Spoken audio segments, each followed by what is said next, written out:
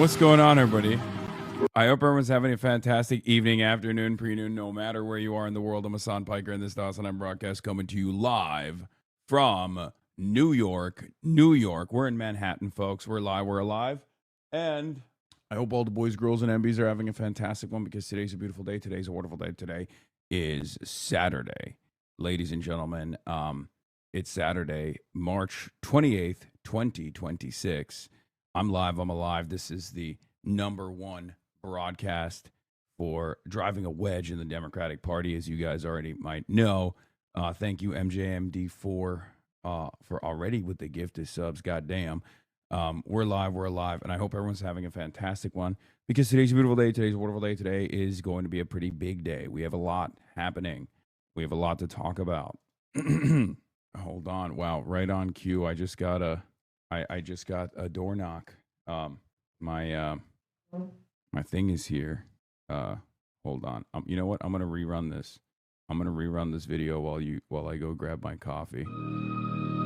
Anyway, we're live. We're alive. That's AI. I know. It's so funny to be like, wow, that's AI slop. Yeah, it's the Iranian government, man. Like, for those of you who don't know what that intro is, I think it's like AI slop that the that's IRGC certified AI slop. It's a very different kind of AI slop, okay? Anyway, I'm live and I'm live early, and there's a good reason for that. I'm going to get right into it, but before I do that, this is part of the broadcast where I tell you about my personal news, but personal news this time, which is what I do in between the time period where I press the stop streaming button and press the start streaming button, is also relevant to like news in general. So yeah, look at this guy drinking coffee from a small cup. Yeah, you know I love me some coffee from small cups. Anyway, I saw Zoran last night. I saw so many wonderful, brilliant journalists, advocates, activists. Yes, I hung out with Zoran quite a bit as well. It was awesome. I met his wife. She's dope. I went to this event, this aid event, which was really cool. It was a private event. It was no filming, no nothing. You know what I mean? But it was very cool. I hung out with Mehdi a lot. I hung out with Hasan Minhaj. We had all three Hasans at the same place. For the record, we had all three Hasans were in the building. Yes, I met Rama. Did he disavow you? Yeah, he was like, dude, I disavow you. No, he did not disavow me. Did you tell him to tune out the bad faith haters? I did. I did. Okay, so anyway, where was I? Oh yeah, I'll just blast off real quick. Yeah, we had the Hasan trifecta. There were no photos at the event, so we couldn't take a photo. But Hasan Triforce. Yeah, it was the Hasan triple play. Very irresponsible to not have a contingent Hasan in an undisclosed location. Oh my God, you're right. It's kind of like having the Speaker of the House or something. Like it's like a State of the Union security protocol. We can't have all three Hasans in the same place because what if something terrible happens and then like we need a designated survivor Hasan. Luckily, nothing happened. I mean, we were making a risky play with that. Who's the third Hasan? I know the second one is Mehdi, Hasan Minhaj. We need a designated survivor Hasan. You can't have all three Hasans in the same place. This would take out a big chunk of the Hasans. This would take out the entire Hasan contingency, and we can't do that. We can't let that happen. Are you going to see Stav in Radio City tonight? I mean, he invited me. If I have time, I might attend potentially, but the reason, like I said, the reason why I'm early is because we have a lot going on today. It's New York City, day 2. We got NOKINGS IRL. I'm going to be heading out to NOKINGS with Noah Culwin. And then afterwards, I am going to be talking to Effie Phillips Staley, who's running against Mike Lawler. It's going to be a brief, quick in and out interview situation just to get to know her a little bit better. And then afterwards, I'm going to be back here, doing situation monitoring, stuff like that. And I think I might do an interview with Dhoni while I'm out there, as always. Were your Hassan powers peaking being in such close proximity to each other? Yeah, but that's the reason why. That's the reason why I was. That's the reason why I started early. Last day for 35% on gifted subs. Yeah, okay, let's go. I didn't even know it was like that. Noah didn't get to proofread your literacy tweet today, clearly. Wait, what happened? Did I write a illiterate tweet? I was in bed, not paying attention. I might have fucked it up. It's like crossing the streams in Ghostbusters. Yeah. Any issues with TSA security getting out of there? I don't know. We're about to find out later when I leave. But yeah, New York City Day 2, No Kings IRL, situation monitored, Epstein's Free Day 29. CPAC is ongoing. There's a virtual peace summit there I'm going to be doing. It's new merch time, as you guys know. And yeah, DOJ is trying to silence me. There's a political article that came out that's like a big one, you know? Yeah, there's a lot happening in the world, man. I don't know. I don't know what to say, right? DOJ wants to cancel my college appearances. It is kind of crazy that like the Department of Justice is behaving in ways that they like rallied against for years and years and claimed liberals were doing, and liberals are nowhere to be found. They're not actually they're not actually literally rates. Oh no, I said literally rates. Fuck me. Yeah. Well, that's a big bummer, isn't it? I meant literacy, and it autocorrected the literally. I guess I'm illiterate too. I'm a product of American education in some ways, so it makes sense. Welcome to Oh, Jennifer Welsh was defending me. Nice. Rokana got your back. Yeah, I saw that. Okay, so where was I? All right, so yeah, let's blast off. New York City Day 2, No Kings IRL. DOJ wants to cancel my college appearances. Situation monitored. Epstein's Fury. Day 29. CPAC Virtual Peace Summit. New merch time. Get in now. But yeah, I twitch.tv/HasanAbi. No, thank you. Quick deploy ESL counter. Yeah, it's fine. It's not a big deal. So where were we? This is the opposite of doors open. It's the doors closed. Because out here in New York, the door's closed. In LA, the door's open, right? Anyway, speaking of which, I'm wearing my merch right now. Operation Southern Spear. But we're blasting off. Get in now. Let the people know. We're live, and we're alive. I'm going to talk about my personal news right now. So I ended the broadcast last night. I got dressed up, all fancy style, and I put on a suit. It was a casual suit to go to this event, and it was this massive. Noah calls it the Muslim Illuminati dinner, and it kind of is like that, like jokingly. A lot of big names were in attendance. I sat very close in proximity to Rashid Khalidi. I didn't get to talk to him because Noah was unfortunately sitting in between us, and he fucking chewed his goddamn ear for the approximate 2 hours that we were at dinner. So I didn't even get to say hi to him, nor did I get to talk to him at all. But I did talk quite a bit to Mark Lamont Hill, Mehdi Hassan, numerous other people. Like I said, the triple Hassan threat was there. We were all there in the same room, chopping it up. We should have done a contingency plan. We definitely Trippy Orchids. Thank you for the 25 gifted subs. Gifted subs are 35% off. This is the last day for the record. But yeah, we did not have. We unfortunately did not have a contingency plan. We should have put a third Hassan somewhere else, but luckily nothing happened. In any case, has Joe Budd an appearance? No.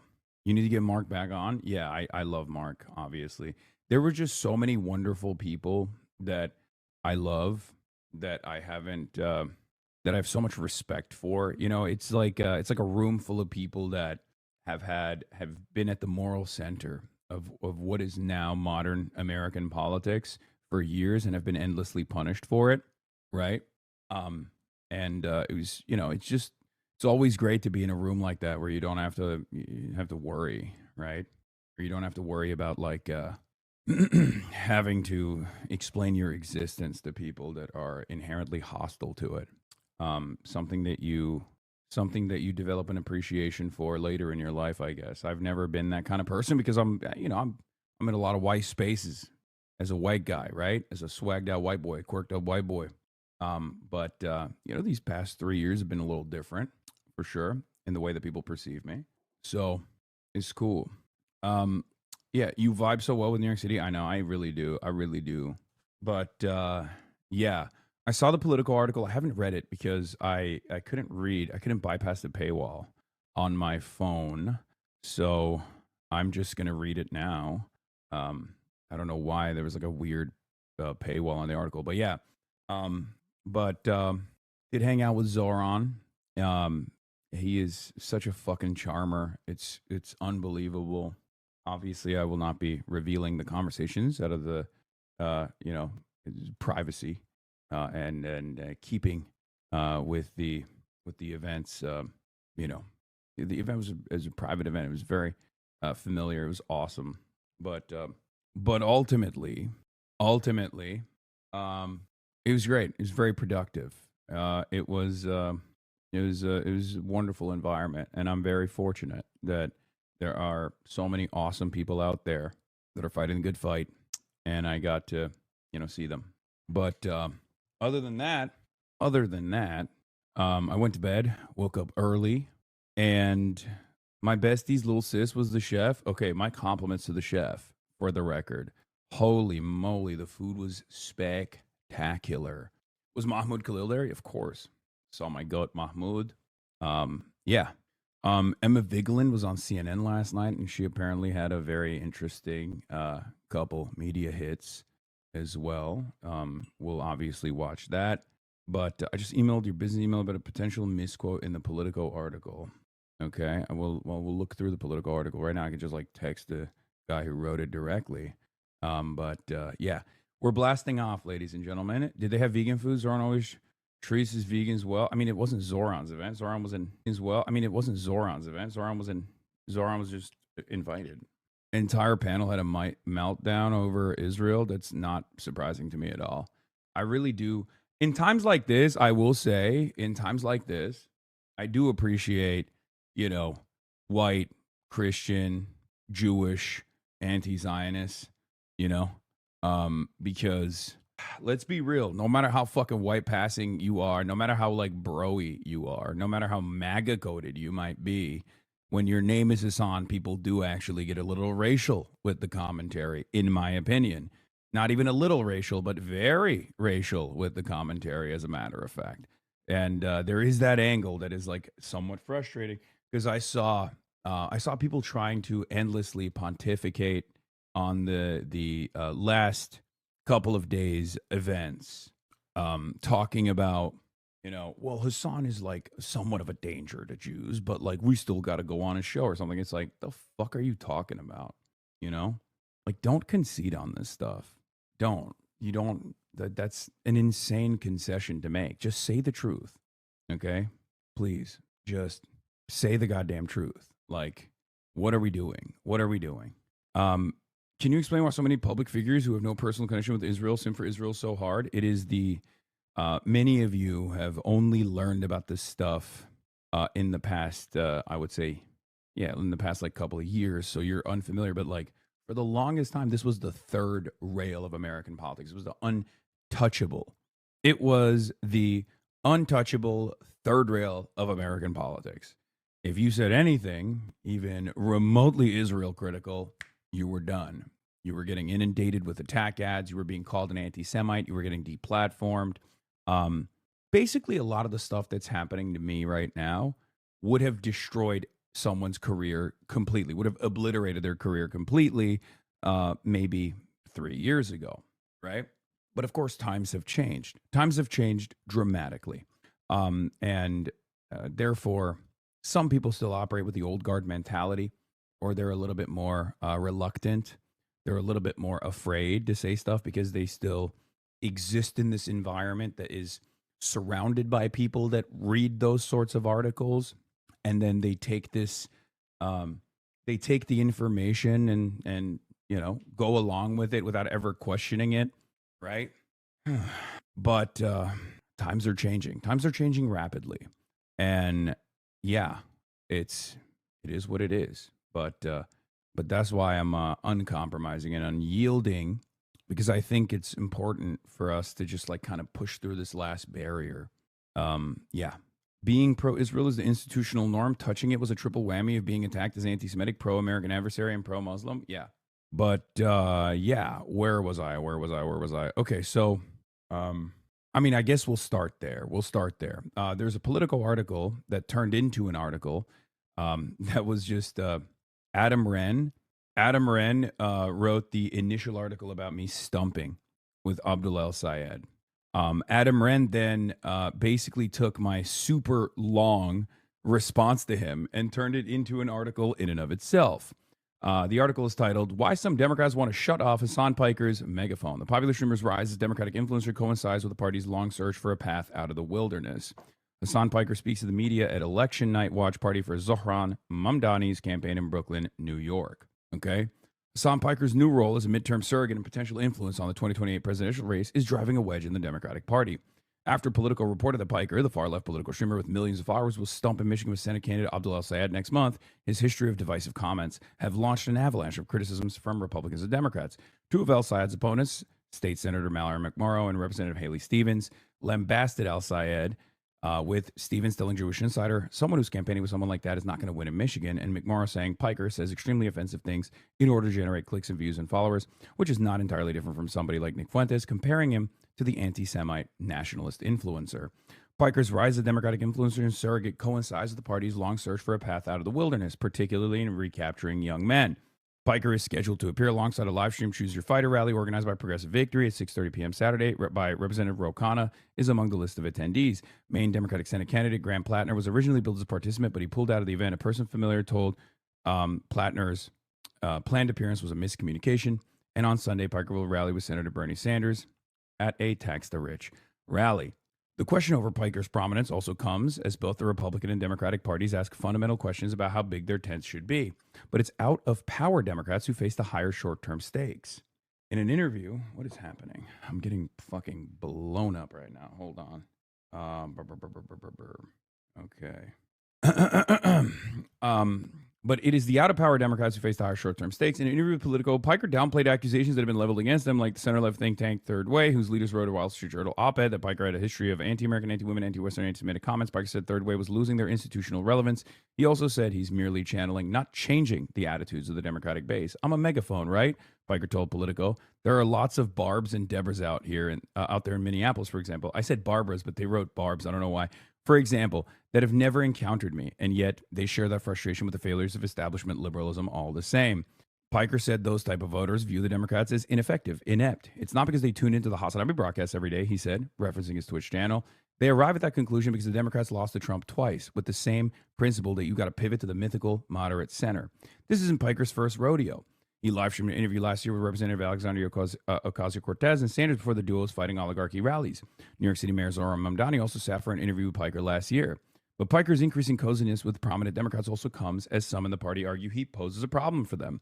Piker is close to, but not over the Nick Fuentes line, where going on his show itself is indefensible. Third Way co-founder Matt Bennett, who's been sounding the alarm about the Democrats' affiliation with Piker, told Politico. Bennett added that Democrats take on all his baggage if they don't overtly reject him, which he said is dangerous because it empowers the right and gives them an incredibly powerful tool to hit Democrats with. That's very bad. But some Democrats, I mean, this is literally, look, I didn't think I'd be at the epicenter of this conversation, but this conversation is not about me at all. You know what I mean? Like, it might come across as a conversation that's about me, but it's not about me. This conversation is about where the Democratic Party should be heading. Will they be responsive to the needs of the base? Will they be responsive to the overwhelming demands, totally just demands, totally moral demands coming from, large majorities of the base of the party? Or will they continue with establishment neoliberalism, right?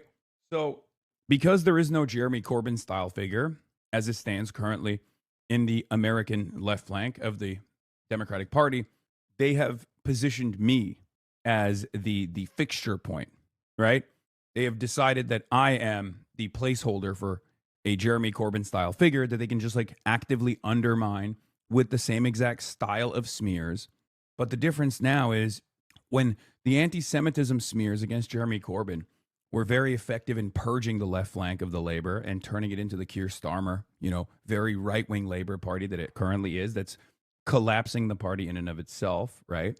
When they did that, it was a very different media environment, okay? When they did that, it was an entirely different media environment. It was an entirely different political environment. The issue of Israel was nowhere near as salient as it is now. And also, the issue of Israel was nowhere near as favorable to our side as it is now, right?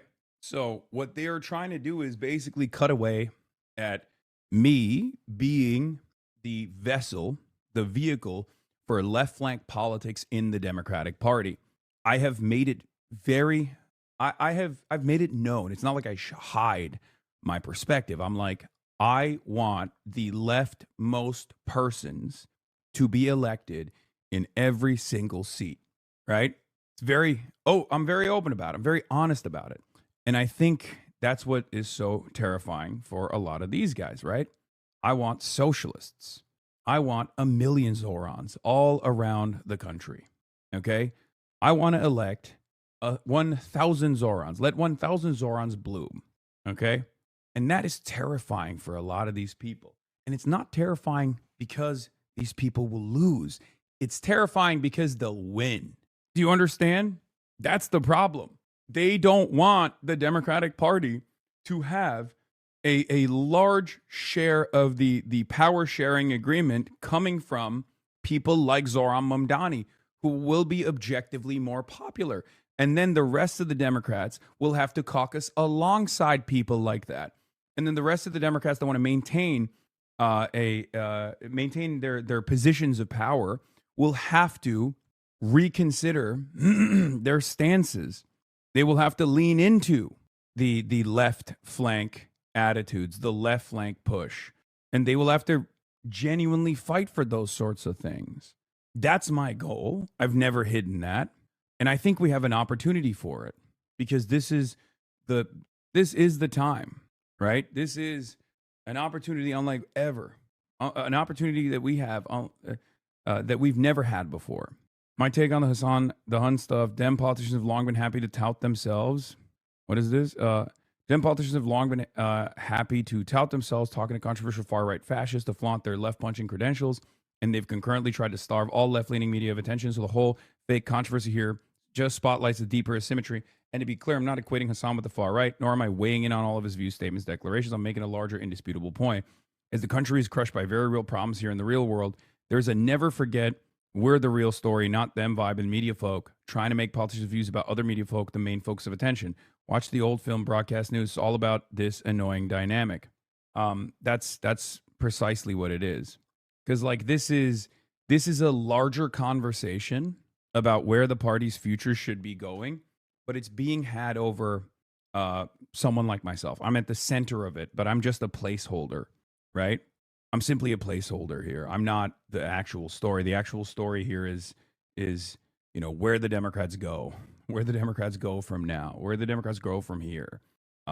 Should the Democratic Party be a centrist party, a center right party? Should the Democrat actually be a leftist party, an actual truly leftist party, an actual progressive party?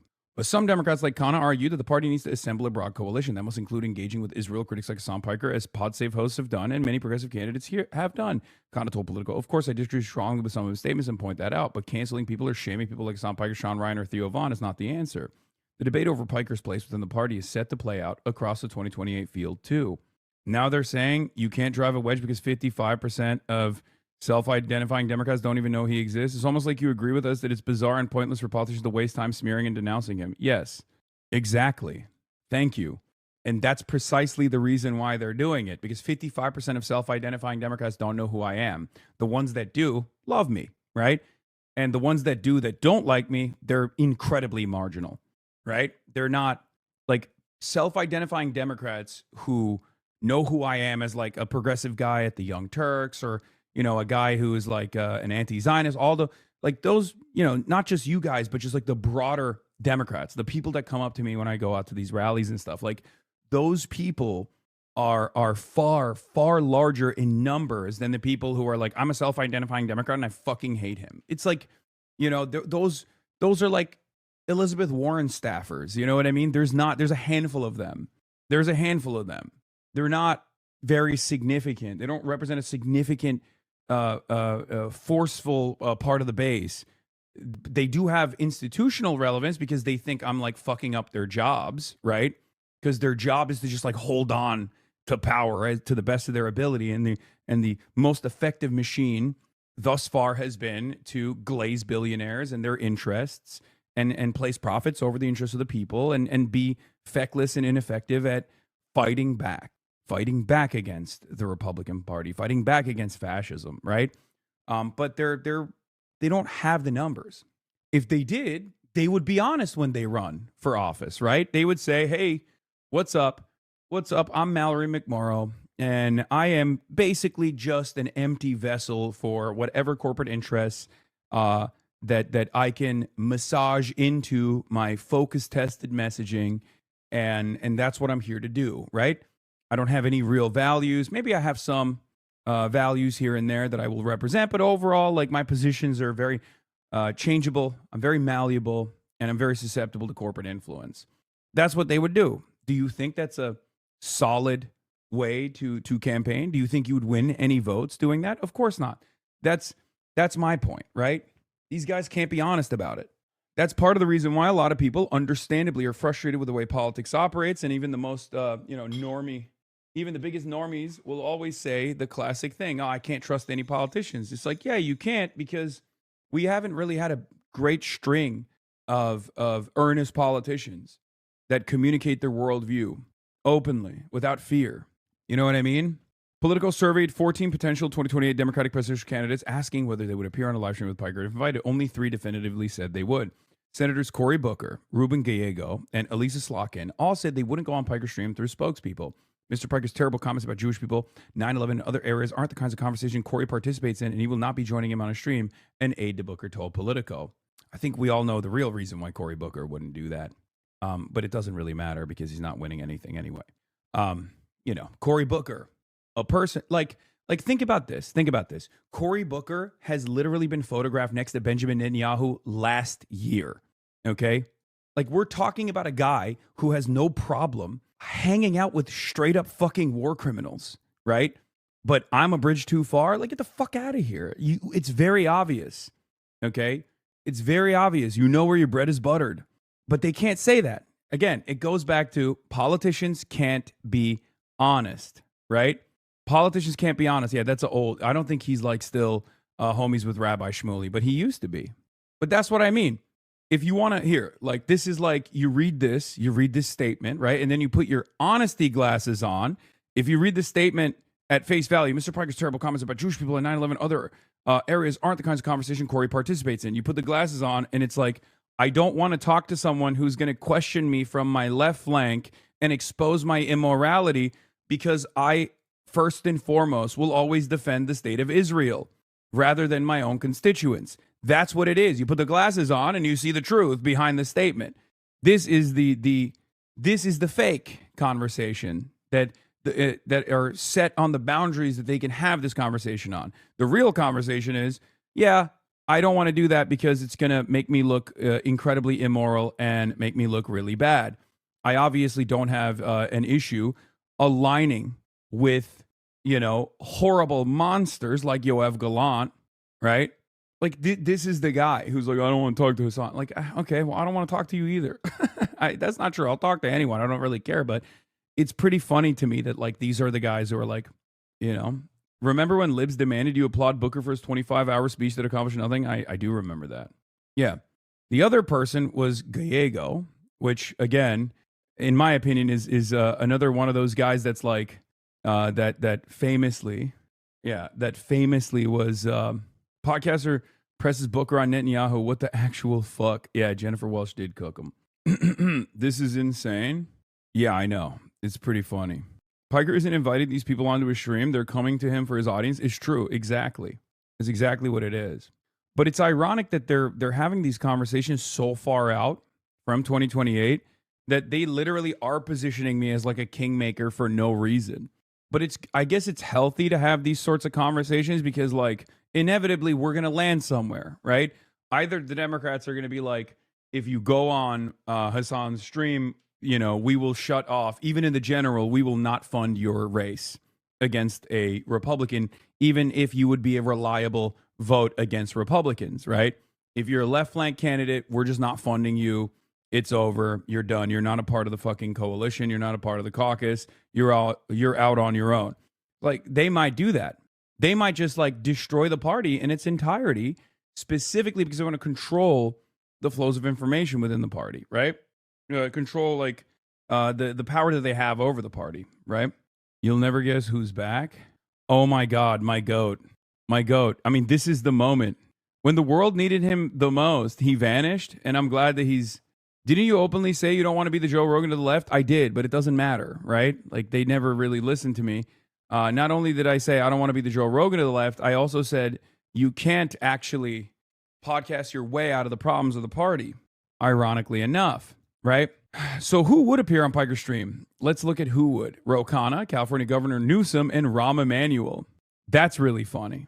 I love that. Rahm fucking Emanuel said he would come on the broadcast. That's hilarious to me. I don't know where that came from. He has never reached out to come on the broadcast, but I guess he's doing the rounds. Big Rahm. Big Rammy Rahm. Yeah. It's not on the agenda right now, but the governor has never shied away from debating anyone anywhere. Newsom spokesperson Izzy Garden told Politico. Said an Emanuel spokesperson, Rahm is always willing to have difficult conversations with anyone about the future of the country and to tell people he disagrees with why they are wrong. Aides to Pennsylvania Governor Josh Shapiro and Kentucky Governor Andy Bashar declined to comment. I've literally talked to Andy Bashar personally, by the way, when I was at the Pod Johns conference in Washington, D.C. I mean, he did not know who I was back then, but I suspect that given what he has said so far about Israel, when someone was asking him, when CNN was asking like about Israel being a litmus test, I don't know if he'd come on or not. It doesn't really matter. Aides to former president, former VP Kamala Harris, Transportation Secretary Pete Buttigieg, Mark Kelly, Maryland Governor Wes Moore, J.B. Pritzker, Illinois Governor, did not respond. Asked about some of his controversial past comments, Piker didn't retract any of them. Asked if he had ever misspoken. Misspoken? No. Taken out of context? Absolutely. He did point to one particular quote about his October 7th Hamas attack on Israel, which he noted often comes up when he's criticized. One of the quotes that they love floating around is the October 7th quote where I said, like, rape's happening, like, conversation around sexual violence taking place on October 7th doesn't change the dynamic for me. And I was talking about genocide. I was like, this doesn't justify genocide at all, Piker said. As for the quotes he catches heat for, no, I stand by them, Piker said. So who does Piker like 2028? For 2028, he's got a short list. I said, Georgia Senator John Ossoff would be a dark horse pick depending on how he presents himself, if he has ambitions for higher office. I do love UAW President Sean Fain personally. I like an outsider pick. I like Ro Khanna. I like AOC. I actually like Chris Van Hollen quite a bit as well, even. In the New Yorker article, you said Buttigieg's people reached out to you and you said no. Yeah, that was supposed to be a private conversation that I was having in front of a New Yorker reporter, which is precisely the reason why it was reported in the New Yorker. Sometimes I like to keep things private. Okay? And the criticism cuts both ways. At the end of the day, of course, I have disagreements with every single one of these candidates, Piker said. No candidate is perfect. An advisor to one potential 2028 candidate granted anonymity to appraise Piker's influence told Politico they expect Piker to be a gatekeeper in the primary. But Piker isn't sure how much sway he'll hold. Who knows how things change, he said. I mean, this is a very dynamic environment. So yeah, that's the article from Politico.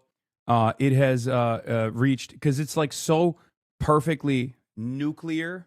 It's basically like an atom bomb for Twitter discourse.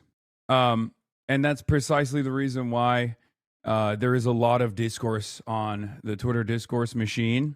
Threading some thoughtful reaction to my Hasan Piker item here, Adam Wren reports, Matt Duss, Hasan isn't driving a wedge into the party. The failed, repeatedly discredited, yet unfortunately still entrenched corporate wing of the party is. They fear the left's growing power and see Hasan as a way to make us argue amongst ourselves. We shouldn't fall for it. Crystal Ball says, correct. And the current AstroTurf Hasan freakout is precisely because them elites know they can no longer control the base. Adam Wren, go on Hasan Piker's. The list was asked. What the fuck is that?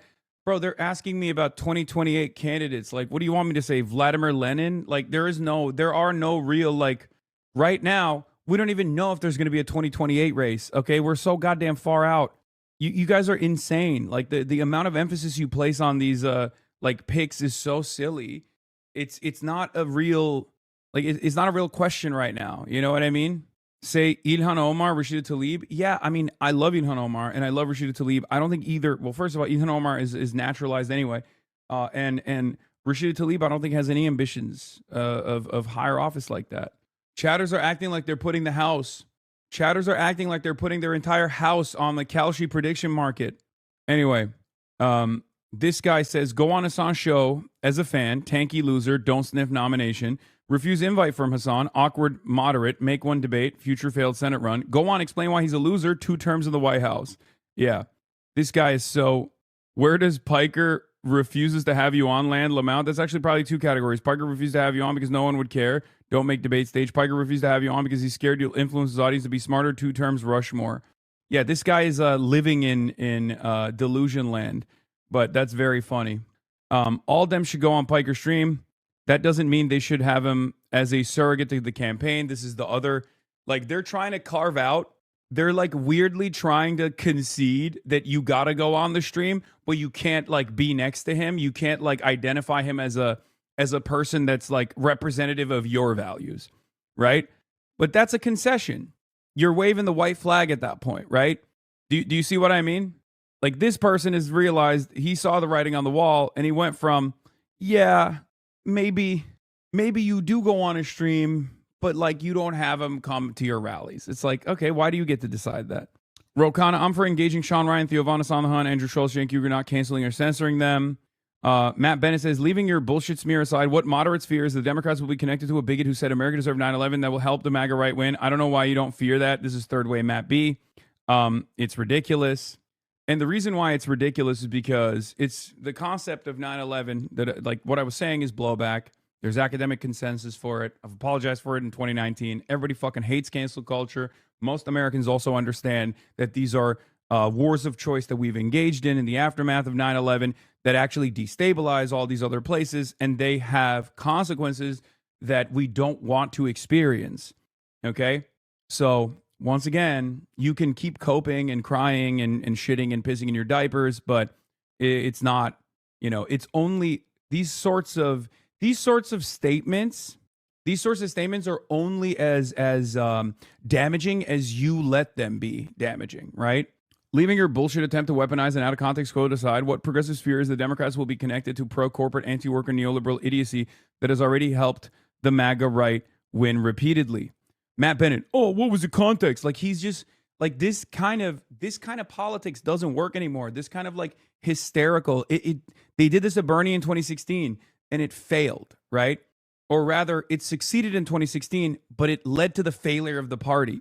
You know what I mean? So it's very stupid that these guys try to do it over and over again. This like silly, hysterical, like, oh, but what about this? It's like, dog, do you see the current media landscape that we're existing under? Okay. Donald Trump can go on Theo Von's show where Theo Von talks about doing cocaine, and Donald Trump is sincerely asking Theo Von how cocaine makes Theo Von feel. And like, that's a real humanizing moment for Donald Trump. You guys are literally operating on la la land. And the real reasons why you want to do this, the real reasons aren't because you're, whoa, what the hell? A little baby F there. That was weird. The real reasons why you're saying all this stuff is not because, you're genuinely worried that this is going to actually hurt the viability, the electoral viability of a candidate. Because if you actually saw me as an ally, right? As someone who's ideologically aligned with you, you would just turn around and say the appropriate thing, which is, what the fuck are you talking about? The goddamn president is Donald Trump. He is a psychopath and lies all the time and actually says infinitely more unhinged things that you're claiming Hasan Piker is saying. Live in the real world, please. Like, this is a person that's being disparaged because you just don't agree with him, but you don't actually want to have the conversation on those boundaries, because if you were to have the conversation on those boundaries, most people would be like, well, I agree with the guy that you're calling controversial, as a matter of fact. That's it. That's the reality. That's the reality of the matter. That's actually what's going on currently. And they can't say that. They can't do that because this is an ideological battle. Okay. Yeah, Will Staken had a good take on this. He's the senior Washington reporter for ABC. He said, getting flashbacks from 2019 when Bernie Sanders went on Joe Rogan, faced similar intense backlash, and basically Dems lost an entire podcast/comedy audience to Trump and MAGA. Yeah, that's exactly what's going on. Anyway, I mean, just through the nose, Booker, Slotkin, and Gallego accepted a collective 10 million plus from AIPAC and other Israeli lobby groups. So is it a Hasan problem, or a Hasan might ask me questions that I am donor bound to answer a certain way problem? The Doney New York Times piece was super bad. Faith law is weird. Wait, what? The Doney New York Times piece? Doney doesn't write for the New York Times. He writes for CNN. I mean, he does videos for CNN. But there's more. Rotimi, Adeoye, who's a New York Times contributor, says, honestly, I hate talking about influencer palace intrigue, but I think the Dems who would not go on Hasan but would go on Rogan are making a weird argument because both have said things that any id-pol progressive would consider bad, and yet Rogan is good and Hasan is bad. I guess the argument that Hasan is worse is that he's further left and more confrontational, but that's a strategic choice, not a moral one. What is this? It's better just to be honest about that than doing the whole, this is a moral stand I must take. Also, if the goal is reaching audiences that don't already agree with you, both Rogan and Hasan have massive platforms of young men who aren't watching cable news. You either want those voters or you don't. You can create someone, but yeah, everyone will see that it's fake. To be honest, ideally, I'd rather everyone just stop treating these online celebrities as deciding factors in a campaign when things like candidate quality, electoral fundamentals, and actually meeting voters where they are, determine election results. This influencer shit is Bush League. I totally agree with Rotimi on this. I said, I think it's insane to place my values and consistent left advocacy anywhere near Rogan's libertarian adjacent MAGA politics. It's clear that they don't want to be challenged by their left flank, especially on Israel or Medicare for all, two issues I'd absolutely raise. To be clear, I'm not comparing your politics to Rogan's. They're obviously different. The comparison is about the audience. Both your platforms reach young men who aren't watching cable news, and the Democrats need a consistent standard for showing up where those voters are. And the reason why I said that to him was because he replied to someone where he was like, well, you know, Rogan and Hasan have said like equally crazy things that could be perceived as anti-Semitic or whatever. And it's like, I don't think that's the same. I've never at most I joke about how silly it is that people say Jews control the media. I've never had a conversation where I was like sincerely talking about whether or not Jews control the media, for example. You know what I mean? It's like one you could actually absolutely point to the anti-Semitism of, the other you can't, right? Has the stream started yet? Yes, the stream is live. Can you not see it? What's going on? Is your platform mostly young men though? Yes. It's so funny that a lot of people don't realize that, yes, my audience is still very much primarily under 35 white guys. We do the demographics year over year. I'm a lady. Yeah, I mean, it's a very large platform, and only a small chunk of people that are in the broader platform that watch me will, write in the chat, obviously. Yeah. The big tent, Dem should go on Rogan crowd, is a surprisingly cramped tent when it's a couple brown guys outside. Yeah. Come on, bro. Hasan regularly boosts terrorist organizations, Hezbollah, Hamas, Houthi. Should Democrats accept this into the big tent? I think a lot of people are saying, I don't personally like his politics, partially because I refuse to understand what he's talking about, or partially because they're saying, like, I do understand what he's talking about, and I don't want to have that conversation at all because it's not one that favors me. So I want to nip this in the bud, right? That's what a lot of people are saying. They're like, I don't like him. I don't like his politics. I don't want to have a national conversation about like what the Democratic Party would look like if they were to lean into his politics. Anyway, what else people said? Hasan responds, I think it's insane to place my values because of advocacy. Democrats who declared 18 months ago that we need our own Joe Rogan are now realizing that the Joe Rogan equivalent will say a lot of stupid stuff, says Frank Luntz. Of course, Frank Luntz is the right wing. Frank Luntz is a right wing focus tester, like pollster. Sorry, I'm all over the place. They can't fit you in the tent. Sorry, they're saving space for Marjorie Taylor Greene. No, they would never have Marjorie Taylor Greene on as well. You're a worse version of Asmongold that takes care of himself.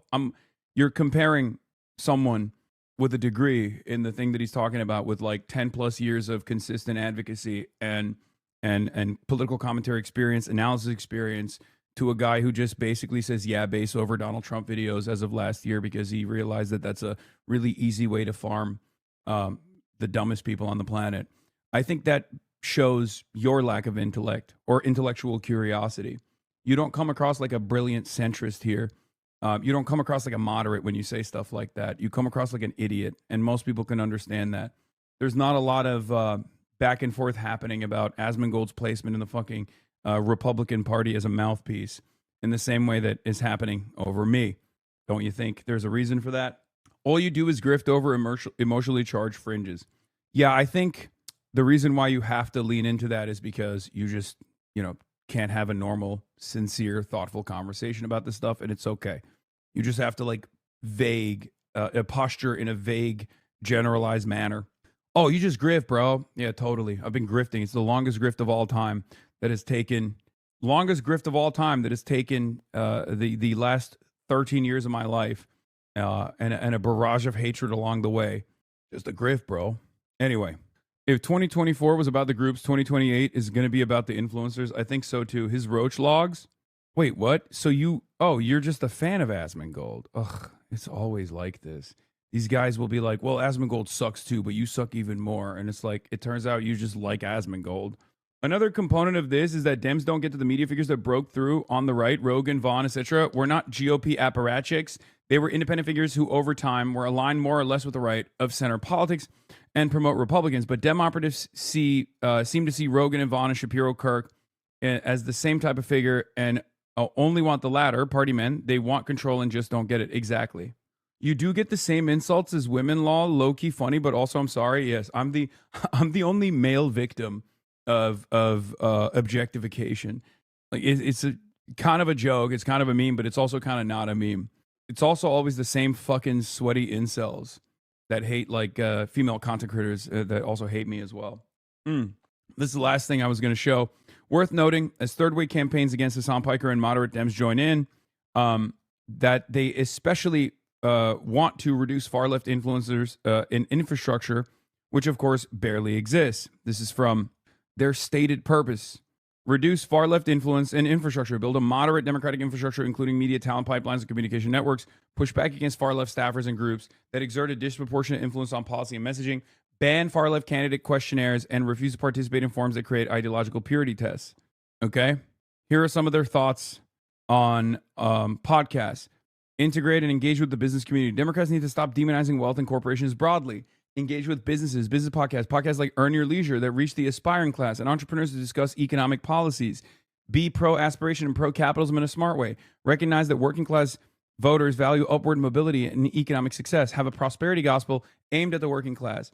Call out corporate abuses individually instead of attacking corporations as a whole. Like, this is what the third way method is. The third way method was demonstrated in the last election cycle, right? It was what Kamala Harris's campaign turned into. And it is precisely why they lost. So just like AIPAC can't run candidates on the issue of Israel directly and put Israel as like a salient point in the campaign, and they have to do this like weird engineering around it, third way has to do a similar thing. They want that. They want to change the communications, but most people are too smart to lean into that because they know they'll never win another election again.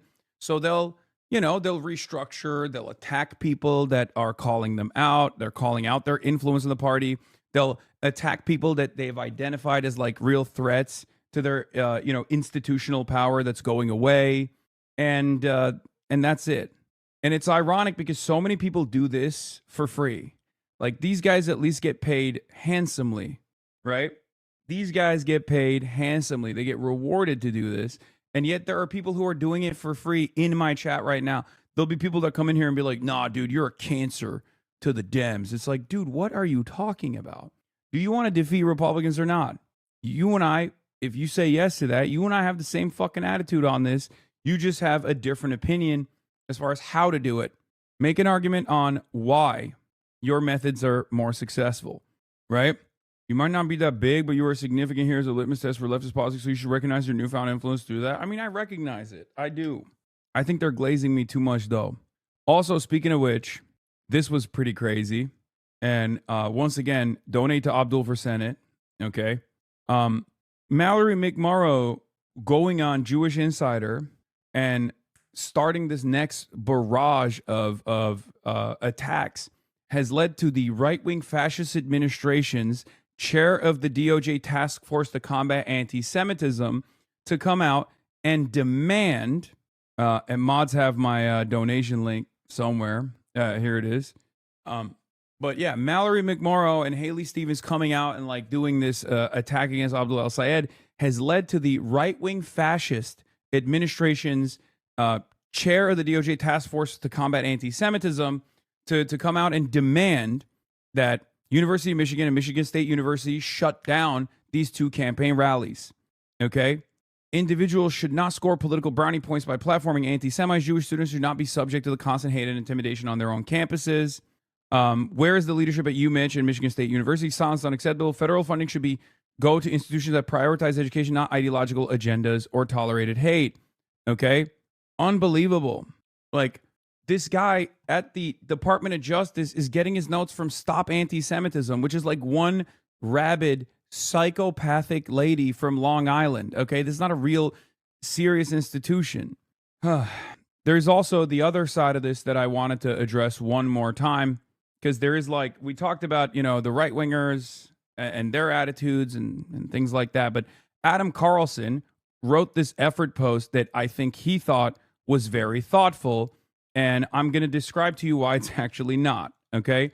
So he had previously talked about how this is most likely not to win voters, but instead is to eat away at Stevens's donor base and present herself to APAC and APAC adjacent donors as like the reliable person to go to for the pro-Israel, or at least Israel adjacent candidate against Abdul el-Sayed's anti-Israel approach, which was true.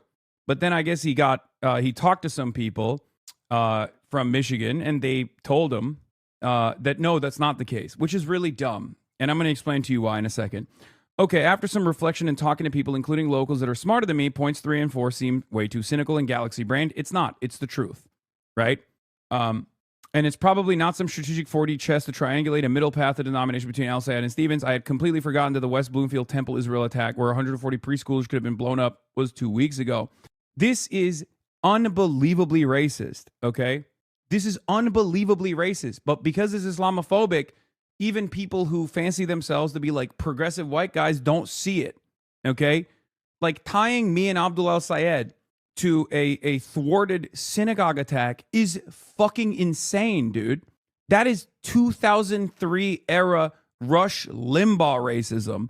Just because you're saying that and then positioning that as like Jewish fears around this sort of incident happening, if people like myself and Abdul are able to speak to college students, doesn't make it a reality. It's so, and I know for a fact Adam Carlson doesn't even realize what he's doing, okay? And that for many for whom that is still raw, even in the most very progressive Jewish community like that, Piker's presence nearly both are within about an hour drive would be raising the temperature, not lowering it. That is disgusting. Like, the shit that you can say about Muslim candidates and Muslim commentators is so unbelievably fucked up. And the reason why it's extra unbelievable that Adam Carlson is saying this is because he was so pro Zoran, and Zoran ate these attacks over and over and over and over again. Okay? So he should have realized that this stuff is very cynical. And Zoran is out there every day trying to do his very best to just be like, here, I'm obviously not an anti-Semite, which should be clear to everyone, but I will go above and beyond to try to make people feel comfortable about my Muslimness, my brownness. Sorry. Like, he does that every day to a degree that I think unironically is counterproductive, because it gives legitimacy to the hysterical fears, right? At a certain point, you have to say, look, man, I'm not an anti-Semite. I've spent this entire campaign cycle advocating for Palestinians because of their humanity and never leaning into anti-Semitism. And you guys have been trying to whip up an anti-Semitic panic. But we have to realize at a certain point that it's because I'm brown, I'm Muslim, and I'm an anti-Zionist, that, there is a lot of hysteria, a lot of racist hysteria. So masquerading that as like legitimate Jewish fears is a very sinister way to do this. It's very racist. Okay? That's precisely what was happening with Zoran, and that's what Adam Carlson is doing to me right here, where he thinks like, well, these are really valid fears. Like, what are you talking about? Are they valid fears? Are they valid fears? They can be real fears, right? That can be a real fear. I'm sure there were plenty of people who legitimately thought Zoran is going to set up concentration camps or something. Does that mean it's valid? Okay? When a black candidate is running in the deep red South, and you got fucking Klansmen coming out and being like, well, we have valid fears that they're going to destroy our white Christian identity. Do you take that seriously? No, you do not. You say that's your problem. Okay? That's your problem. It's ridiculous. There's a difference between someone like a Fishback, for example, right? Or someone like Nick Fuentes, for example, who are actually trafficking in anti-Semitic conspiracies, and someone like myself. Okay? So it was very frustrating to read this from someone who thinks like they're, a progressive pollster that is still trafficking in the same biases that they do not even fucking think about. You know, it's unbelievable. I think the difference in encouraging people to go on a guest who has said controversial things in the past and actively campaigning with them is an important distinction. It's not. Some may infer the latter as an endorsement of their views, which no matter what you think of Hasan, you have to admit that some of what he has said could be hurtful to some Jews at a time when many are deeply concerned for the safety of them and their children. Ridiculous. Okay? I will stand on that one more time. Ridiculous. Yeah, if you only read Jewish Insider articles and you place a lot of emphasis in the big 2026 on what the ADL is saying about me, sure, you can whip yourself up in a panic, but it's not true. So why should I do that? Why should you do that? Why should you lean into it? Especially when it has been shown time and time again that institutions that masquerade as Jewish advocacy institutions, when in fact all they do is defend Israel and at times actually harm American Jews, will cynically weaponize false smears of anti-Semitism against anti-Zionists. The Jewish Jews are probably fans of yours, by the way. Yeah, of course, of course. For those who think McMorrow is bought and paid for by APAC, I would like to remind them that they're expressly backing Stevens in this race and that McMorrow has stressed that she has not and will not take money from APAC. Yeah, it doesn't mean anything. She gave privately policy papers to APAC, and then also on top of that is very clearly positioning herself to at least get some of the APAC heat off of herself right now. Anyway, I'm willing to bet it's not a strategic move. It's a line in the sand for her. Yeah, it's a dumb line in the sand. If you disagree with what she said, that's fine. Your voice will be louder than those that appreciate what she's doing because that's what algorithms do, promote conflict. Important to remember that Twitter's not real life. I like Abdul and I totally get why people are voting for him, but let's not jump to the worst conclusion about other candidates just because tensions are high. Like, this is an unbelievably racist thing to say. The only reason why I'm bringing this up, because you guys know I fucking hate bringing up Islamophobia because everybody goes, here we go again, shut the fuck up, right? It's really a horrible way to campaign in general, right? But I'm sorry, there is no other way to fucking read this. Like you're tying me to a attack on a synagogue. What an unbelievably racist thing to fucking do. It's insane. And no one, like everyone reads that and goes, well, this is good analysis. No, the fuck it's not. We have to be a little bit more thoughtful with the way that we talk about these sorts of things, because I do genuinely think that if we don't push back on this stuff at all, people just get more comfortable thinking that they're actually, you know, what? Donnie wrote a piece about you in the New York Times? No, this is not. This is written by Tim Balk, man. We read this article already. He just shared it, chatter. Having this endless, I'm sorry that you've also had so much Islamophobic comments thrown at, especially in the past 2 to 3 years, has grown exponentially. Yes. As someone who absolutely fears the left's growing power, I think the smart place for moderate Dems to go on Piker's show and agree with them that Israel is bad and then stick to their guns on other moderate stuff. Ha! See? Even Matt Iglesias is literally waving the fucking white flag on Israel. Okay? That's it. He's not wrong, right? He's waving the fucking white flag on that. So he's like, dude, just go on and like gain the legitimacy on the Israel issue, please. You guys are going to fuck this up. That's what he's saying. Yeah, see? Look. And anti-Israel is one of the only non-toxic progressive views. If you're going to give the left something, that's what it should be. Then be pro-growth, tough on crime, etc. And yes, he's right. It's so unbelievably bad for Democrats to consistently posture against someone like myself because of very clearly the values that I represent on this issue that is a 90-10 issue on our side. It's the Democrats not exactly really taking a consistent moral stance against problematic podcasters or whatever, because they've all said they would go on Joe Rogan. He said, you know, he's clearly right-wing, MAGA booster. It's ridiculous. It actually has everything to do with them not wanting to give ground on the Israel issue and not wanting to even appear anywhere near this issue. I don't know how Adam doesn't see it here when he saw it with Zoran. The Jewish fear smear was used endlessly with Zoran. It was stupid and racist then. It's stupid and racist now. Yeah, the only difference is he likes Zoran. He's probably met Zoran. He doesn't know me, and he doesn't like me. That's it. So for him, he will look through the minutia to be like, well, Hasan has said this, right? Like, I saw a clip out of context, so now I believe the clip out of context that Hasan is actually an anti-Semite. Because, like, they don't know. Most people don't pay that close attention, right? He also most likely favors Mallory over Abdul, but he doesn't want to say it. Yeah. And to be fair, obviously, one, Zoran is the mayor of New York, right? So his worldview versus like the way he carries himself now, obviously he plays a lot more ball than I do, right?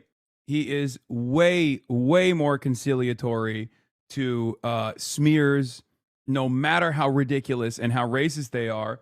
I mean, think about how much it took.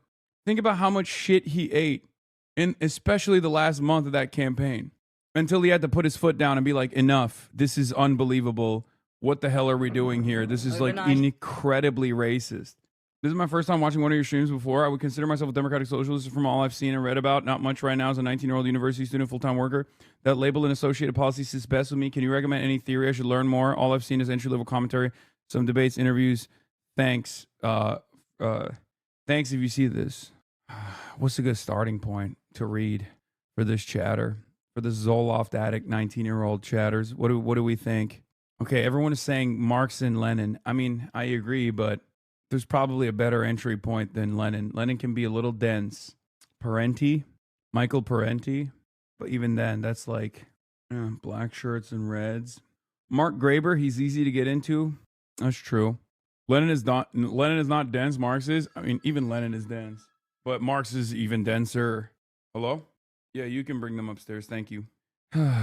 Is David Graeber? Mark Fisher. Oh, I think that chatter mixed up. Is it Mark Graeber? It's David Graeber and Mark Fisher. All right, let's run this. 300 U.S. soldiers wounded as Israel vows to escalate strike on Iran. Intense bombing in Iran, lighting up the sky in the capital, Tehran, amid more exchanges of fire with Israel and the U.S., and satellite imagery showing the destruction at a U.S. base in Saudi Arabia after it was hit in an Iranian drone attack, at least 10 American service members injured. Officials telling ABC News at least 2 were seriously wounded and at least 1 tanker damaged in the Friday attack. Altogether, more than 300 American troops have been injured and 13 killed as the war now enters its 5th week. And this morning, even more troops are on the way. Multiple U.S. officials telling ABC News a 3rd U.S. aircraft carrier, the USS George H.W. Have you ever talked about the impact of racist smears against you? Wait, hold on. I got to get the door. Yes, I have, but it doesn't matter. It's irrelevant. I can take it. Bush is heading to the Middle East. They'll join another 2,200 U.S. Marines set to arrive in the region any day now. And with up to 1,500 paratroopers preparing to deploy too, questions mounting as to whether a ground operation into Iran is imminent. But Secretary of State Marco Rubio speaking to G7 leaders in France on Friday, saying the U.S. can reach its goals without putting boots on the ground. And we can achieve them without any ground troops, without any. Just hours later, President Trump speaking at a Saudi-backed investment conference, calling himself a peacemaker, praising the U.S.-Israeli operation and saying the U.S. is now, quote, just going after targets in Iran. We have another 3,554 targets left, and that'll be done pretty quickly. And then, at some point, we're going to have to determine what we do. Overnight, Iran reporting more strikes on its nuclear facilities and steel factories. Video of the confirmed Israeli strikes posted on social media showing smoke billowing from one of the factories. Just hours later, Iran launching a fresh wave of retaliatory strikes on Israel. Video circulating online showing the moment of a missile impact in Tel Aviv. At least 1 person killed, a man in his 60s, and multiple others injured. While the death toll inside Iran climbs to at least 1,900. In southern Lebanon, where the IDF says it's widening its ground invasion to create a buffer zone against Iran-backed Hezbollah, more than 1,116 people killed, over 1 million displaced, according to Lebanese authorities, the UN warning it's facing a humanitarian catastrophe. And with Iran-backed Houthis now joining this war, launching missiles towards Israel from Yemen, there are fears of this conflict expanding. That's despite Special Envoy Steve Witkoff saying that the U.S. is hopeful of having meetings with Iran this week. Rachel? Yeah, as this war enters now its 5th week. All right, Britt, thank you. 1 month into the war with Iran, the country continues to fire back at targets across the Middle East. Overnight, Prince Sultan Air Base in Saudi Arabia was attacked, and sources tell CBS News the attack was carried out using missiles and drones. Meanwhile, oil closed at its highest price, and stocks had their worst day since the war with Iran started. The Dow Jones Industrial Average entered correction territory. It's now down more than 10% from its all-time high. The Nasdaq sank deeper into correction territory, and the S&P 500 is on its longest losing streak since 2022. Holly Williams is in Tel Aviv with the latest on the war and President Trump's threat to expand his use of the U.S. military. Holly, good morning. Good morning. 10 American service members were injured yesterday by an Iranian missile strike on a base in Saudi Arabia, according to U.S. officials, with 2 of them sustaining very serious injuries. They're being hit so hard, anybody would be negotiating. They are negotiating. They're begging to make a deal. President Trump repeated his claim last night that Iran's leaders are eager to negotiate an end to the war, pointing to the degradation of Iran's missile capabilities. We knocked out 97% of the launchers. But Iran is still launching missiles, doing damage here in Israel overnight. And Iran's leaders are wielding a powerful economic weapon. With strikes and the threat of mines, Iran has effectively paralyzed traffic through the Strait of Hormuz, sending energy prices soaring and piling pressure on Trump to end the war. Now, this is the narrow. The Strait of Hormuz normally carries around 20% of the world's oil. That's around 20 million barrels a day. Could a single mine take out an oil tanker with a hull worth hundreds of millions of dollars and cargo worth hundreds of millions of dollars?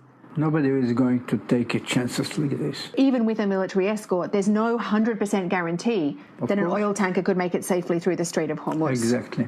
Iran has reportedly charged some ships up to $2 million each for safe passage, described either as a toll booth system or a shakedown. Even with war in the Middle East raging, Trump hinted last night that he has another country in his sights. They built this great military. I said, you'll never have to use it, but sometimes you have to use it. And Cuba's next, by the way, but pretend I didn't say that, please. Pretend I didn't say that, please. Secretary of State Marco Rubio said yesterday that he expects the war to continue for weeks, not months. And he said the U.S. can achieve its goals in Iran without any ground troops. Kelly. Holly Williams for us in Tel Aviv, thank you. With the first missile from Yemen, a wider war seems all the more likely. I think that Cuba aside was a little annoying. Although that's just like yeah, they love just throwing that in as a dagger. How do I? With whom? Oh, here. All right, quick. Yeah, no, I saw. Is that your beanie? Okay. No, I got my hat. It's fine. Okay, so here's the deal, guys. I'm gonna keep running these. I'm gonna keep running the videos for a little bit. We are going to intercept the No Kings rally, and then I'm gonna be out a little bit. We'll do IRLs. We'll ask some people like how they feel about the No Kings rally, where things are going. We'll interview some folks out there, hopefully, and then I'll be back later. We'll do the virtual rally as well. That's just going to be like a 15-minute hit that I'm going to be doing. I'll see you on the other side in a second. Likely. Israel said early Saturday its air defenses responded to incoming fire from Yemen. This came after the Iran-backed Houthis expressed their readiness to join the conflict in a televised address on Friday. We affirm that our fingers are on the trigger for direct military intervention in any of the following cases: the joining of any additional alliances with the United States and Israel against the Islamic Republic of Iran, and the access of jihad and resistance; the use of the Red Sea to carry out hostile operations by the United States and Israel against the Islamic Republic of Iran or against any Muslim country. We will not allow that. Although military intervention could refer to strikes on Israel, the announcement has primarily raised fear of renewed attacks on the Red Sea. All eyes are now on the Bab el-Mandeb. This vital corridor off the coast of Yemen, connecting the Red Sea and the Gulf of Aden, is one of the busiest shipping lanes in the world. Attacks on the strait would further disrupt the global energy market, already impaired by Iran's effective closure of the Strait of Hormuz. At a Yemeni rally in solidarity with Iran, Lebanon, and Palestine, some expressed their support for Houthi involvement in the war. We stand with our brothers in Iran. We are not neutral. At any moment, when the time comes, we will intervene, if God wills that we'll intervene. And when we see blatant aggression against our country, we are ready. the Houthis have already shown their ability to disrupt global trade. In late 2023, the group launched attacks on international shipping vessels in the Red Sea, which they said were in support of Palestine in the Israel-Hamas war. Let's return now to our top story. The missiles launched from Yemen by the Ansarullah Houthis towards Israel, and as we said, is the first attack by the Iran allies in this conflict. Ansarullah, or the Houthis, were founded in the 1990s as a Shia Muslim political organization. But in the early 2000s, it became a militarized movement involved in armed conflicts with the Yemeni government. Fighters seized the capital Sana'a in 2014. Since then, they've consolidated control over the northwest. This triggered more than a decade of conflict with a Saudi-led coalition, which backed the internationally recognized government. Well, let's bring in our guest panel. Joining me here in the studio is Mohammed Al-Masri. He's Professor of Media Studies at the Doha Institute for Graduate Studies. And in Milan, we're joined by Ibrahim Jalal. He's a senior researcher and policy advisor on Yemen, the Gulf, and the Horn of Africa. If I could start with Ibrahim in Milan. So, Ibrahim, are we about to see the Ansarullah Houthis now widen their attacks to include a whole range of targets beyond simply Israel? Is that the direction that you see the Houthis going in? Thanks for having me. It was anticipated that the Houthis will join this war since February 28. It was a matter of timing. And when we review the Houthi cross-border attacks over the past couple of years and decade, they always depend on phased and layered approach to scale up and widen the scope of targets. Over time, now that the Houthis have their arsenal intact, they have deployed, a sizable amount of drones and missiles in a decentralized manner. They will realize over time that striking, as they did in the past, that striking a target 1,100 kilometers north is distant, less effective, right, although it adds up military pressure, exhausts the defenses. And they might to target eventually in the second and third phases what they would call Israeli vessels through Bab al-Mandab. And when that happened, we knew in 2023, 2024, 2025, that this meant the global shipping passing through that, regardless of what they say in practice. So that might be another layer of escalation. All right, that's an important point. We'll come back to it in a second. But focusing here on the Gulf, Mohammed Al-Masri, does this mean further targeting and pressure on the Gulf? The Houthis are already talking about U.S. bases. Could it extend beyond that? That is possible. That is possible. I mean, we're now entering the 5th week of this war, and with each passing day, we climb the escalation ladder a little bit farther, and there's always the risk of bringing actors in.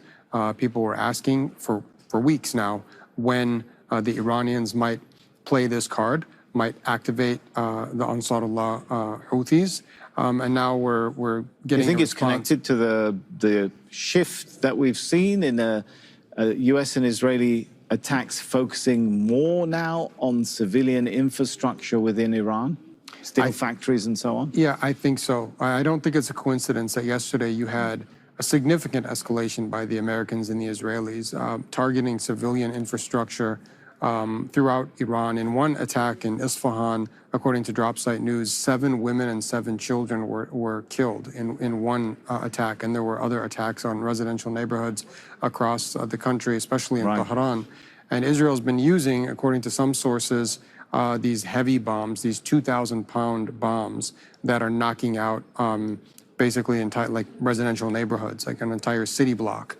And so with that in mind, and Israel also yesterday attacked at least one university, I think today's activation of the Houthis is not a coincidence, it's a response. Okay, and Ibrahim, you mentioned international shipping. Just how critical are the shipping lanes near Yemen to the world economy? When you look at some of the details, 12% of the world's seaborne oil, 10% of its LNG, 10% of world trade going through the Bab el-Mandab Strait, right? Yes, that's very alarming, and especially when it's compounded by a coordinated multi-strait blockade, as we see now with the Hormuz Strait. And this is exactly the theater that Iran has been preparing for. What we saw in the past few years with the Houthis, that was a smaller scale, performative, geographically bounded operation. It's been always bounded to what this would mean when we have a coordinated multi-strait blockade where you have a greater deniability of, maritime passage, disruption of LNG across a few straits, and this might even extend to direct targeting of Suez Canal, especially now that we have the Yanbu East-West pipeline, which has been rerouting a few millions of Saudi crude oil when it's been one of the bypasses that are functional. So this is alarming in many ways. It will highly likely invite international responses targeting the Houthis, and the Houthis have made it to the national security doctrines of many states. This will not go unresponded to, and is only deepening, the whole direction of the weakening of the. Hello, fancy seeing you here. And we're back. And we're back, ladies and gentlemen. We are back, boys, girls, and Emmys. So we're on our way to a No Kings rally right now. We're gonna intercept it. I believe it started at Central Park, and it's making its way down right now. And wait, let me actually check to see if we're actually back.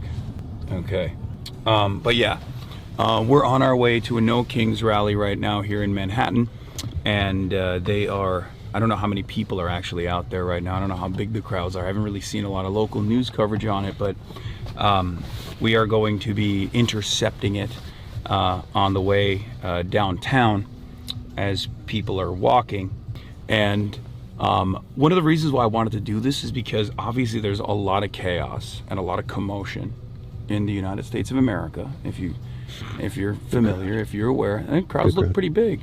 Okay, but these No Kings rallies are put together by an assortment of different like advocacy organizations and groups. It's like very localized as well all around the country, but like the umbrella group that owns the protests is 501 or 50150.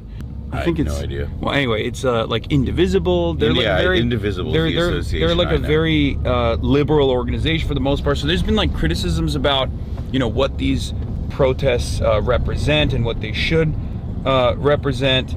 And people talk about like how disorganized it is or whatever, but I think like I have a policy that any kind of action is good in general. Anything that gets people outside, gets people organized is good. And so we're gonna test that theory on whether or not people actually are on the ball as far as like what some of the more prescient,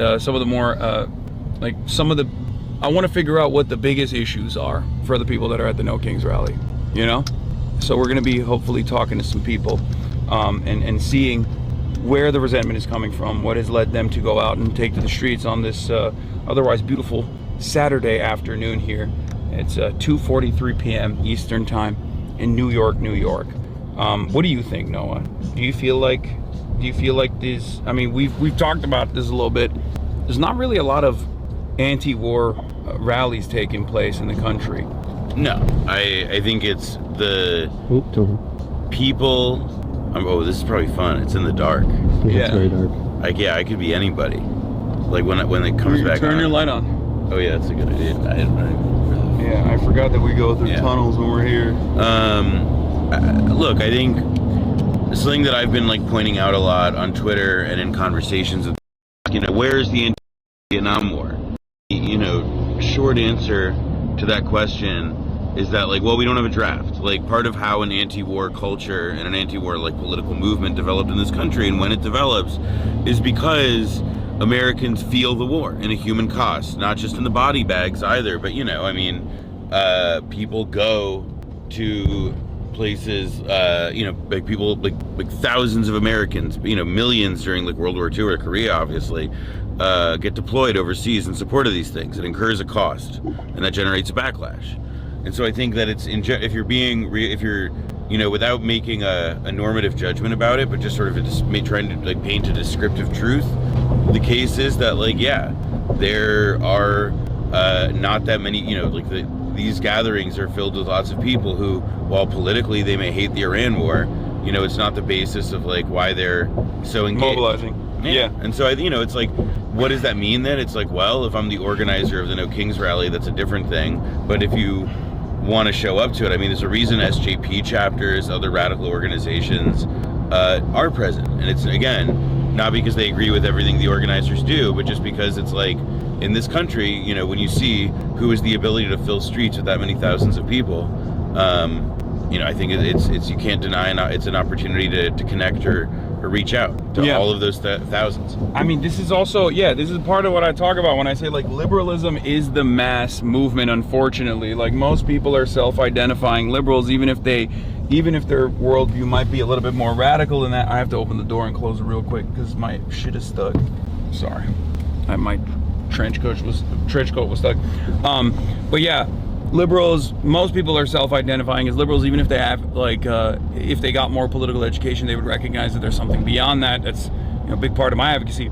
As far as the foreign policy goes, though, I think we have a very deliberate design in mainstream media for many, many years to totally decouple Americans broadly from from even thinking about like what our actions are responsible for globally and what kind of impact that even has on our domestic existence.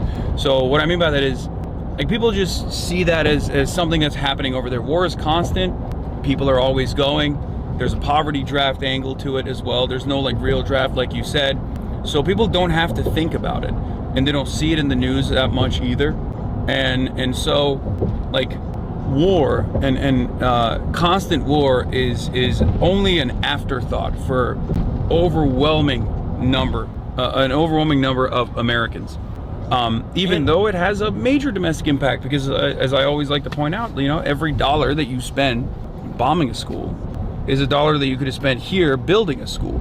And also, like, you know, like from the fucking Patriot Act to everything we're seeing on college campuses now, you know, with the restrictions on speech that they're trying to impose, like the war is also like it's not just a thing that happens over there. Like it has a home front, as they would say, and that home front gets kind of crazier and crazier every day, wilder and wilder. And you know, people may not conceive of the turmoil that the country is in as that, you know, that may not be how they understand it, which is fine.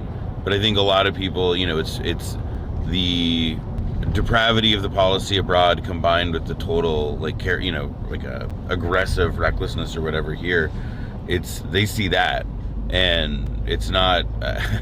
I think they're open to some pretty radical ideas about how to tame it. More radical, certainly, than the, you know, political system currently allows for. Absolutely. That's what I was trying to stress with the hit pieces that have been coming and rolling in this past week, where it's like, I'm just one person. The reason why I'm popular. I mean, you're like 1.5 sized. Yeah, okay, I'm one and a half persons. But the reason why I'm popular is not because like I have the capacity to hypnotize people into assuming certain positions. It's because they do have those positions.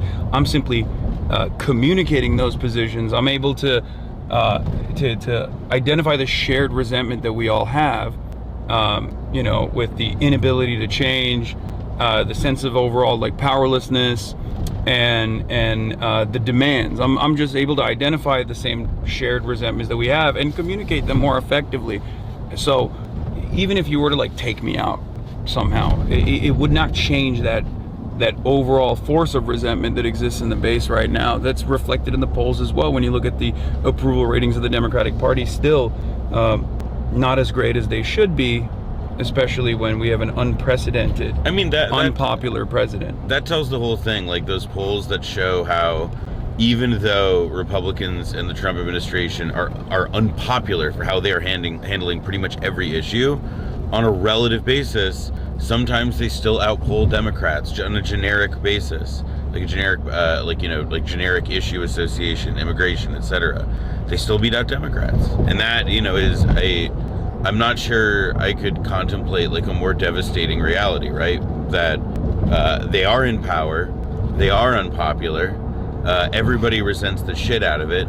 And the only form of political opposition that our system allows for is actually even less effective at reaching people. You know, I mean, it is a bad joke. Yeah, and it's so funny that like we're in many ways relitigating 2016. Yes. And we're relitigating 2024 as well. And especially in the case of Abdul al-Sayed, we're relitigating it in the same place where they already made the exact same mistakes that they are seemingly We're committed going back to the graveyard of 2016 and 2024. Like they're committing to the same exact issue where they're like, no, you don't understand. We have to find a way. We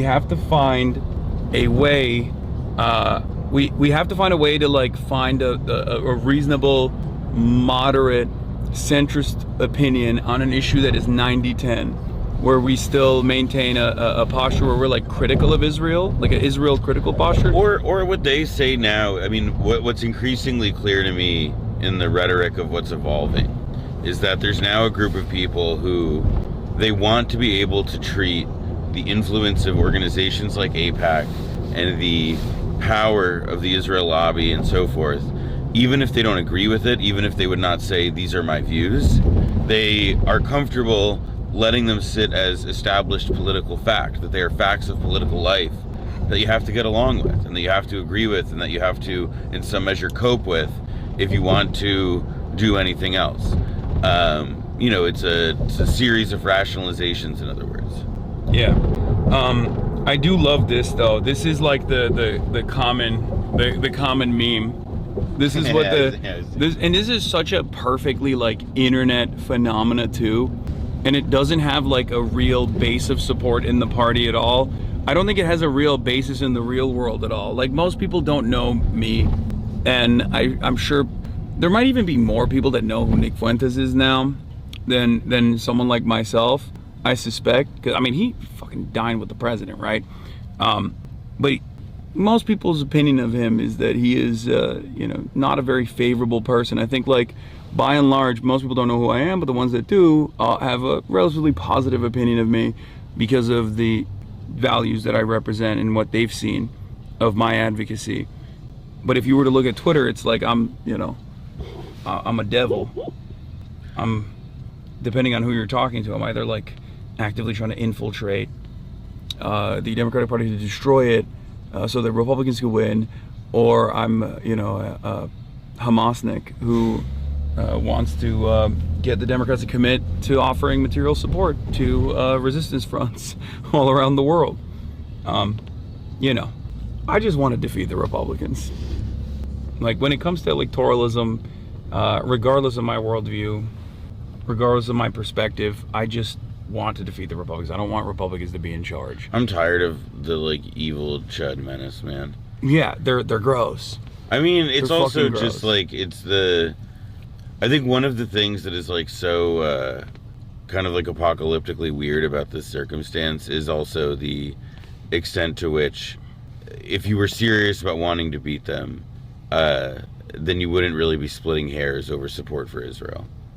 You know, this very obvious, like, generational divide. Dude, that's why my favorite... It'll, you know, I mean, we've had this conversation over and over again, but it is sort of, like, shocking. My favorite is Matty Iglesias, who has also finally come to the conclusion that Israel is a dead end, and that, like, I mean, he straight up, he quote tweeted the Adam Wren post. Wait, where is it? And he said, As someone who absolutely fears the left's growing power, I think the smart play is for moderate Dems to go on Piker's show and agree with him that Israel is bad and then stick to their guns on other moderate stuff. I mean, but this is where it's like, I like love it because it's like, okay, Matt Iglesias is telling his side, surrender please. Just like, it's not worth it. Yeah, no. Like, even fucking him, the most stubborn asshole in the world. Yeah, because it's such a, like, you have to be unimaginably echo chambered. Like, you have to be living on a totally separate plane of existence to not recognize where the public is at on this issue. We may be approaching a position soon. Yeah, it may be worth walking. They're not there yet at all. So then we're fine. Yeah, then we're fine. because they're walking here. Yeah. I'm just looking at the. It GPS on drivers thing. See what I mean? Yeah. I think there's probably just some... I was going to say, let's just keep an eye on it. I think Andrew might want to bring... my crew's... Oh, yeah. Yeah. Yeah. Also, to like the earlier stuff about the anti-war thing, I feel pretty strongly about these days is also that, like, if you look at the way that like our media and the information that people consume about the world and what they're led to believe is important, and you know, I'm including like highly educated people, not that educated people, high information consumers, people who do have the opposite of Taylor Lorenz screen time. Like broadly speaking, whatever information they do get about the world, it does not necessarily like prioritize any of this stuff. It does not tell them that it is that important or that it affects them in major ways. And like for the many, you know, rather infinite flaws of 20th century America and the 20th century, you know, like world information society in the West, there was like a pretty active, there was a prestige that was accorded to thinking about the world, you know. I mean, it was not, you know, it was not an afterthought or far from it, or it wasn't just thought of as America, you know, being like treating poor countries like a charity case. There was a sense that there was a world out there that, you know, people in America, obviously a lot of them thought it had to be tamed, but they wanted to engage with it. And I think now it's just kind of undeniable that, you know, that people are, we've retreated in ourselves as a country. And you know, that's not like that's just the way it is, and you're gonna have to contend with it and find ways to draw people out of it however best you can. You know, it's not going to be like waiting for a political tendency to emerge that has suddenly like figured out one weird trick to get everybody to care about foreign policy. That's not going to happen. The world is just going to have to change in such a way to force that, and you know, the best you can do is prepare people for how to engage with that reality. Do you want to see the polls that Manhattan Institute did? It was the only time I've ever been polled amongst, like, I guess, other figures in the Democratic Manhattan Party. Institute, by the way, which is like a right-wing think tank. Yeah, but I think they're probably doing. I don't think that they're. No. I don't think that it means their polls are bad. I just mean that like whatever they find, like, put it this way, I'm preparing the audience for the fact that if the numbers aren't so bad, that is evidence against interest with them. Yeah. So. They found that 55% of the voters that they asked didn't know who I was, and I have a 50-50 split amongst the favorability, unfavorability. I think I'm at a +1, right? And it's interesting because it's like, I think it's like 14% like me, have a favorable view of me, and then 13% don't have a favorable view of me, and it's like 55% don't know who I am.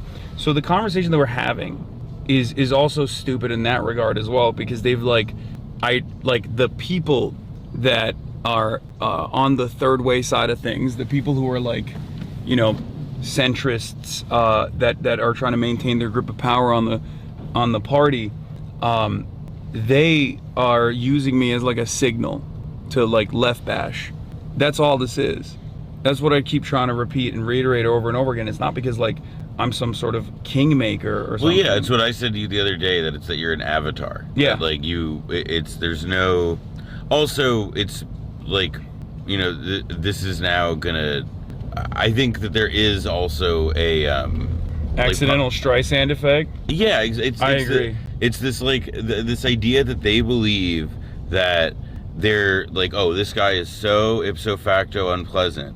This, you know, this like disgusting uggo who nobody likes to look at and who is uncharismatic. Like, we got to draw attention, you know, like that's their like. Yeah. I don't understand. Yeah. Why won't they listen to my guy instead? You know. I mean, look, actually, this is their answer to that. It's that because they don't have a guy, so they have to make sure the other team doesn't have a guy too. Yeah. You know, it's like if you couldn't make a nuke, you take out the other guy's nuke. Yeah. Josh Kraushaar is. This is his week, dude. Oh, Hotline Josh? Yeah, this is his friggin' week. I love people saying, do you condemn the Jewish Defense League under his... Do you condemn the JDL? Really... Do you condemn the JDL? That has been an interesting conversation as well, like seeing people straight up, like Zoran Mamdani came out and spoke about the assassination attempt against Nordin Kaswani, pro-Palestinian advocate, Palestinian herself. And and every single one of his like top replies was literally people saying that he's anti-Semitic for calling out the JDL. It's like that's a winning argument. I mean, it's people don't know. I mean, look, it's a very. I think people. It's like really crazy. I think if you like, there's a. We've talked about this before. Also, like the projection where it's like people assume that groups like SJP or Within Our Lifetime or whatever, like that these are groups that essentially do the same kind of stuff that pro-Israel groups used to do in, for example, the 1980s and 90s, and still to this day you mean for like, its worth. But like the killing of Alex Oda, exactly. Assassinate like prominent activists and stuff. And so there is this, I think the idea that like Meir Kahane, for example, that like the JDL, like that these were, groups, by the way, the JDL's equivalent in Israel, a political party called Kach, was outlawed. In Israel, they were too extreme for even Israel at that time. Well, because like Baruch Goldstein was an acolyte, right? Like, yes, correct. And now, to be clear, like that's not to say that like, wow, Israel did such a good job. It's that they outlawed that party, and now disciples of that party's intellectual. Well, they have forebears. Jewish power now. Well, yeah, they have like I was about to say. Now you have like Smotrich and in particular Ben Gvir, who come from that school of thought. Yeah. But no, that's what I mean. There has been a history of Jewish organizations doing this kind of stuff, and the Jewish and groups like the ADL, they get to just shake that off as they accuse other people of doing what they themselves have done. We're like a block out, I think. Yeah, we're close. Should we is it faster to walk at this point? Yes, at this point, yes. Should we? Yeah, we should. Sir, we can get out here. It's fine. Okay. Thank you. It's clear from both sides. Great, thank you. Thank you. Clear, take care. Thank you. Hop out on your side, though. Okay. You go out. I'll come after. I'm gonna grab it. You got it.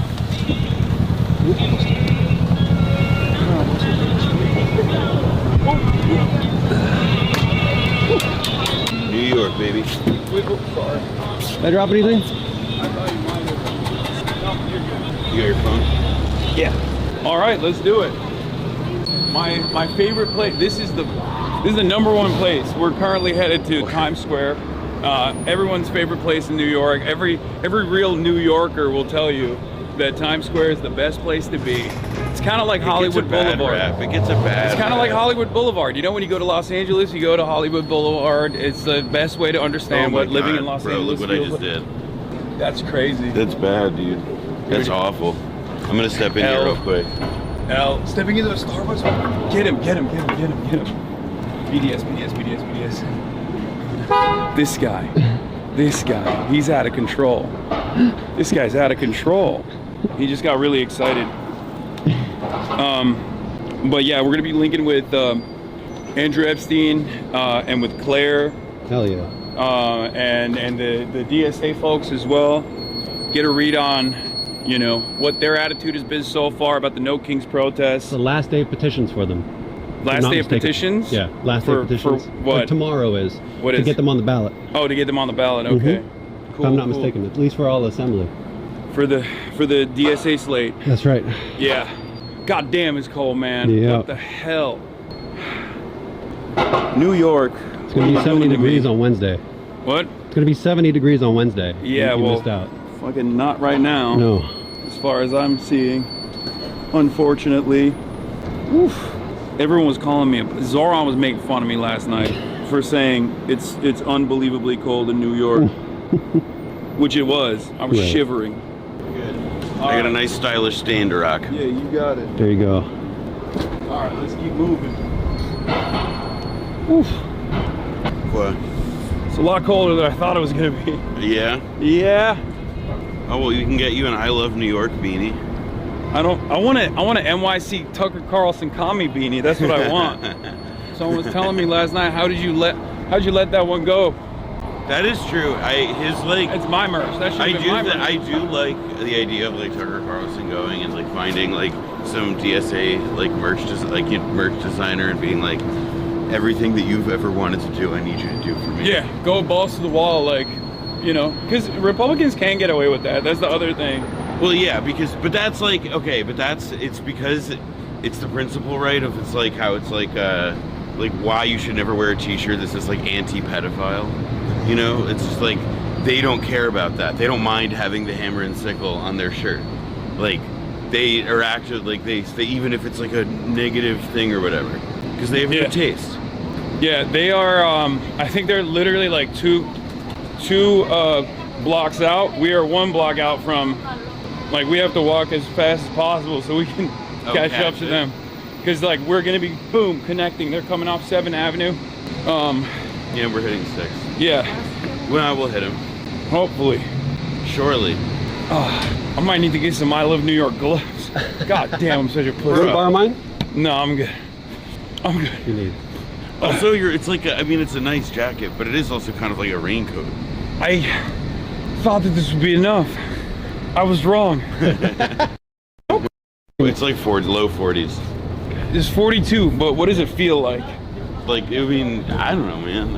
It feels. Sometimes it'll say. We're still good, right? Feels like 26. What? Scream went black for a second. Well, that's also because you're. Wait, scream went black for a second. Is that okay? Let's see. What's up? Can I send a picture of you real quick? Sure. Yeah, it's fine. I think. It's fine. Okay. You see, there's one here. There's a minor F. Oh. Hi, chat. Nice to meet you. Have a good one. What are they saying? It says no memory inserted. Huh? Wait, I don't see it. No, it's fine. Okay, great. Great. I mean, it is also like Midtown Manhattan is like notoriously just like a wind tunnel. Yeah. Midtown magic. Bro, it says feels like 26. That's not good. I was not ready. I was like thinking it's gonna be like 50, 60 degrees maybe. That was foolish of me. I guess we can walk. It's turning into murder ravelis all over again. Yeah. I like this version of Midnight Cowboy. Actually, yeah, you've never seen Midnight Cowboy. I've never seen Midnight Cowboy. I don't know what you're talking about. Anyway, so for your audience, Joe Buck, Ratso. It's terrible. RC, we caught him. Do you think we could get you and Madam Tussauds? Maybe. Oh yeah, there it is. All right, where are they? Okay, where are you at, Andrew? I mean, is he walking with the crowd? What's he saying? He's 900 feet away, but I'm gonna text him. Oh, sorry. Love your hat. Oh. There it is, my favorite place in New York. We're a minute out from where he is. I think we're literally gonna be walking past them as we get there. Also, Donnie's calling me. What up, Donnie? 45 and 7. Yeah, where you at? Are you walking down? All right, we'll wait for you. We'll wait for you here. And Broadway. 7. We're 45 and Broadway. 45 and Broadway. So we're out. We're next to a Swatch store. Yeah, and a Swatch store. Okay. All right. Oh wow. There's nothing you can't do. Right up there. Look at that. Wow. That's a lot of people. Big crowd. That is a big crowd. Very cold.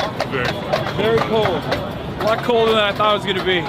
Goddamn. One of the things that I notice immediately when we come to these sorts of rallies, especially the No Kings rallies, is actually the demographics of the crowd. A lot of the people that come out here are oftentimes not as young as you'd expect them, even though there are young people here as well. Many of the people here are a lot older, a lot whiter. And I do think that this is something that the Democratic Party doesn't understand as far as like where the base is at.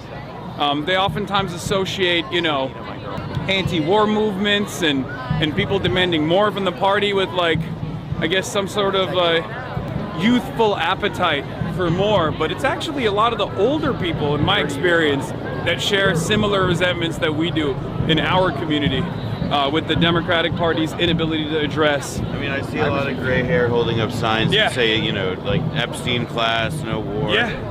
Yeah. What's up, man? Can I say hello? My name is Matt. Jamming Matt on Twitch. Can I get a pic? Sure. I appreciate your streams. No problem. Nice to meet you. Thank you. Have a good day, man. You too. I I know that the people that are, what's up, man? Let's do it. I know the Rups absolutely, no kings. Agent Orange is creating utopia. Yeah. I don't think these guys are like, I mean, these are lifelong Democratic Party voters, right? Well, like, yeah, and also it's like, you know, I don't think we've had something quite as, I don't know, something quite hits all the lib buttons as like the last 6 months. Yeah. Yeah. I don't know, remember the last. Coalition. Wait for the camera, they won't be able to hear us at all. It'll like, oh, hi. Nice to see you guys. Yeah. I see some watermelons. Look at this lady with the. Nice to meet you guys. I'm actually running for state rep up there. Nice. Yeah, What's your name? Marcus Palumbo. Marcus Palumbo. I just launched, so like no followers or anything. Okay. But I'm trying to run on sort of an economic populist platform. But hell yeah. Yeah. I don't know. Just thought I'd mention that. All right, cool, man. Nice to meet you guys. Yeah. Take care. All right. Have a good one. Can I take a quick photo? Yeah. Sorry. No, it's fine. Here. Thanks. Appreciate it. Of course, you too. It's a let's do it kind of day. You already know what it is, man. I told him Swatch, but I'm gonna tell him we're across from Swatch. How are you? Donnie, are you? I'm across from Swatch. Like I'm on the other side. I couldn't get to the Swatch side, but you'll see me. I just want to say hi. What's up, man? I don't want to interrupt you. No, it's all good. Dude, so fucking cool seeing you. Yeah. Across from the Pop Mart. Yeah. We're in front of the McDonald's. Can I get a shoe picture? Like I'm in front of the McDonald's. You can catch me in the arches. All right. What's up? You want to take a photo? Yeah, let's do it. Get a screen pic. Just All right, let's do it. All right. Nice Dude, to I meet you, fucking man. love your shit. Thank you so much for just being like a voice on the fucking internet. I'm gonna catch up with my friends, but Thank you for it's being awesome here. seeing you. Yeah. Hell yeah. I'm Zach, by the way. What? Nice to meet you. Good stuff. Can you tell Andrew that we're in? Yeah, Andrew. Tony O'Sullivan. You're live on CNN.com. We're live on Twitch right now, right? Yeah. What's going on? CNN.com. Can we mic you up? Yeah, of course. How you doing? I'm doing all right. I'm very cold. Very, very cold. Are you sure I'll put this on? Oh yeah. Let's turn this way so people can see the protest. Yeah. That's a better way to do it. Yeah, of course. These are my people. Hey, good turnout here today, right? It seems to be, yeah. I mean, I think there's a lot of animosity towards this administration, and I think people feel a little rudderless. So events like this bring a coalition of people that have maybe some shared resentment, but also key issues that they care about. Because like not everyone here is actually here exclusively because of the war in Iran, for example. Some people are here because there's a war against trans people in this country, and they care about that.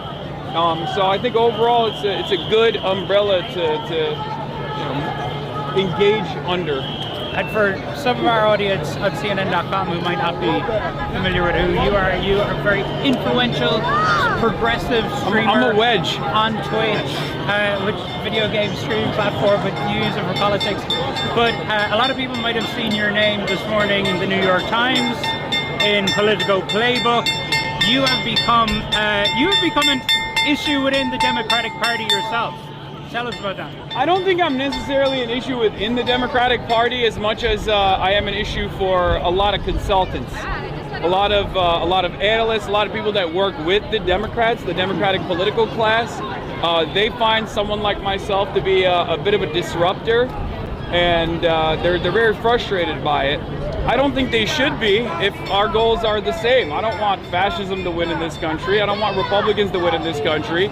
We can argue on the methods. Maybe you think that my worldview and my values and the policies that I want politicians to represent might be different than yours. But at the end of the day, I think we have the same goals. But the amount of time and effort that some of these people are spending, the amount of time and effort some of these people like Third Way are spending, the resources that they're expending against me, they should be using against the Republican Party instead.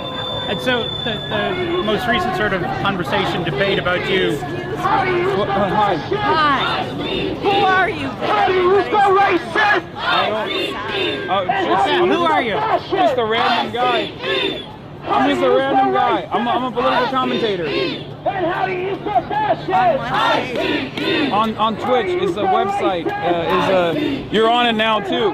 Oh, okay. You're also on CNN.com. And you're also on CNN.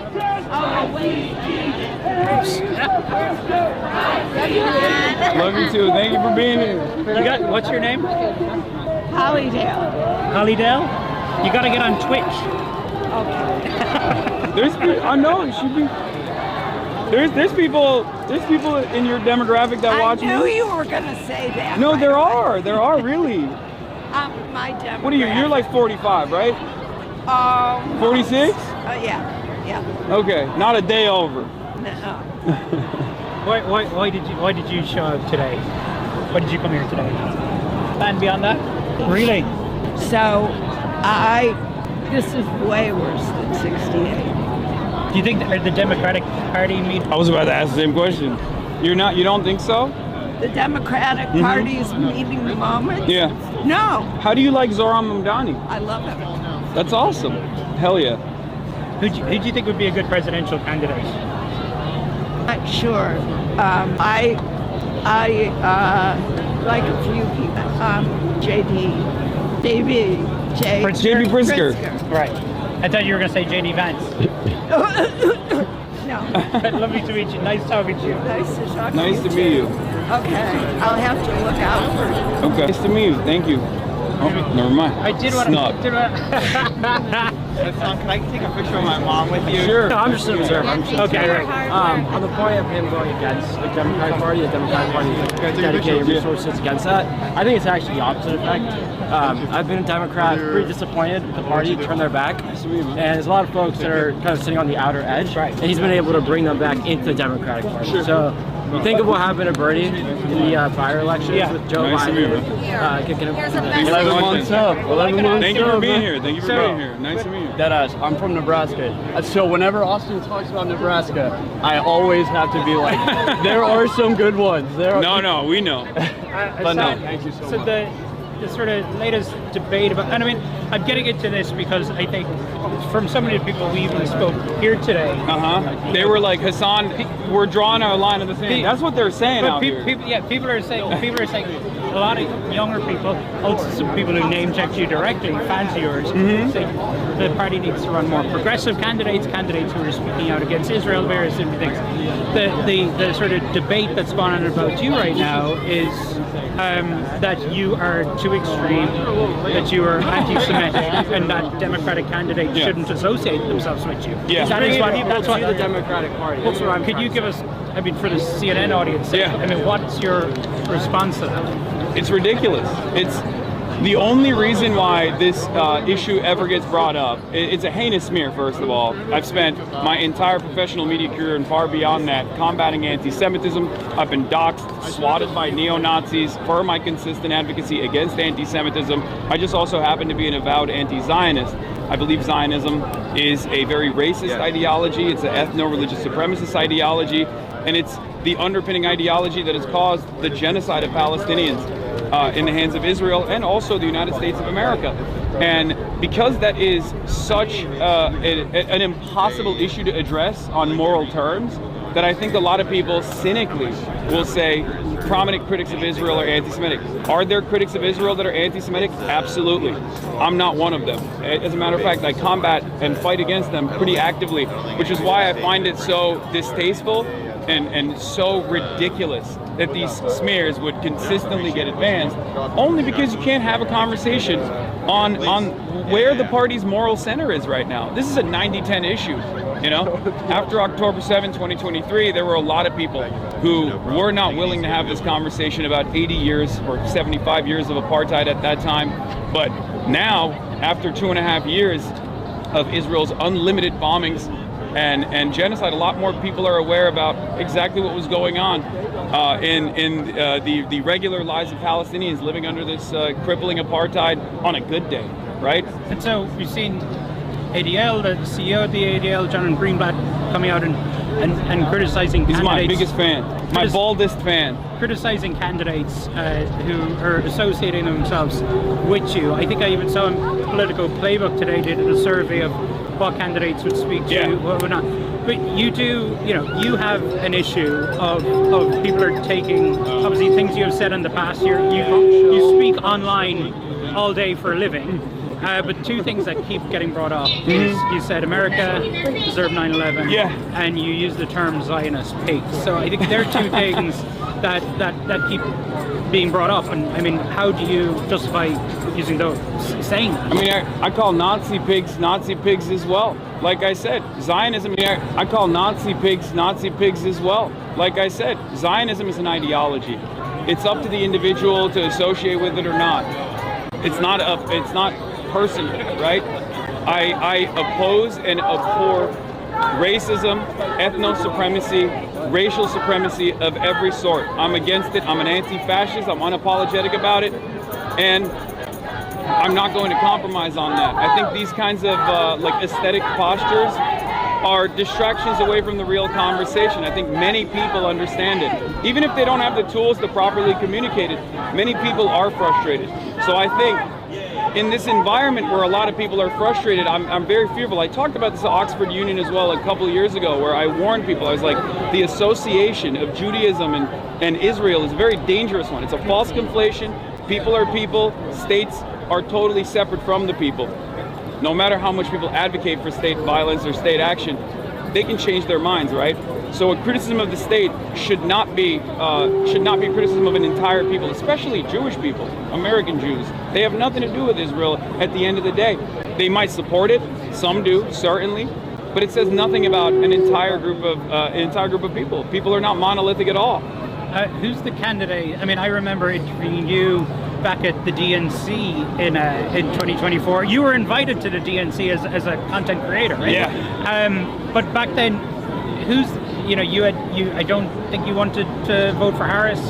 Yes, I said that I would not endorse Kamala Harris unless she actually separated from Joe Biden on the issue of the genocide in Gaza, which the Democrats at the time were participating in, right? This happened under our watch, and we had many off-ramps. We have tremendous control over what Israel gets to do.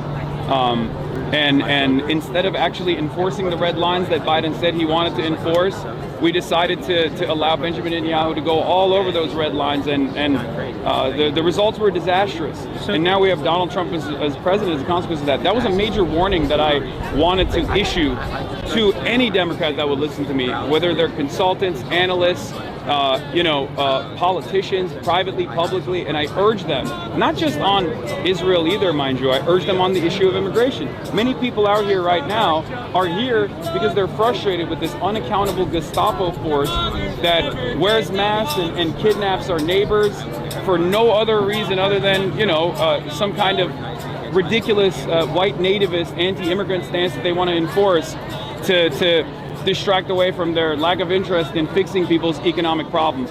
So who's the candidate in 2028? And I'm asking you this because, one, you obviously have a big following, but two, I think you represent and we see this on the right too. I mean, I was at CPAC this week where a lot of people are very unhappy, young men who voted for Trump, unhappy about the war in Iran.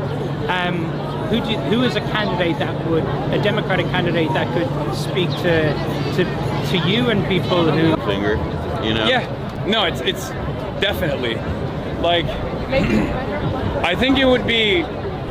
I think like issue-specific movements are a little bit better, but this kind of stuff is also good. I think. I just wanted to say hi. I saw you were here. I'm a really big fan. Nice to meet you, man. Do you mind? Yeah. I don't want to interrupt you guys. I know you guys. Go for it. Oh my God, thank you. And I'm a big fan of you too. Thanks, man. Appreciate it. What's up? You want to take a photo? Yeah. Yeah, let's do it. From Germany. Oh wow. Okay. Love to be in. Thank you. Nice to meet you. Thank you. Appreciate it. Thank you. Everybody's just it's a measure of how much ambient, liquid, unformed energy there is to do something. Yeah. Even if right now it's just walking down the street. Yeah. In a big line. And banging on your drums and, you know, making a protest cardboard sign. Yeah, about how like Donald Trump is a pedophile or something. It is I mean, he is. It's true. Read the documents. Yeah. It is like kind of crazy how quickly that one took over. Like that's why some people will be like elitist about it, but they're like Epstein class doesn't actually fully understand the scope. Yeah, it's the capitalist class. But it really does seem to resonate. You're right, but like I said this in the beginning of the Epstein stuff, where I told my audience like, Epstein is the closest expression of like class warfare that the average American that's never understood class positioning can comprehend. Yeah, it's a big club and you ain't in it kind of thing. Yeah, no, it's literally. Like, well, I would never go to that island. Yeah, because it's like one of those I would never do that. It's one of those things where it's like being wealthy is considered aspirational in this country, right? It's in every facet of our existence, this like, you know, overall goal, attainable, not attainable, but like the aspirational goal that they have, but no one is aspiring to be a pedophile on an island. No. Yeah.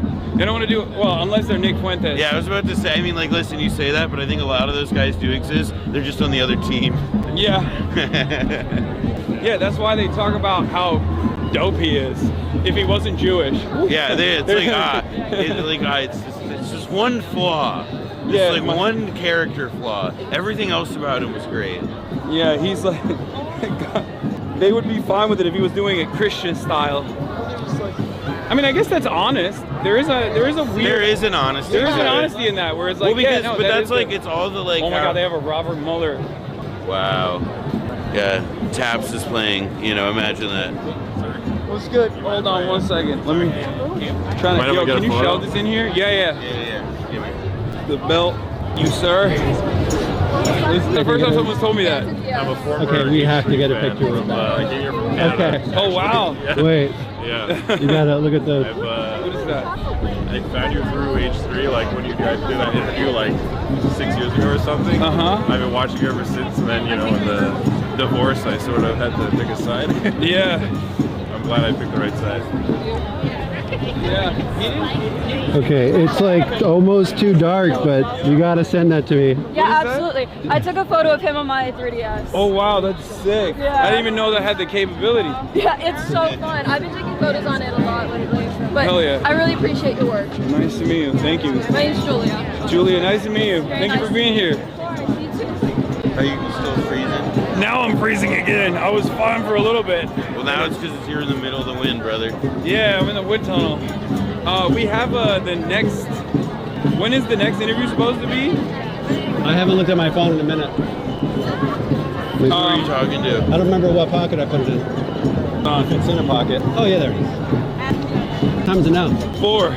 Do you want to do it? You want to do it around here? We can do it around here. Yeah, exactly. I think the plan was we got to let them know to do it here. Yeah. I think that they think it's somewhere else. You need to go warm your hands someplace.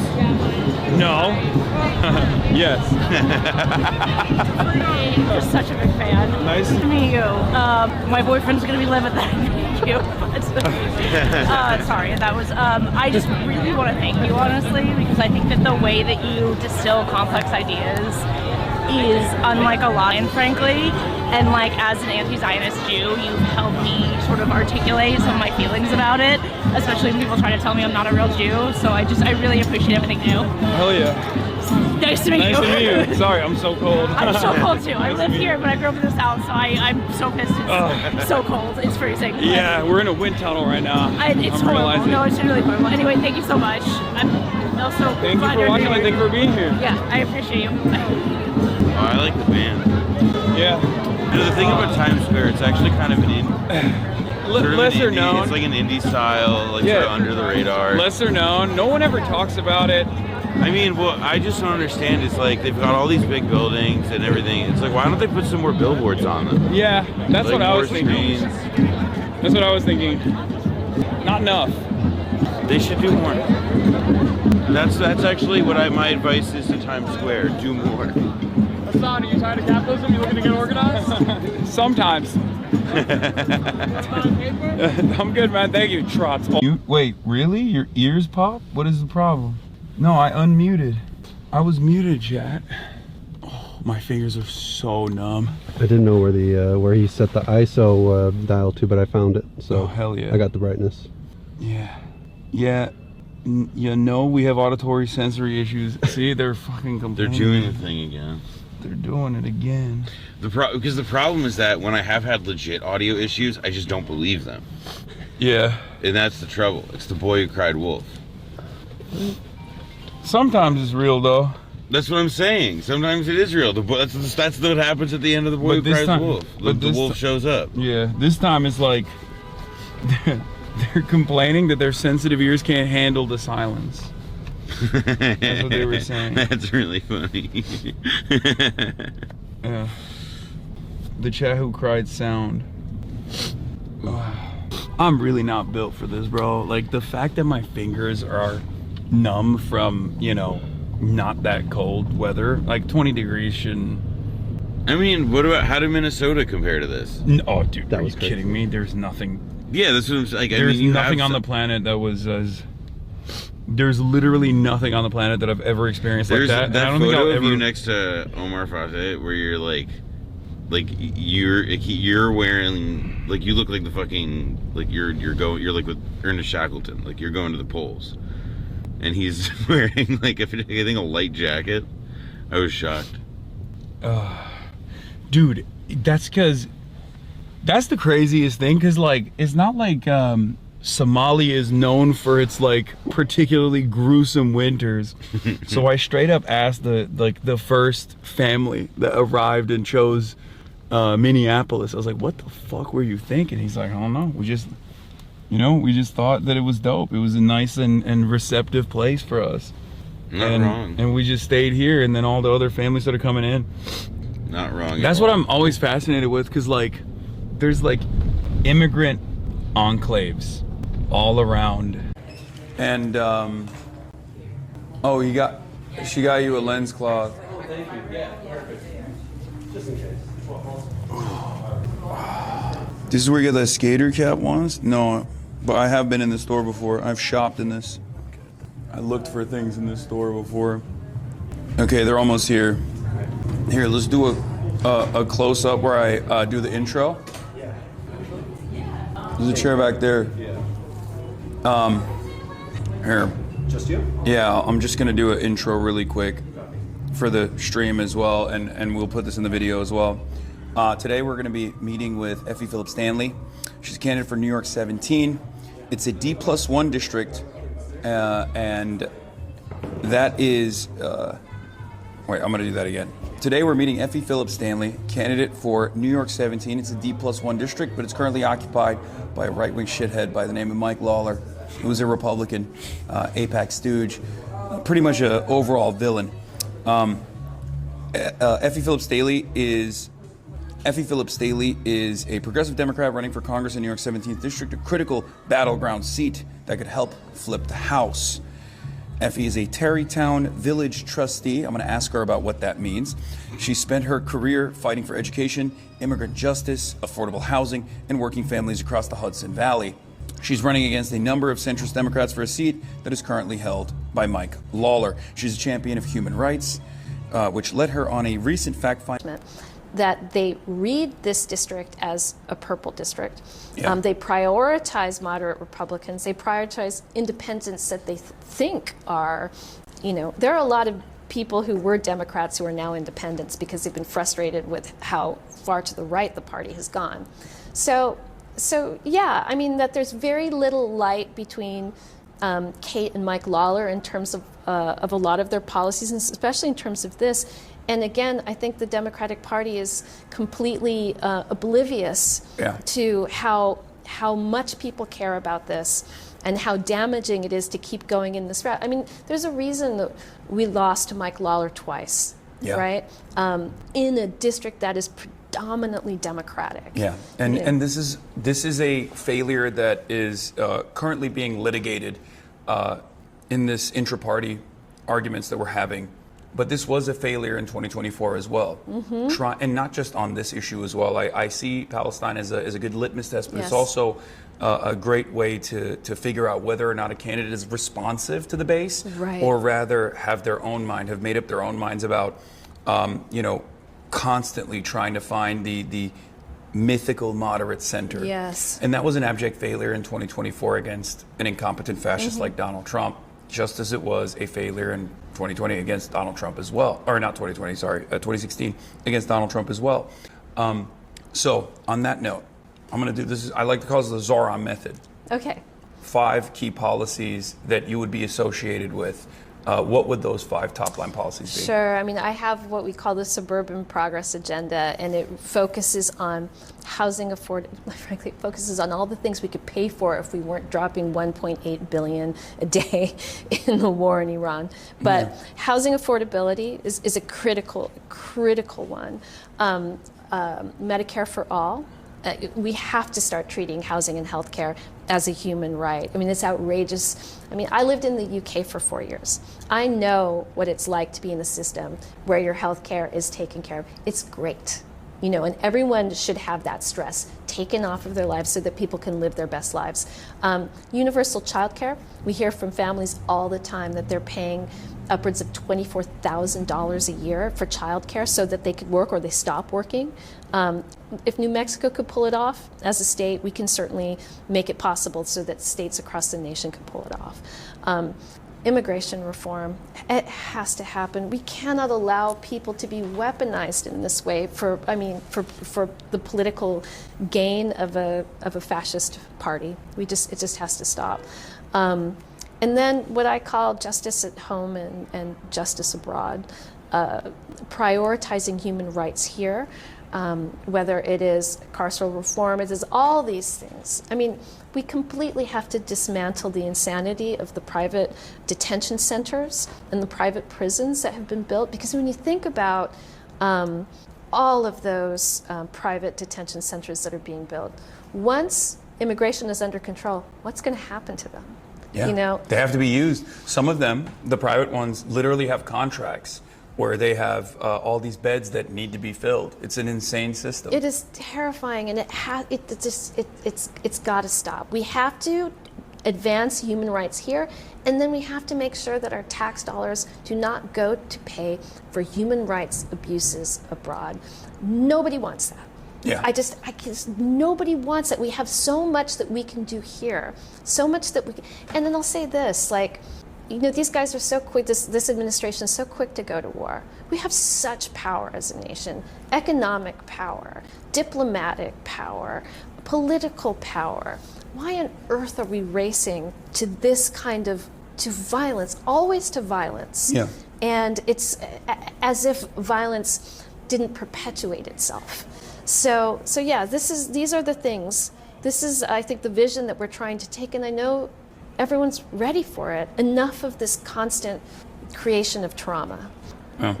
Okay, all that sounds great, but have you thought about blaming transgender immigrants for all of the problems that your district is facing, and how you are going to be the strongest advocate against migration into the country? No, that hasn't really. What about maintaining the most lethal military that's ever existed? Yeah, that's not super high on the list. Okay. More money to Israel instead of rebuilding our schools so that we can bomb schools over there. That seems to be very popular right now, but that is not something I would advance. All right, so I'm going to do the last thing here, and I'm going to ask you some rapid fire yes or no questions. Okay. Okay. Do you believe in Medicare for all? Yes. Universal child care? Yep. Abolishing ICE? Banning members of Congress from trading stocks? 100%. A $25 minimum wage? Oh, yes. Implementing the Green New Deal? Yes. Canceling student loan debt? Yeah. Imagine all that money back in the economy. Raising taxes on billionaires? Oh, yes. Ending the war in Iran? 100%. Ending American aid to Israel? Yes. Okay. Well, that's pretty good. I mean, I'm sold. That's great. The last question I have for you is, at the moment, we're waging a war in Iran, a war of choice. We're bombing villages in Ecuador. We're blowing up fishing boats off the coastline of Venezuela in the Caribbean all around, and we're holding the head of a sovereign nation in solitary confinement in New York. Looking beyond the campaign, what's your message to people struggling to pay their bills while watching their government belligerently attack the rest of the world? Look, I mean, if we prioritize people and their ability to live their best lives, and a government that actually works to make that happen. That's what we're trying to bring, so that we don't see all of this. We should not be living hand to mouth, unable to pay rents that are skyrocketing because we don't have enough housing. And at the same time, seeing the tax dollars that we pay into this system go to do all this other stuff that is appalling, that is immoral, that costs an immense amount of money that some people get rich off of, but certainly not the average person in this country.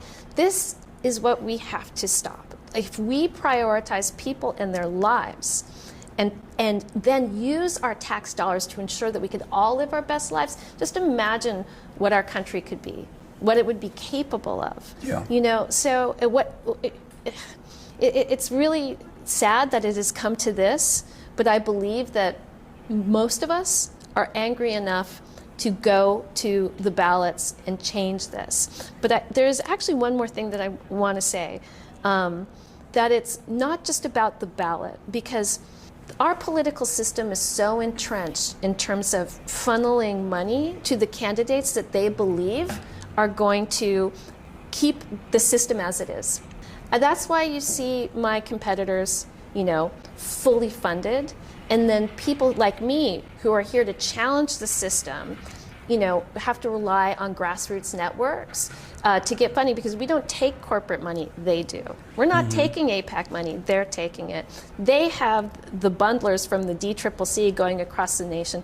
They've, funneling the money, and then they judge a candidate's viability based on their money, not on their platform, which is why, like, I'm so grateful that you're here and you're talking about this to bring attention to these corrupt systems, because, you know, we have to beat them despite the kind of financial advantages that they have, because when everyone just pitches in $20 or $25, $10, the people can actually beat these systems.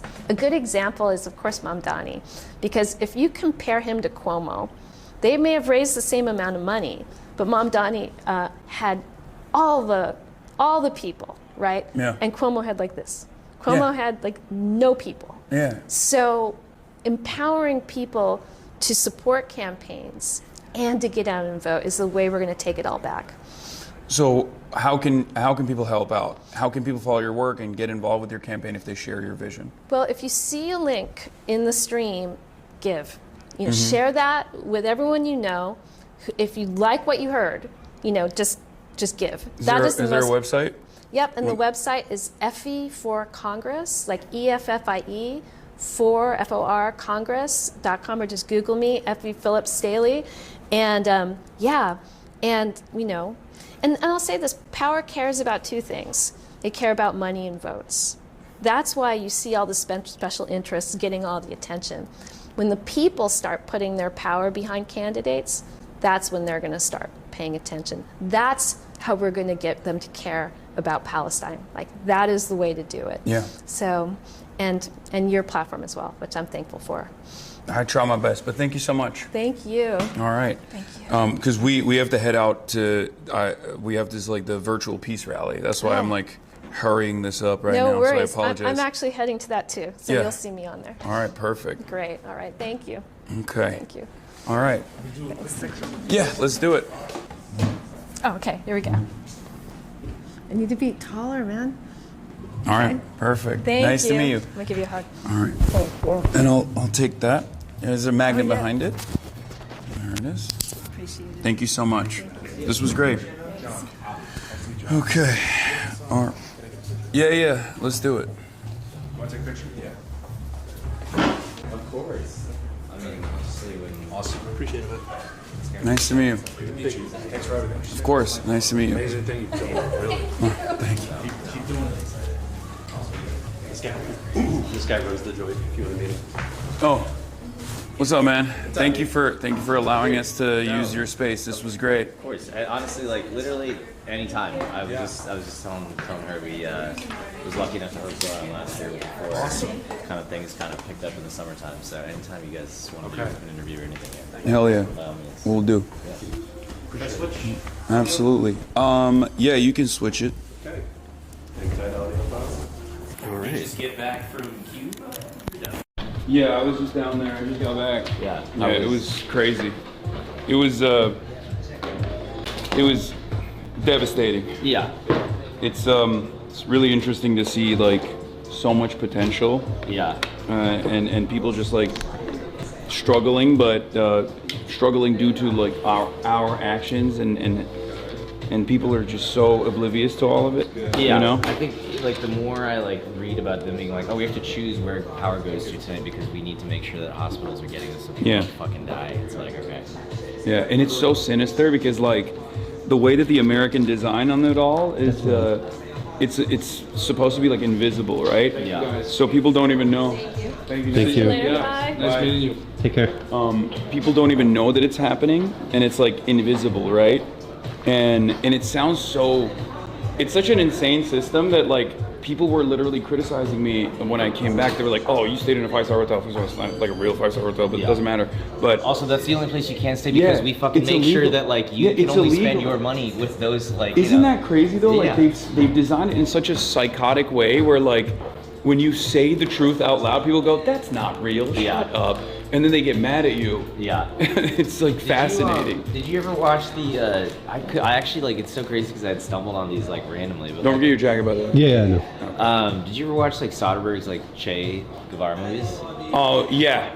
I mean, it's just one of those things where it's like watching those. It was like kind of nuts because I'm like holy shit! It's like really insane to one see like a mainstream American director make a movie about this, but also two like all this shit that like we don't know about, like you know what I mean? It's like very just like casually kind of like, oh yeah, like don't worry, like we just did X, Y, and Z. Well, it's crazy. We don't know about it. But it's what's wild is you know, this is a. Did you call one? Yeah, I have already. It's like almost here. Sorry, do you want to intro the store as well? Sure, yeah, or whatever. Let me know. Before we go, yeah. What's up, man? I'm Abi. This is our store, Le Pair. This is our flagship space here in the Lower East Side, and yeah, super thrilled and gassed to host this guy here today. Come through to find some amazing contemporary menswear. What's your favorite piece in the shop? Right now, it is probably that's such a hard one in terms of my favorite kids, but I've been wearing the hell out of these rugbies. I really love these to death. Sheesh. Otherwise, we got some new kits that we designed with this amazing artist named Braulio Amato. But, Braulio. Yeah. That's his book over there, right? Yeah, we carry his book Yeah. much further than ours. The yellow one over there. Yeah. He's a homie. I used to work with him. Okay, great. It's like not exactly here, so we gotta go find it. I think they're blocking off that. Oh, right. Yeah, there was something happening down the street, right? I don't know. I didn't even know that was happening. It might be that actually. Yeah, there were some kids screaming earlier, I heard. Yeah, that's the one. All right, Yeah, that's cool. it. I got everything. All right, you good? Dude. Nice to meet you, man. Thank you. Thank you, Abby. Yeah, come by whenever. Peace. Thank you for everything, guys. Appreciate it. All right. And then I'll see you on the 30th for the Mets event, right? Yeah, that's right. Okay, sick. Unrelated. New York television. All right. I'm gonna mute it and you hide the Yep. camera for now. Okay. It's just me. Okay. Okay, we're back. All right. What do you think? That was pretty good. She was actually very impressive, and Doesn't mind. she Yeah. has like a. I'll take that. Yeah. She has she's great. I think she's like genuine and a great candidate. It's just she has what I call politician voice a little bit. You know what I mean? Mm-hmm. But you know, she was pretty cool. Isn't What did you Tarrytown guys a think? place in Zelda? Pretty sure it's a place in Zelda. I didn't know that, but that doesn't. I mean, that sounds like it'd be a place in Breath of the Wild? Zelda. Yeah. She's very soft-spoken. Yeah. She got the politician hands and stature as well. Yeah. She's a New Yorker. Everyone has politician voice. They're saying Tarrytown is very, very affluent. Hassan, fake Zelda fan. Okay, everybody calm down. New emote. Oh, the Drewski Erica Kirk emote. Yeah. Okay. Yes, in spite of Third Way, we're still out here trying to do our best, you know? Linking up with candidates that are fighting against the establishment Democrats to make it out of the primaries so that they can put up a much stronger opposition to these Republicans that are actually much easier to defeat. It's just much harder to defeat them when you have a diet version of what they represent, you know? Why get the diet soda when you get the full strength? Right. Unfortunately, that's, you know, it's just something that we've brought about ourselves for no reason. We just like literally are constantly playing with training weights on for no reason whatsoever, in my opinion. And it doesn't even matter if it's an affluent district or not. I mean, Tarrytown has like a somewhat affluent district, but it also happens to have like, I think like 60% child poverty. So it's not, you know, there's everywhere around this country, there are wealthy districts, but there's a lot more poor people living in those wealthy districts as well. They're just made invisible oftentimes. And also on top of that, they're kind of cast aside by the political process. They don't feel heard. They feel voiceless, so they don't see the point of participating in democracy. Yeah, it was nice to hear you talk about that with the Latino population there. Yeah. Stop calling the Mamdani method. It's the Piker method. No, it's cool. No, I don't mind making those Zoran associations, okay? That's not a bad thing. Because, like, for the time being, he's a very successful and very popular politician. So it's a very easy way to help people at home understand, you know, what kind of like left populism you represent. I support Zoran's wife. Me too. Unconditional support, not even critical. Tarrytown is Sleepy Hollow of Headless Horseman lore. Nice.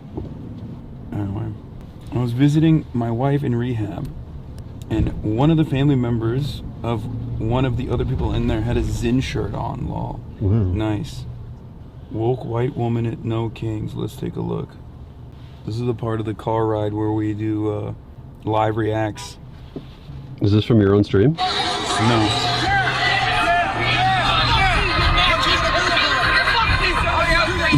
Proud Boys and Trump supporters counter-protest No Kings rally in West Palm Beach.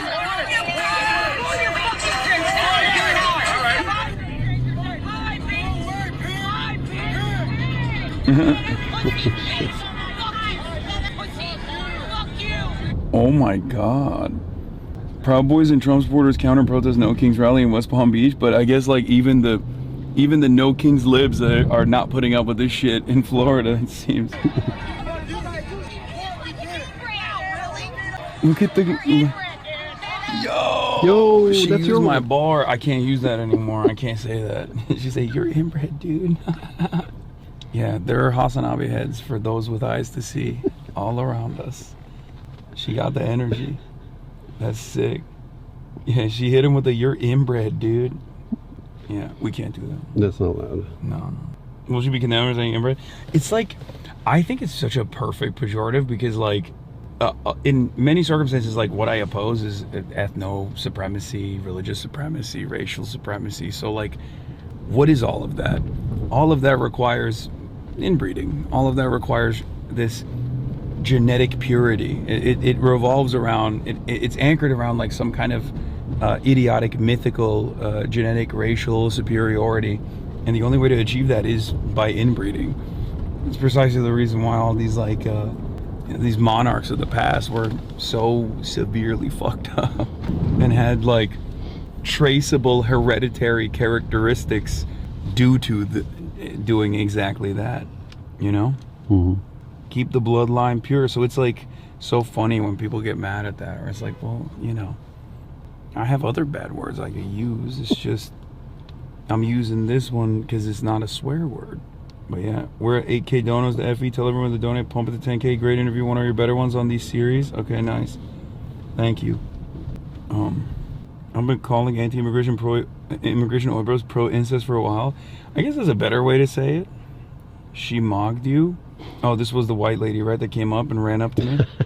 I was a little worried. I thought she was going to be a third-way hop. When she ran up to me, I was like, oh no, this is Maddie B. Maddie B third way, sending his shooters. It's just weird. None of the signs that when we were at the No Kings rally, none of the signs I saw said, better things are not possible. We want moderate tax breaks for small businesses. Perhaps it was too difficult to write on on one of those like cardboard placards, but No kings, just feudal lords. Yeah, like no kings, but also maybe sometimes kings. Yeah, it's interesting. Yeah, there was no like I stand with Israel signs either. More money to Israel, please. More bombs overseas. We don't want schooling. You can hide it at this point. And I'll hit the chat. I'll hit the BRB screen, and then we'll be. I'll be live on the desktop in a second. You know. Okay, let's.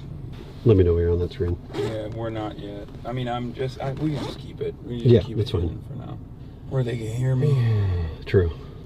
Yeah, and they can see my Your shoe. foot, yeah, that's what I'm getting. These are the New York. I gotta show you. They look great. No, not the shoes. Look at the sock. We're does showing it say sock? the New Yorker under it? Oh, this I don't this see one it. doesn't say it. Okay. So the other one? So Both the other feet? one has it. So here's. Yo, Emma. Pete? That's crazy. I'm sorry. So the New Yorker, when I did the New Yorker Festival, which again people were protesting and did not want me to do because I'm a dangerous guy apparently. They gave me these. Does it say New Yorker on this? Oh, it's on this side. I can't show. It's like the one side that I cannot show. Okay. Beautiful. But the reason why I'm showing you these is because they're the best socks I have now. It's in rotation. The color is great because it goes with like most shoes. I feel like New Yorker readers probably have a good taste for socks. They just seem like the type. Yeah, it's like I don't know how to explain it. You gotta have a good sock sometimes. Yeah. And these are very comfy. They're very cozy socks. So. But yeah, those shoes definitely will not keep you warm on a day. No, I mean they're like. But they're beautiful. Yeah. They're the Adidas Japans. Nice. But I pack them because they take up basically zero space. Because like I don't check in any of my luggage, and I have like two carry-on pieces. I stuff the IRL backpack that you're carrying into one of the carry-ons, and then I put like however many articles of clothing I can for like a 2-day, 3-day trip. So these are like super easy to slam in. I have a very strange approach to traveling that some people consider unconventional because they're haters and they don't understand. The ugliest shoes I've seen in a while, but hey, it's fine. They don't like it. They don't see swag. They don't appreciate swag. That's just one guy. No, there's mad people in the chat. They're saying that, but they don't understand swag. They don't It's all get good. It's all good. Don't. Hey, less than 48 hours of savings left. Don't miss it on the final days to save 35% on gift sub bundles. Chat. Subscribe to the Piker Broadcasting Service. Twitch is just reminding me, for tomorrow's news today, the Piker Broadcasting Service is sponsored by you, the people, for you, the people. Do you miss doing the top of the hour? I do. I'm gonna bring back ads just so I can do that. Because it was like a fun break. It was a fun break from. Yeah. Yeah. I miss that voice. What? The top of the hour? The Scottish or Irish voice or whatever it was. Oh, the Irish voice, yeah. Yeah. And then people would rate it. We had the ratings bot. We had a whole like fun thing around it, Good times. Yeah. All right, I'm gonna put the BRB screen on chat real quick. Hopefully, if I can get to it, and then wait, I can't get to it. Never mind. Oh. Yeah, I love to talk about Cash App. This is my second favorite time ever, honestly. Oh yeah, I was let me ranking tell you them. why I love Cash App. Tell me. I love the Cash App card. Oh. Because I can take a photo of anything. Anything? One of the coolest things about Cash App is that you can design your own debit card. You can pick from a bunch of different colors and patterns, add your favorite stamps, doodles, or even you and your friends' inside jokes to make it totally unique to you. I got an inside joke. You also get exclusive savings on stuff you're already buying, like coffee, boba, video games, Oh and my more. God, I love a coffee. And if you're the type who loves concert, your Cash App card gets you early access to ticket sales for huge tours like Kendrick Lamar, SZA, and Sabrina Carpenter. Wow, espresso. Finally, no need to worry about random monthly charges or minimum. And you can still sign up. Just ask your parent or guardian for help to open up a Cash App sponsored account. For a limited time, new Cash App customers over 18 years old can earn $10 if they use code That'sMoney10 in their profile at sign up and send $5 to a friend within 14 days. If you're 13 to 17 old, request a sponsored account from a parent or guardian. Sign up with the code That'sMoney10 and get $10 dropped into your account when you order and activate your Cash App card and send $5 or more to a friend within your first 14 days. Terms apply. Cash App is a financial service platform, not a bank. Banking service provided by Cash App Bank Partners. It's crazy that it was the one time where I flip it.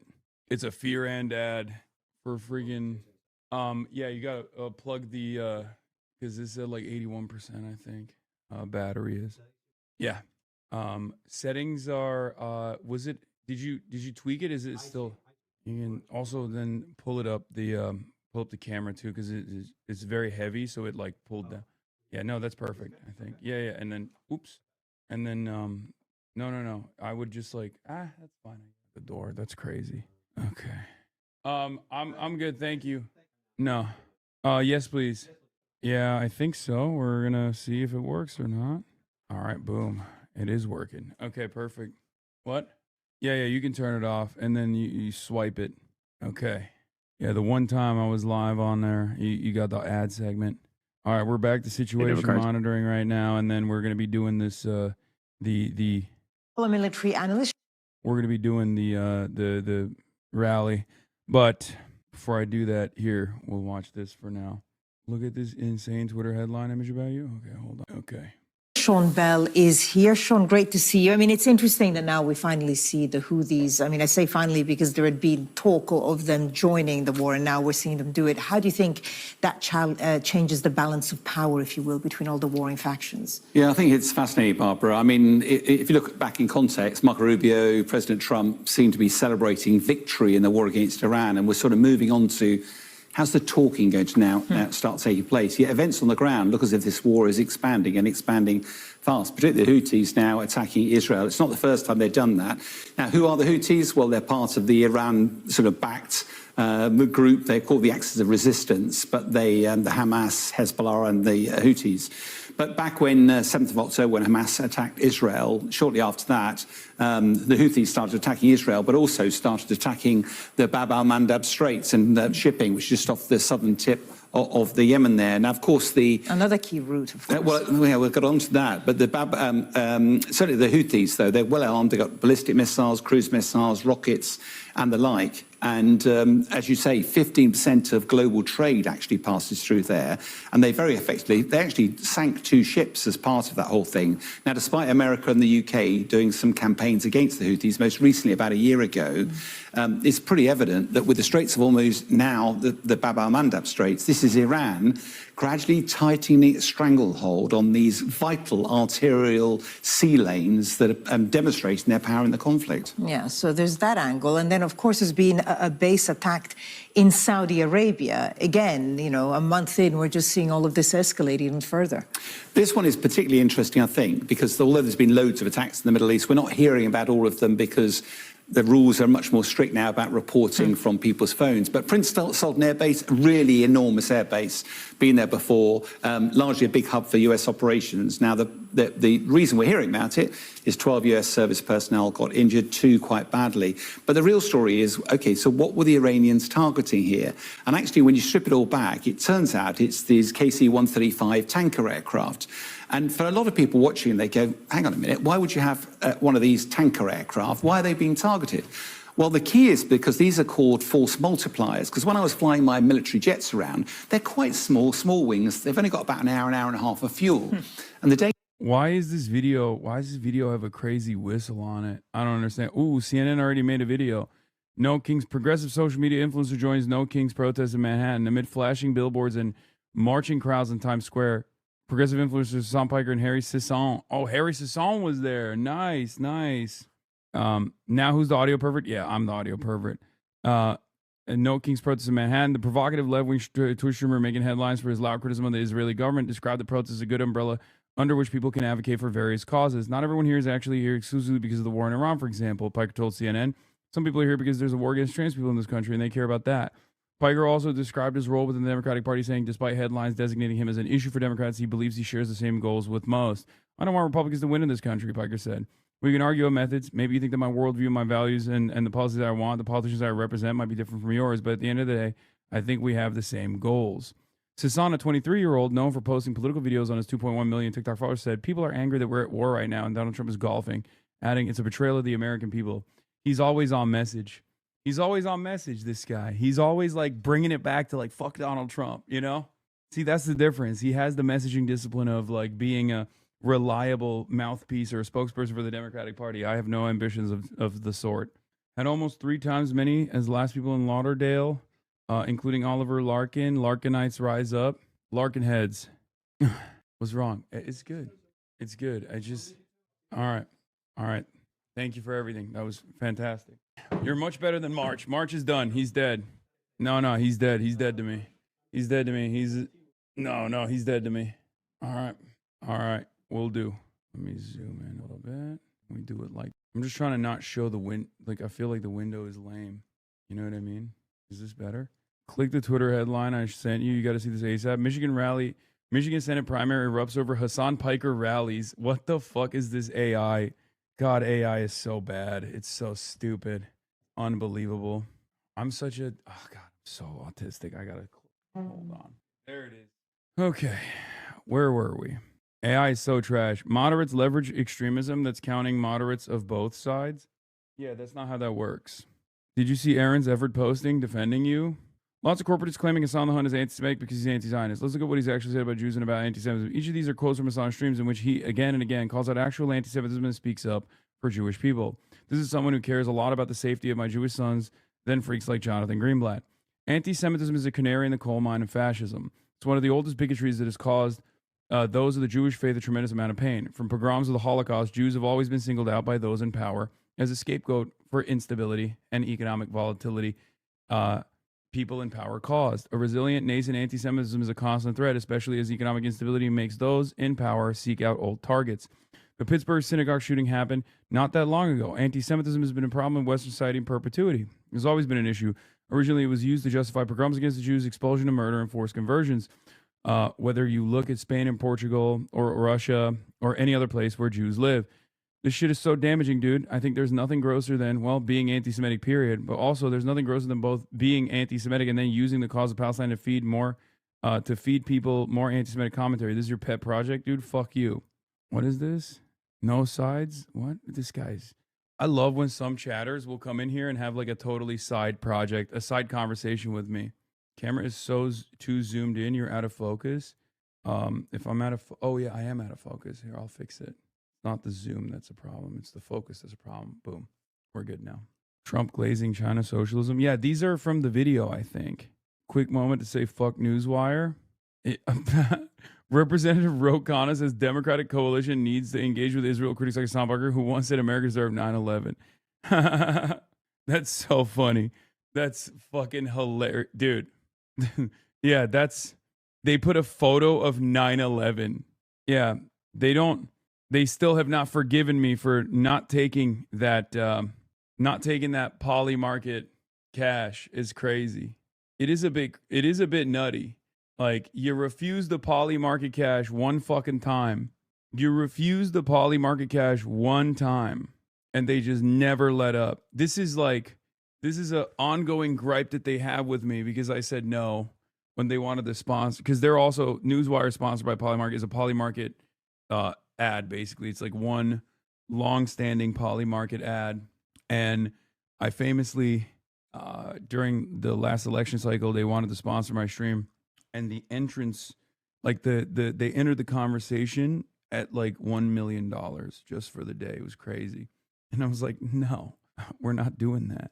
And ever since then, they have not stopped. Anyway, they've not let up on attacking me.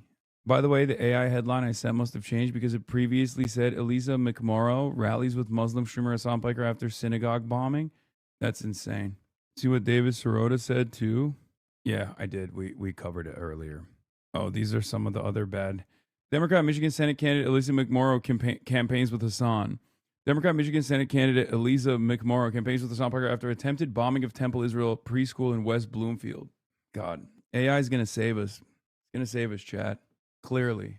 Cory Booker taking smiling photos of Yoav Gallant after Gallant was indicted by the ICC for crimes against humanity and had an active warrant for his arrest, but drawing the moral line at going on a Hassan Piker stream perfectly sums up this bullshit outrage campaign. Yeah.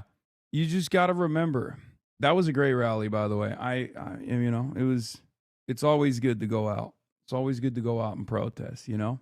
But there was a huge crowd of Hassan fans at the NOKINGS protest who thanked him for pulling them out of the right-wing echo chamber and becoming more progressive. This is who APAC-backed Democrats are too busy are busy trying to stop. A short lapse of people coming up to Hasan during the No Kings protest to thank him. Seems like the more hate he gets from the clowns, the more popular he becomes, and I love to see it. Good for him. Yeah, this is part of the reason why I don't let this shit get to me. You know what I mean? This is part of the reason why, because it's like, this is, I'm simply one part of this. I'm simply only one part of this, right? But it's a fairly robust movement. It's a big movement, man. No Kings, New York City MAGA is furious over how successful this was. It's so funny. Yeah, MAGA was furious. They are coming after you. Be careful, Unc. Briefly spoke to Hasan Piker at the No Kings demonstration in New York today about the debate. Yeah, here, let's watch. That's fast, man. Debate that's going on about you right now is that you are too extreme, that you are anti-Semitic, and that Democratic candidates shouldn't associate themselves with you. Yeah. That's what.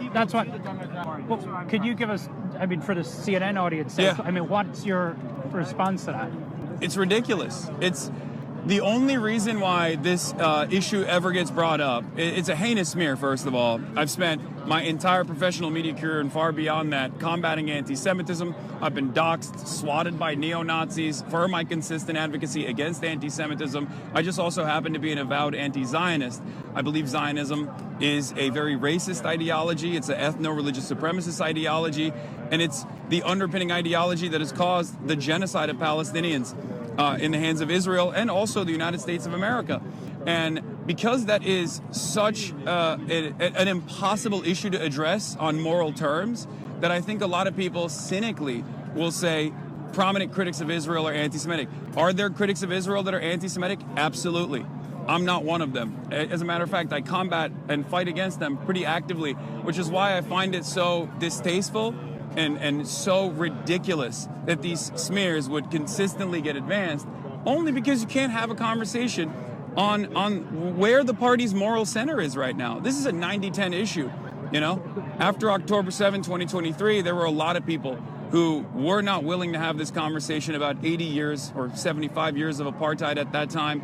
But now, after 2.5 years of Israel's unlimited bombings and genocide, a lot more people are aware about exactly what was going on in the regular lives of Palestinians living under this crippling apartheid on a good day, right? But two things that keep getting brought up is you said America deserved 9/11. Yeah. Damn, they did you right. I'm kind of shocked it wasn't cut up. I mean, I don't know how much of that will be placed on like regular CNN, but it's Donnie is not Donnie's not gonna fuck me up.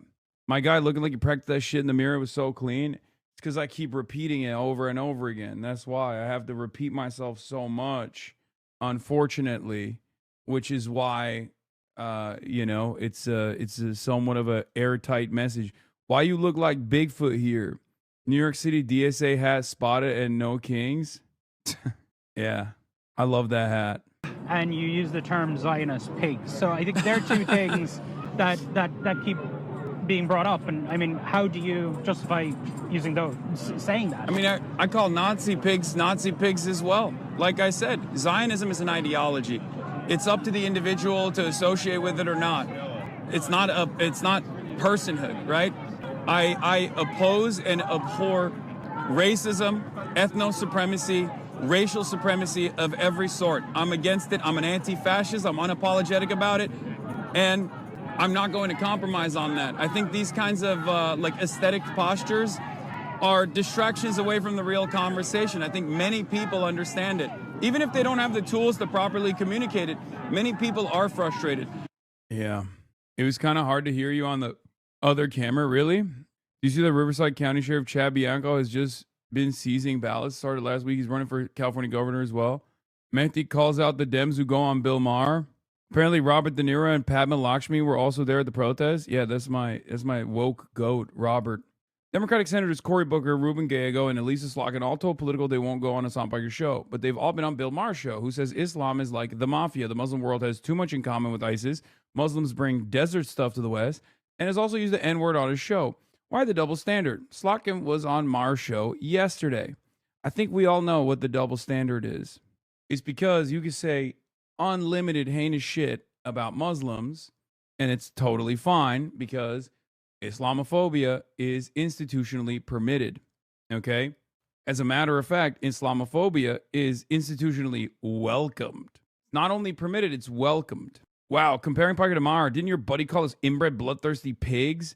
Piker didn't call glorify murdering. This guy got so horny typing this out. It's got to be a bot, right?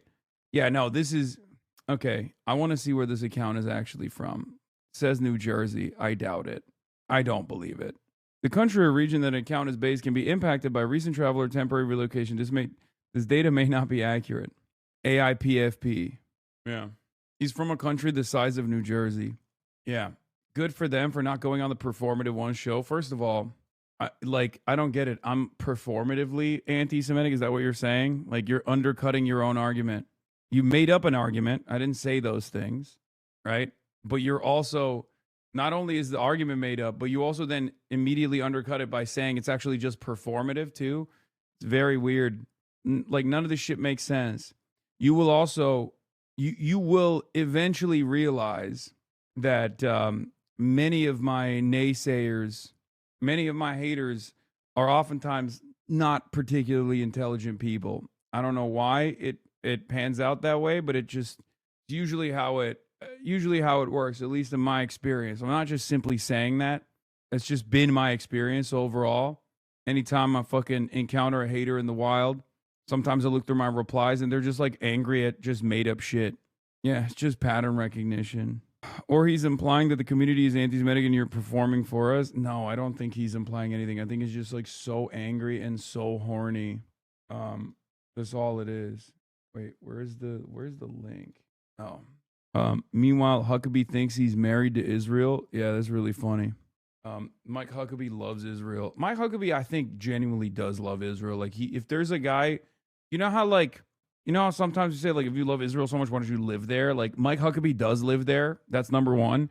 And he's the one guy that you can't actually be like, if you love Israel so much, why don't you marry it? Because he would be like, I would marry Israel. Like, I would, he'd be like, I sacrificed my firstborn for Israel. I love Israel so much. I would marry it. I wish I could marry Israel. Israel. Is he Jewish? No. He is the one constituency in this country. Like, obviously there's a lot of Zionist Jews, but there is one constituency in this country that has, one, outsized influence in politics, and two, is way more zealous, demonstrates way higher degrees of zealotry. Evangelical Christian Zionists. Okay? They get virtually no pushback for how much they ride for Israel and how, like, what the severity is, the severity of the tone. It's wild. This isn't to say that, like, there aren't, prominent Zionist Jews, right? They obviously are, right? A lot of Jewish institutions especially will openly associate with Israel, openly promote Israel, which I think is very damaging, even if the Jewish people are not of one mind. But most people's understanding is like, oh, this is like a Jewish thing. It's a lot more of a Christian thing than it is a Jewish thing, I promise you. This isn't to take away the responsibility from Zionist Jews either, for the record. I'm not doing that at all. But I do have to explain to you that there is one group out there that rarely ever gets the attention, even though they play a massive role. You're finally getting some institutional support for these Islamophobic attacks against you? Oh, Care National? Hell yeah. Even a bigger problem, what is Senator Slotkin doing on Bill Maher's show? A few days ago, Senator Slotkin condemned a Muslim Democratic politician for associating with Hassan the Hun, yet she has no problem associating with Maher, a man with a long, clear, and indisputable history of anti-Muslim hate. The double standards that American Muslims face, even from a senator who represents one of our nation's largest Muslim populations, are truly remarkable. If consistency means anything to Senator Slotkin, she should denounce Bill Maher's bigotry and apologize for embracing him.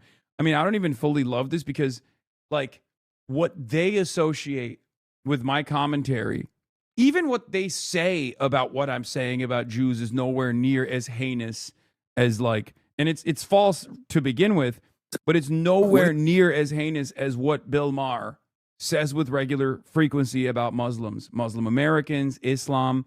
Like, it's unbelievable. Did not know that Stephen A is actually a bit of a maniac defending APAC on the war and the war on Iran. Bizarre.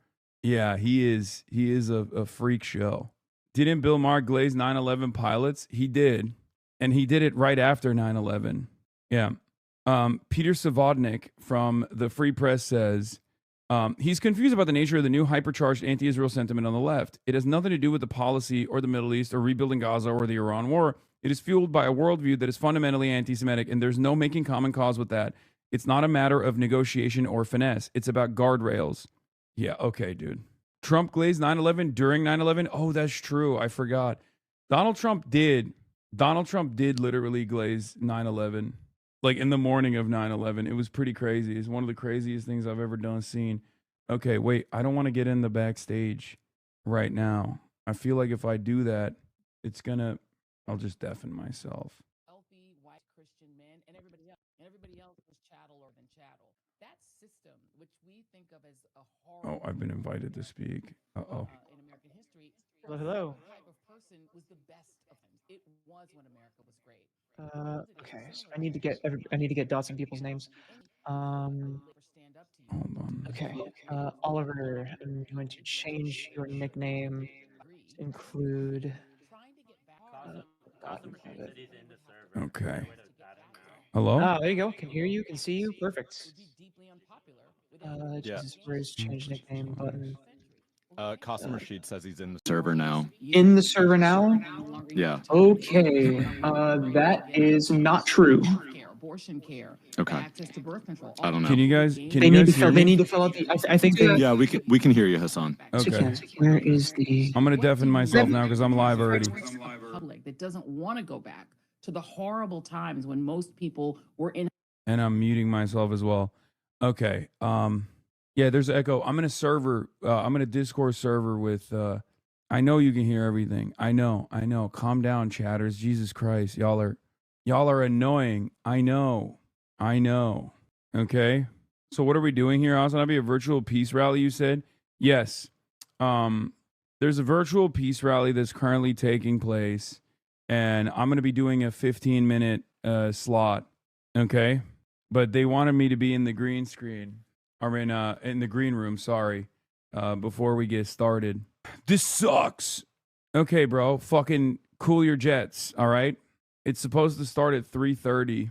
And I'm, hold on.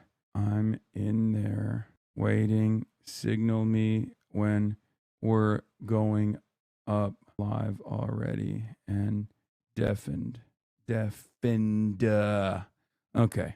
So I'm gonna play some Subway Surfers or cute animal videos. Okay, everybody, calm down. I'm gonna do 15 minutes in this peace rally. I did see Aaron coming to my defense. Yes, anti-Israel sentiment is hypercharged zealotry as compared to me, who works for Hasbro Inc. and calls any critics of Netanyahu anti-Semites. Mind giving chat a shout out during the presentation? Oh, 6:30 my time, 3:30 in like 3 minutes. We're gonna go up. Okay. Is progressive socialism a thing? Yes, it is, but this is not that. But there are a lot of socialists on this. But yeah, I'm gonna be on with Oliver Larkin and Hartzell, and we're gonna be talking about building an anti-war movement in Cuba convoy and international solidarity. Okay, on the virtual peace summit. You didn't write your speech again. It's not a speech. It's a convo with two other candidates that are running. No Flame, do you think you might be laying it on too thick when you spoke with CNN by using certain language like unapologetic? Wait, what? Yeah, I am an unapologetic anti-Zionist. I'm also unapologetic in combating all bigotry. Did you see Matt's tweet? Yeah, I did. It's so funny. You guys were clearly not in the car ride when we were talking about all this stuff because I addressed all of this stuff in the car ride. Yes. Hearing more about Hasan Piker than ever before. Seems he's a big player in the Democratic Party. So no gaming? Maybe later, chatter. Just kidding. It's not happening. That's the 5K to the left? Yeah. Crimson Desert Day? Okay. Will you try Resident Evil 9? No, I will not be doing that. Hold on. I'm going to grab my Zins real quick. I'm a Zinfidel. You lie as easily as you breath about gaming. Yeah, it's true. I do. HasanAbi Jr. Damn. Just 100 big bones. That's crazy. Labubu night when? Labubu night forever. Okay, your main stage audience, when you're invited to join, that's your segment. So it's now? Okay. All right. knows how. Robert, it says failure to load camera. Okay. From Discord. Okay. It seems it's working. How about now? Well, on our end, it's working. Or I'm gonna mute them for now that so you guys can't hear them. But I'm on the backstage before the main stage now. Or I'm in the audience, I guess. Good to leave. Is everything okay? Okay, they're literally doing like technical stuff. I'm in the back rooms, they're doing technical stuff. They did not factor in how this would be live streamed on my end. Hasan figuring out Facebook. No, it's not even my fault. It's not even on my end. They're moving. With the Democratic Party base. So they have gotten more strategic and sort of savvier in the way that they mask their money. And so perhaps you could speak to that, because I think it's really important for people to understand. It's not enough anymore just to ask politicians if they won't take APAC money, because there's a variety of strategies that they're deploying to make it so that it isn't technically APAC money, even though it's coming from the same set of donors. And you saw that directly in your race. Yeah, absolutely. So, I mean, I saw it when I first ran for this seat in 2022, when it became the most expensive primary in North Carolina's history, with APAC coming in with over $2 million, and crypto billionaire Sam Bankman-Fried, who's now in jail for fraud, came in with another $2 million. And then 2026, this election, we saw that shift from a lot of the work that Casey and Track APAC has done of educating folks, and just the local grassroots pressure that we were able to put on Representative Fushi, that at the end of 2025, she finally said that she was no longer going to take support from APAC, even though it took 3 years into the genocide. It took her flying on an APAC-sponsored trip to Israel to take pictures with Netanyahu, sending billions of our taxpayer dollars to fund a genocide, for her to even take that stance. But it wouldn't have happened if it weren't for this education piece. And since she'd taken that pledge, and we had been able to outraise her, out-organize her in every way, that in the last week before the primary, that was when the establishment was kind of like, oh shit, like, we're about to lose this seat. And we saw over $2 million dumped in the last 5 days of this race from the AI lobby of Anthropic, whose technology has been used in the strikes on Iran, whose technology was used in the illegal invasion of Venezuela to kidnap their president, as well as through these shadow PACs, where essentially APAC is setting up, or APAC-aligned donors are setting up these PACs to funnel in their donors into races that the candidate has said disavowed APAC, or that they know that it's going to cause backlash. And we saw what they did in Illinois with the Elect Women, the progressive change PACs, the way that they were spending on behalf of another candidate to take votes away from Kat Abu Ghazali. The way that they were working, but also it backfired for them there, because we saw that their preferred candidate of Fine didn't make it through. We saw the same PAC that was used in my race. It's called Article 1 PAC. Is the same group that spent in against Ana Lilia Mejia. And what's unfortunate is that within our Democratic Party is that our establishment doesn't seem to realize that the base is just against war in general. Like the narratives that we hear from folks are like, oh, well, we're against Trump's war. We're against Trump's invasion. And it's like, yes, we're against that, but we're against any war. Just if the president was a Democrat, we wouldn't be for the war then either. We wouldn't be for us using our taxpayer dollars to bomb children. And unfortunately, and this is one of the reasons I run, is that there's such a deep disconnect between our elected leaders at the federal level to the people and the human beings of the West. And that's why they're able to just send these billions of dollars, write these blank checks to send bombs, to destroy hospitals, destroy schools, tear apart families, and then turn a blind eye. You know, my opponent, Representative Fushi, and there were several forums when she was asked about her funding and support from APAC. And in one of the forums, she was questioned about, why did you take this money? And her response was, well, I didn't know who they were. How do you take over $2 million from an organization and not know who they are? That is so incredibly dishonest.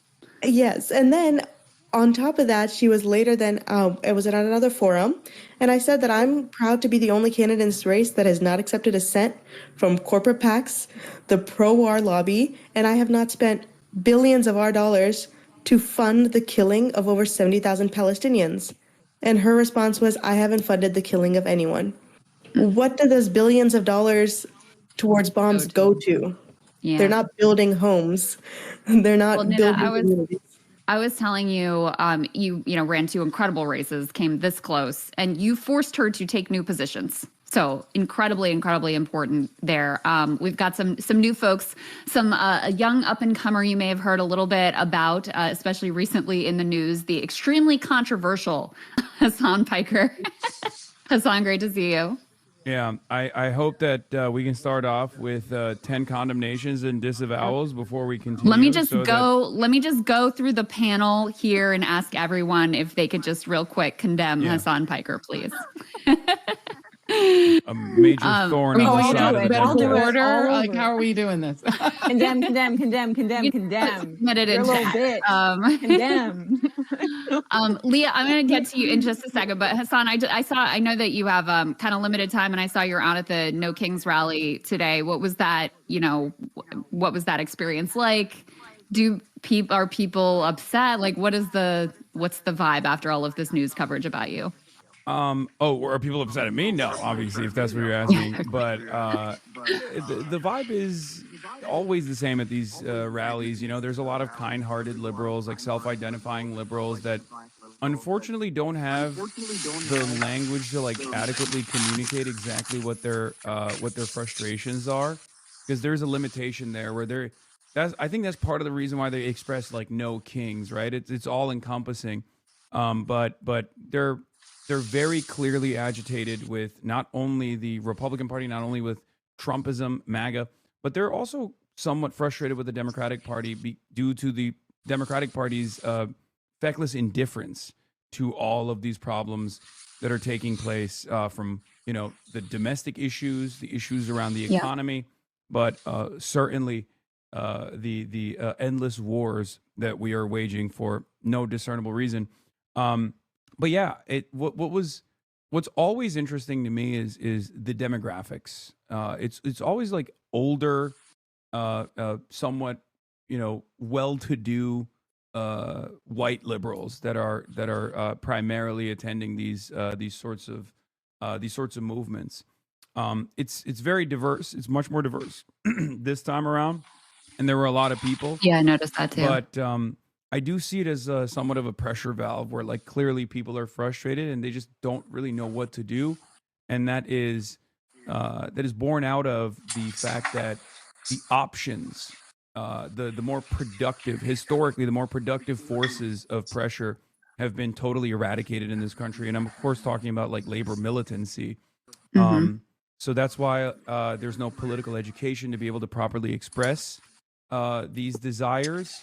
And there's no real like pressure point that they can lean into that revolves around organizing. So we just kind of walk around the street a little bit, bang some drums, and feel a little bit better about ourselves. Now, to say all of that doesn't mean that this is utterly unproductive. I'm not criticizing it at all. I think it's always great when people go outside and show that they have the numbers and show this administration that is somewhat responsive to big crowd sizes, as we know. That there are a lot of people who hate them. So it was good. Yeah.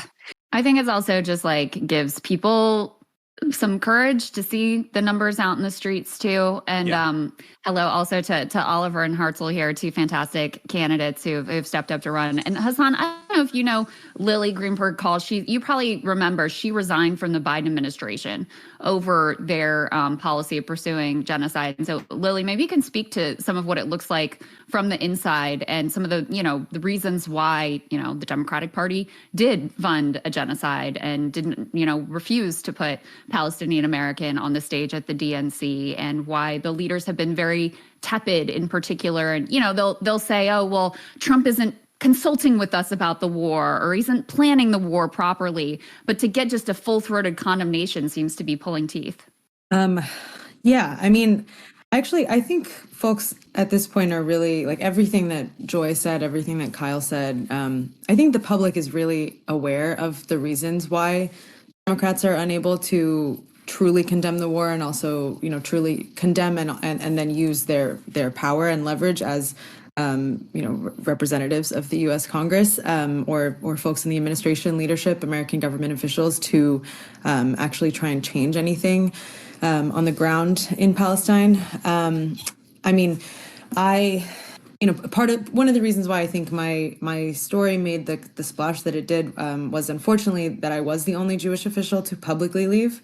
There were some folks who left privately, and I wish that they had shared why they left and used, what felt like an important role that Jewish Americans have to play, and especially Jewish Americans in government. But also because that I grew up very pro-Israel, and I used to be involved with APAC when I was young, because that was just what my community did. If you cared about politics, which I did, because I was a nerd, and if you cared about Jews, in particular, you were pro-Israel. It was whether you were a Democrat or Republican, it didn't matter. And for me, also I grew up in San Diego in a more conservative community with a lot of Republicans. Israel was kind of the one thing that we could agree on. And so I spent a lot of time in that space and started to change my mind as I got to college and got to actually meet Palestinians and, be confronted with the reality of the history of the state of Israel that I was only told, very propagandized, very whitewashed history of. But also as Trump was elected and it became very clear to me, I was like, why am I sharing space with white nationalists and with Christian evangelical right-wingers who, and why do these people feel empowered to tell me what to do, right? To tell me not to walk out of an APAC conference where Trump is speaking, which is something that really happened. This guy with a giant wooden cross looked at me and said, "This is really not polite of y'all."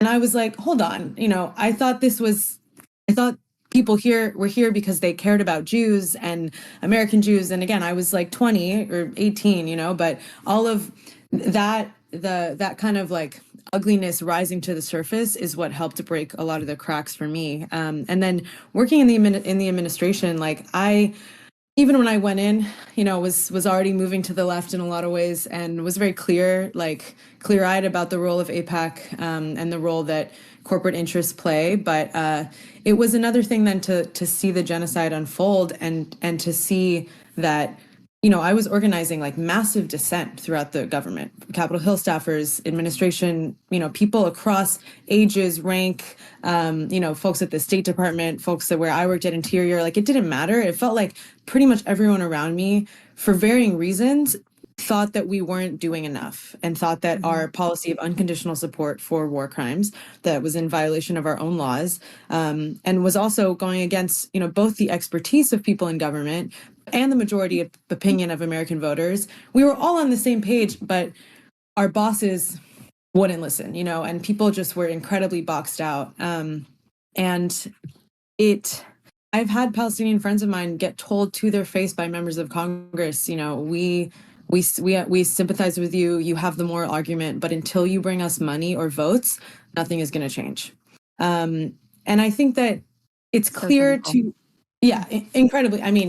How if you want people to care about government or care about democracy, that's a really good way to do it. But I think it's very clear to everyone now that APAC, functions as a right-wing organization, and that it's a combination of industries, as y'all were saying. It's tech, it's AI, it's defense contractors, but it's also just the corporate powers that be. And it has, nothing to do with protecting Jewish safety, of course, and nothing to do with protecting the interests of the American people. And it's not even just about foreign policy, because all of these things are connected. Our war economy lines the pockets of billionaires here. Tech makes a lot of money, in the ICE and deportation and incarceration system. All these industries profit from forever war and incarceration and deportation, and those are the people who give the most money to our representatives. And because of the way our political system is set up, which needs to be fundamentally changed, the people who give that kind of money are the ones that people in power listen to.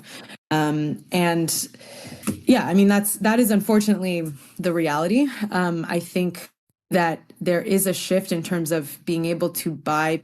It is harder now, and it will continue to get harder to buy people's votes because we have access to internet and social media and the kind of platforms like the one we're on right now that help people break through some of the mainstream media and just like lack of education and lack of political education in this country. But that's also why these like mass mergers of all these media companies are going through, and why someone like Jeff Bezos even wants a newspaper in the first place, because they want to control the flow of information that reaches voters. And that's one of the reasons why I don't know how familiar people are on this call with the organization called A New Policy that was founded by two of the other folks who resigned from the administration. But I'm doing some work with them and supporting them because I do think it's going to take a combination of outside pressure and people who know how to play the inside game, and to like really change the politics around Israel, Palestine, and create those new incentive structures within Washington. Well, we really admire you for the journey that you took and also the courage that you showed to come forward. It was incredibly important, and for the work that you're doing. And Lily, Casey, Joy, Nida, thank you guys so much. I could talk to any one of you guys for like the whole night, but we have a million guests in the lineup. So thank you all so much. Love you guys. Great to see you. Thank you so much.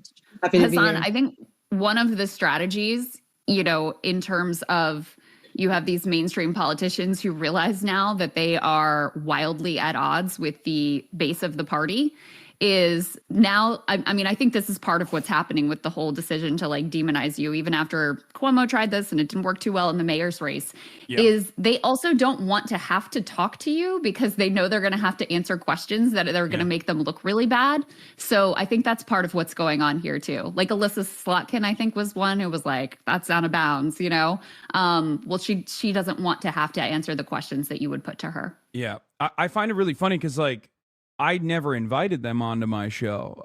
They're just like saying that they refuse to talk to me ahead of time, and it's very funny because like there are some establishment liberals that have wanted to come on the show, and I've kept it private in the past, but one of them actually happened. My refusal happened in front of a New Yorker journalist, and I didn't realize that wasn't off the record. So that's. If you want to find a name, I'm not going to say it, but it's on a New Yorker magazine article. Now, what's interesting is you nailed it. These guys don't want to have that conversation at all. And I think what they are trying to do, what they think is they're operating with an old guard mentality where they think like, oh, it's very prestigious for a random Twitch streamer to appear alongside a politician. It's giving them credibility. It's very prestigious for a random Twitch streamer to get favorable media coverage from legacy publishers, like the New York Times. We went to the Vanity Fair's Oscar party. Like, we have to do something about this.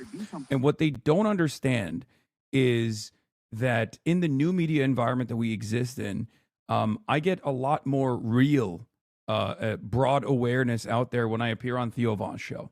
That's just the reality. The eyeballs and the attention are, maybe fortunately or maybe unfortunately, in the hands of people who are in new media, which don't have these similar attitudes, don't have this kind of like a gatekeeping perspective.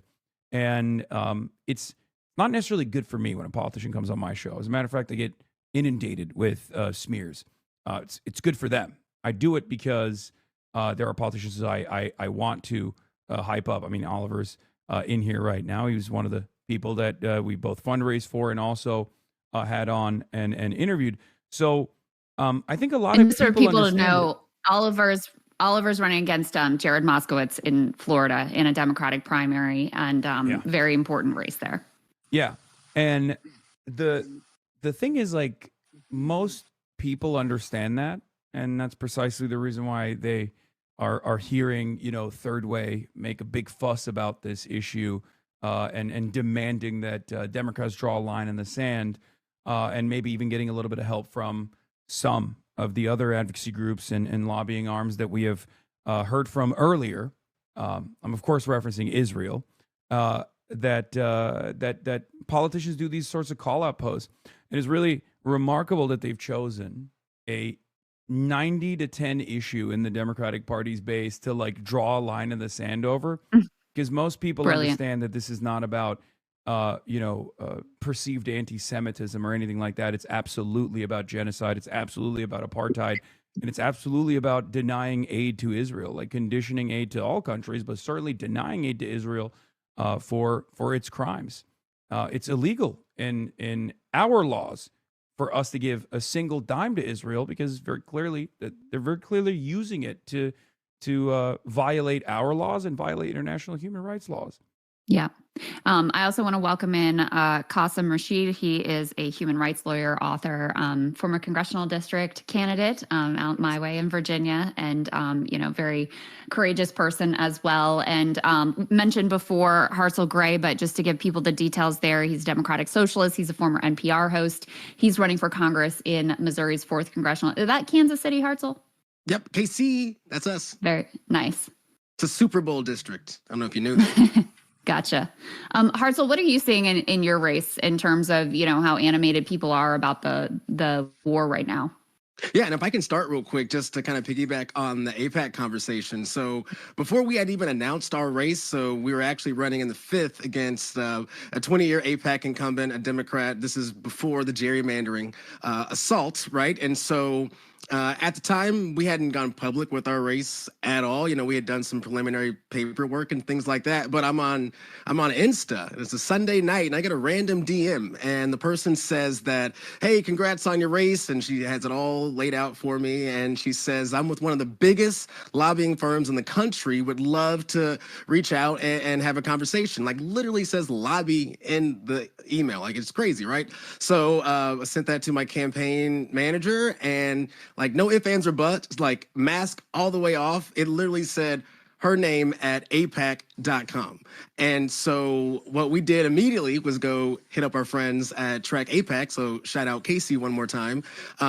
But it is just another example of trying to buy off another black face to shill and stump for a genocide and an apartheid and an ethno-national state. And so this is the kind of game, and to them this is a game, but it is a real life, it is our lived experience for us, but to them it is just a pawn, a chess piece. And at the time, by the way, Cleaver is an APAC candidate, the 20-year, 80-plus-year-old incumbent. So they are still going to hedge their bets for the young black dude as opposed to shilling for Israel with the old black dude, right? And so that is just right off the bat. I want to just say how much like this is an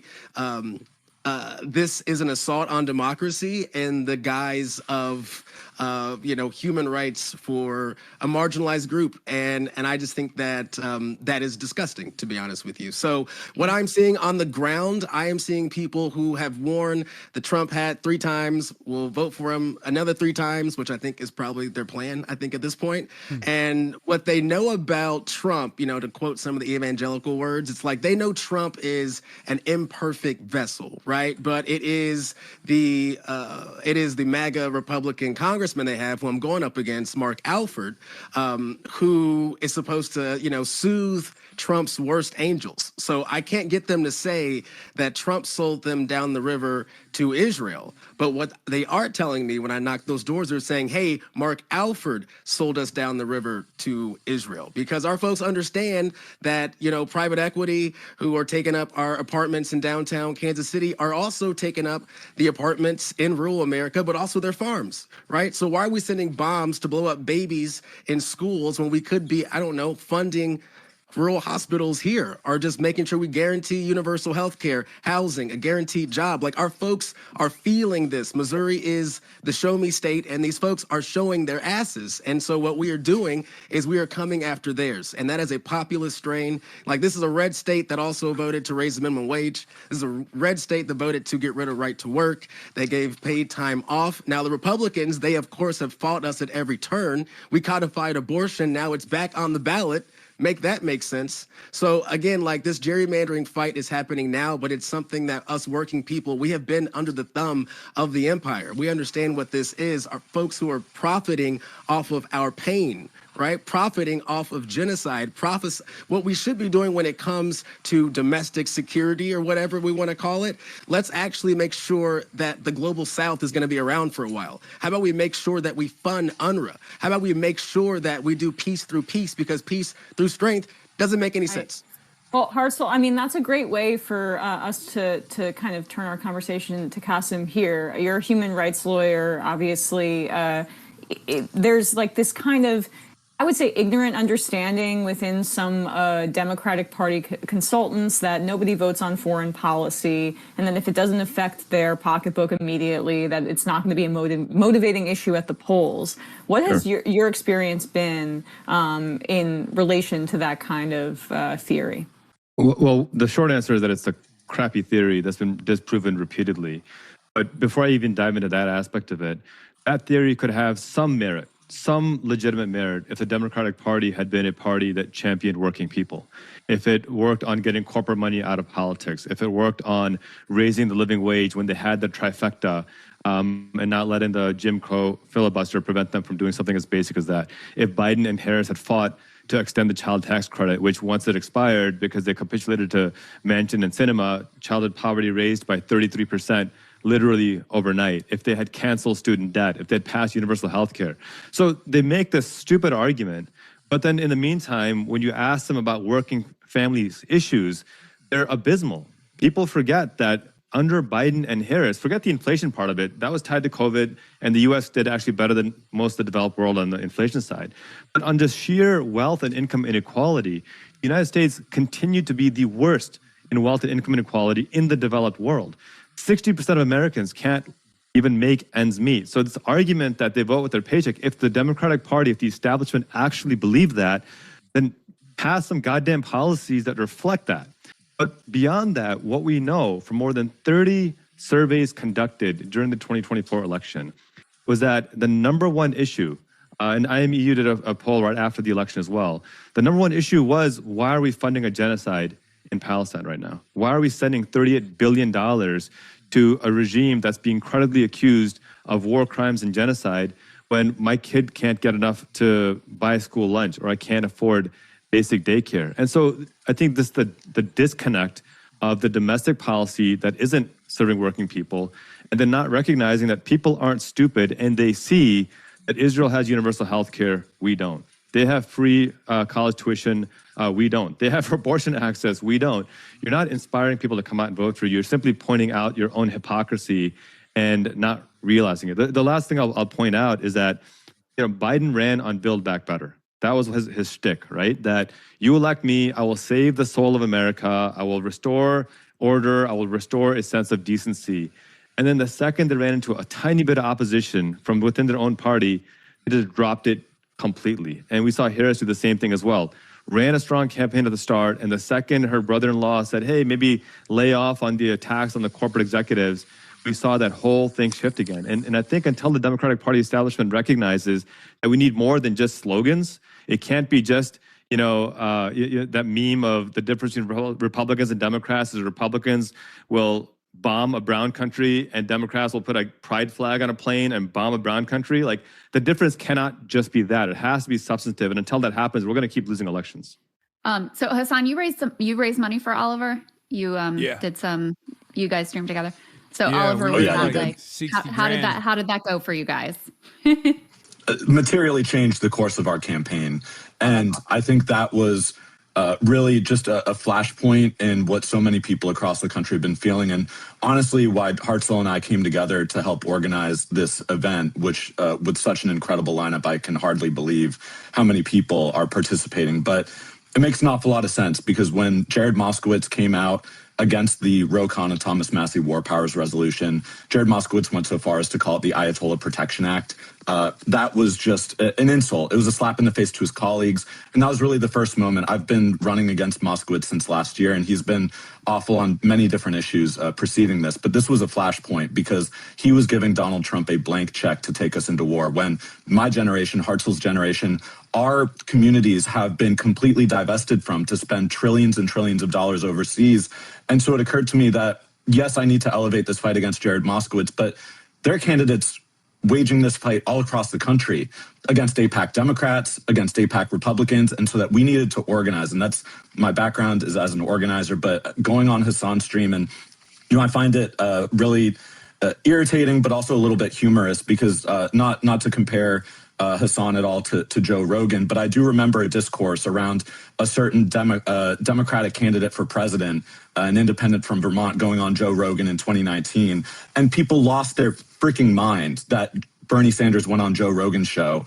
And then fast forward 4 years, why didn't Kamala Harris go on Joe Rogan's show? So I can see a scenario where people are scolding Democrats for going on Hasan's stream now, but this is a platform that is going to be decisive in 2028. The online space, Hasan's, speaking truth to power, like calling out the genocide, calling out the neo-colonial apartheid state of Israel. This is becoming a bipartisan issue. I mean, we ran a poll in our district earlier this month, and for those who aren't aware, I'm running in sunny South Florida, one of the hotbeds of APAC candidates. I'm running against Jared Moskowitz. We've got Debbie Wasserman Schultz right next door. There's this perception that South Florida is uniquely different or uniquely less caring about sending U.S. taxpayer dollars to bomb children overseas and to perpetuate a genocide. We ran a poll, and by a 2-to-1 margin, people want to condition, reduce, or completely eliminate military aid to Israel relative to those who want to continue funding this genocide as Donald Trump drags us into war, as Israel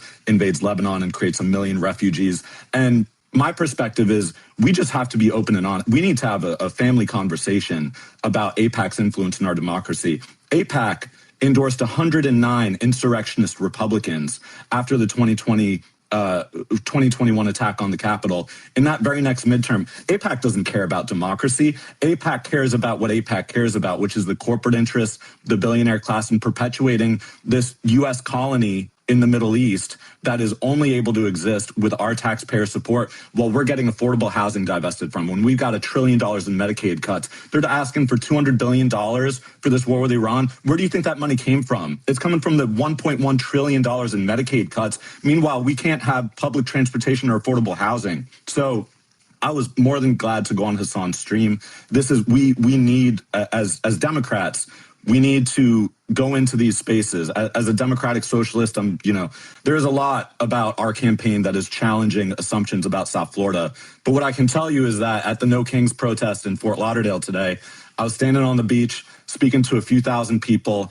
And when I said South Florida deserves our Zoran Mamdani too, we deserve democratic socialism in our community too, because the working class is all across the country. The working class exists in blue districts, in purple districts like ours, and in red districts. And if we just speak to that, if we speak honestly and authentically about our experience as working people, I'm 33 years old. I never even ran for student council, but I'm doing this because our country needs to change. We need to change, and this Democratic Party needs to change. And so that's maybe putting a pin on it, but I would very much encourage any candidate that is curious about going into these spaces, do it, because this is a community, the online space, this is decisive in our elections now. This is where people intake information, they build community, they process information, they disseminate it.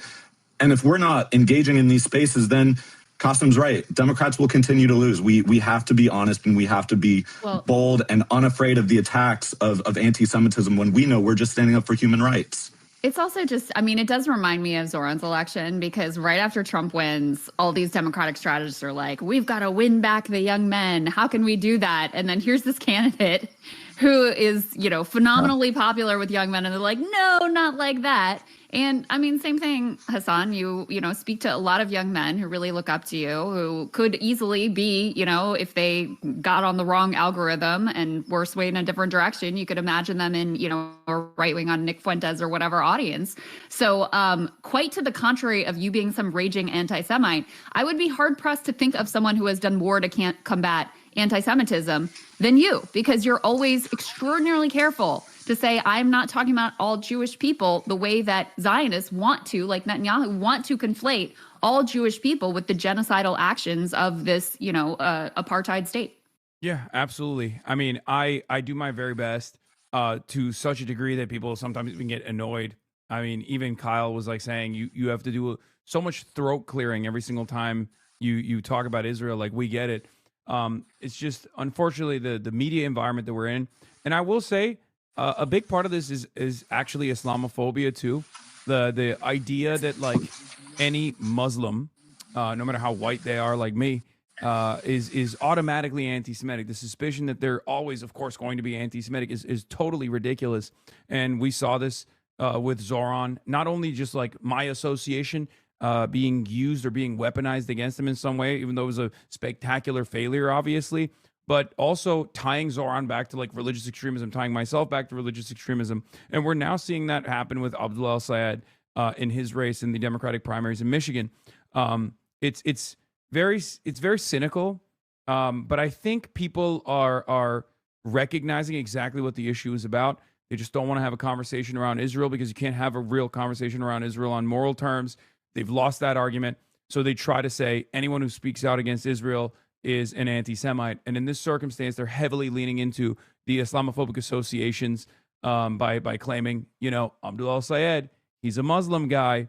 What does that mean for you? How does that make you feel? And what's really remarkable about that race is that this is the exact same issue that took place in the 2024 election.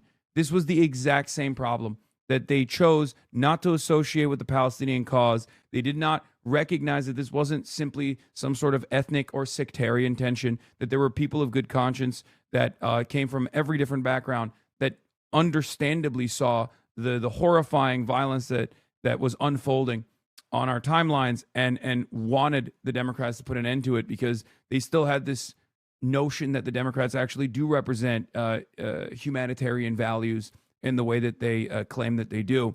And they lost that election because they didn't want that tent to be so wide that anti-Zionists could be a part of it. They wanted to expand that tent, as they always do, to the Liz Cheneys of the world, to Bill Clinton, to bring Bill Clinton and Richie Torres to Michigan only a month out from the general election. What a spectacular failure that was. So it's remarkable to see Haley Stevens, who was already an AIPAC stooge, obviously, but then also Mallory McMorrow now trying to like move into that lane in this like very not so subtle way by drawing a line in the sand. What do you on a think is 90-10 the play issue. there?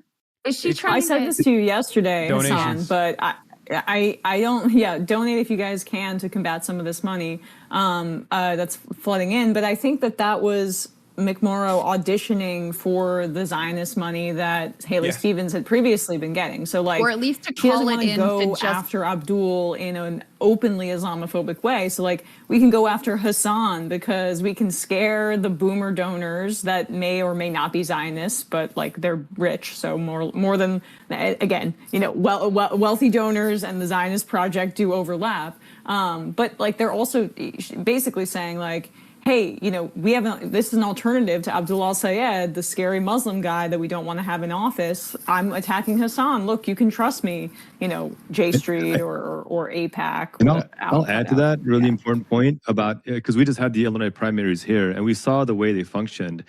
$22 million AIPAC spent in this primary, 22 million. The number of times they mentioned Israel, 0.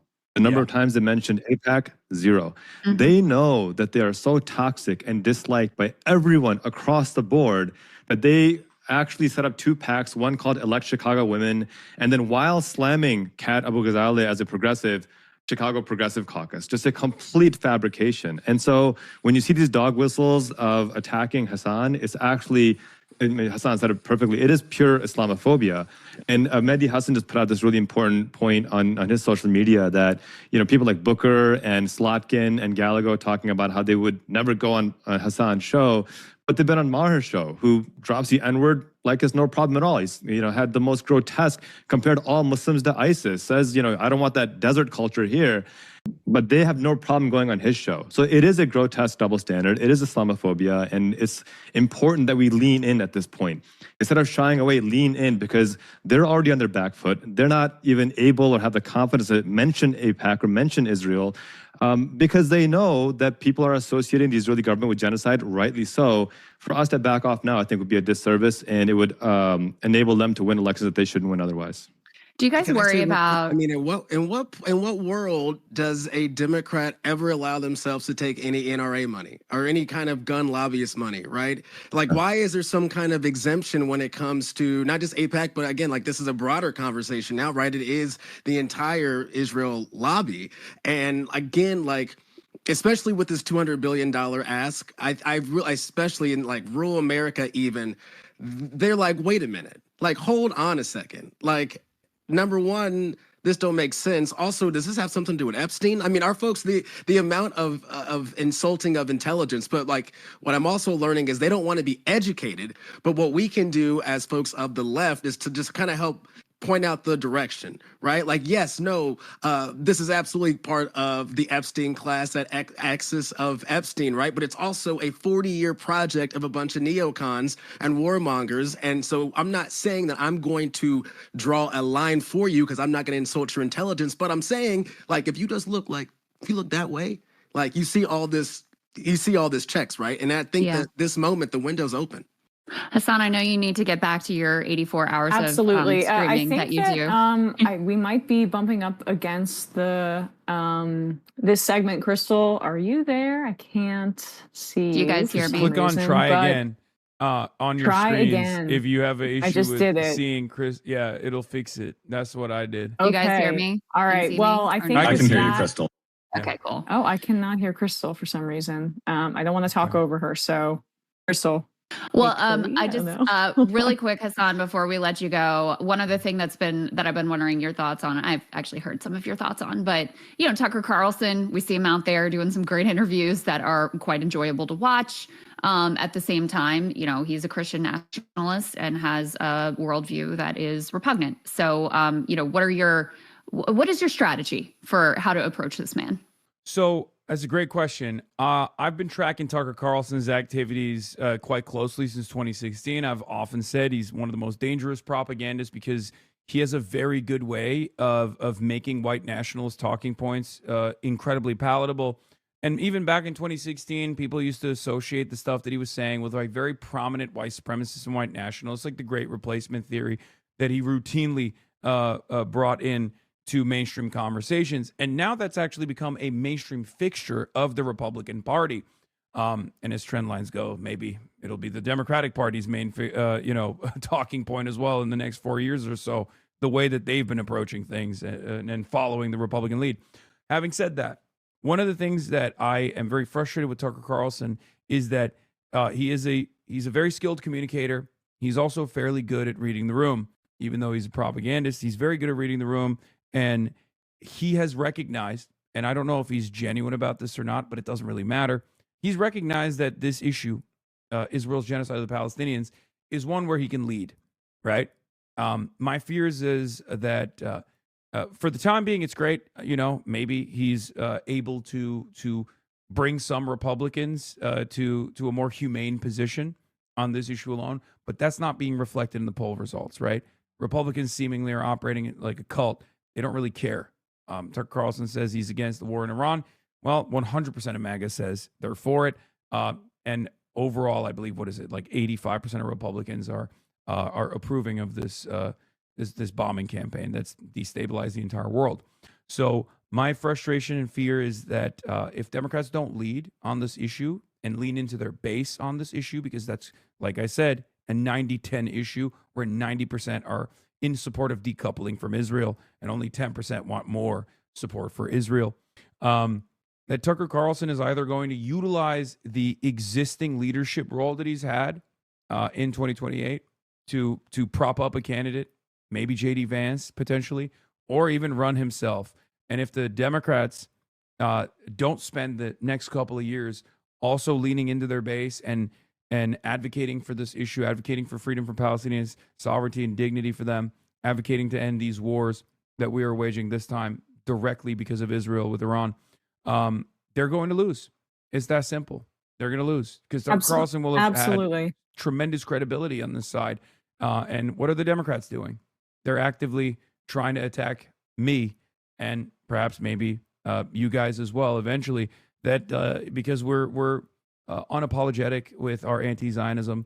We're unapologetically anti-genocide, and they're so scared effacing their base, that they don't even want to recognize that someone like myself, I'm just a megaphone. I'm just a platform for the masses. That's the reason why I'm popular, because I have the same frustrations that many Americans do, and I'm just simply able to communicate it to this audience.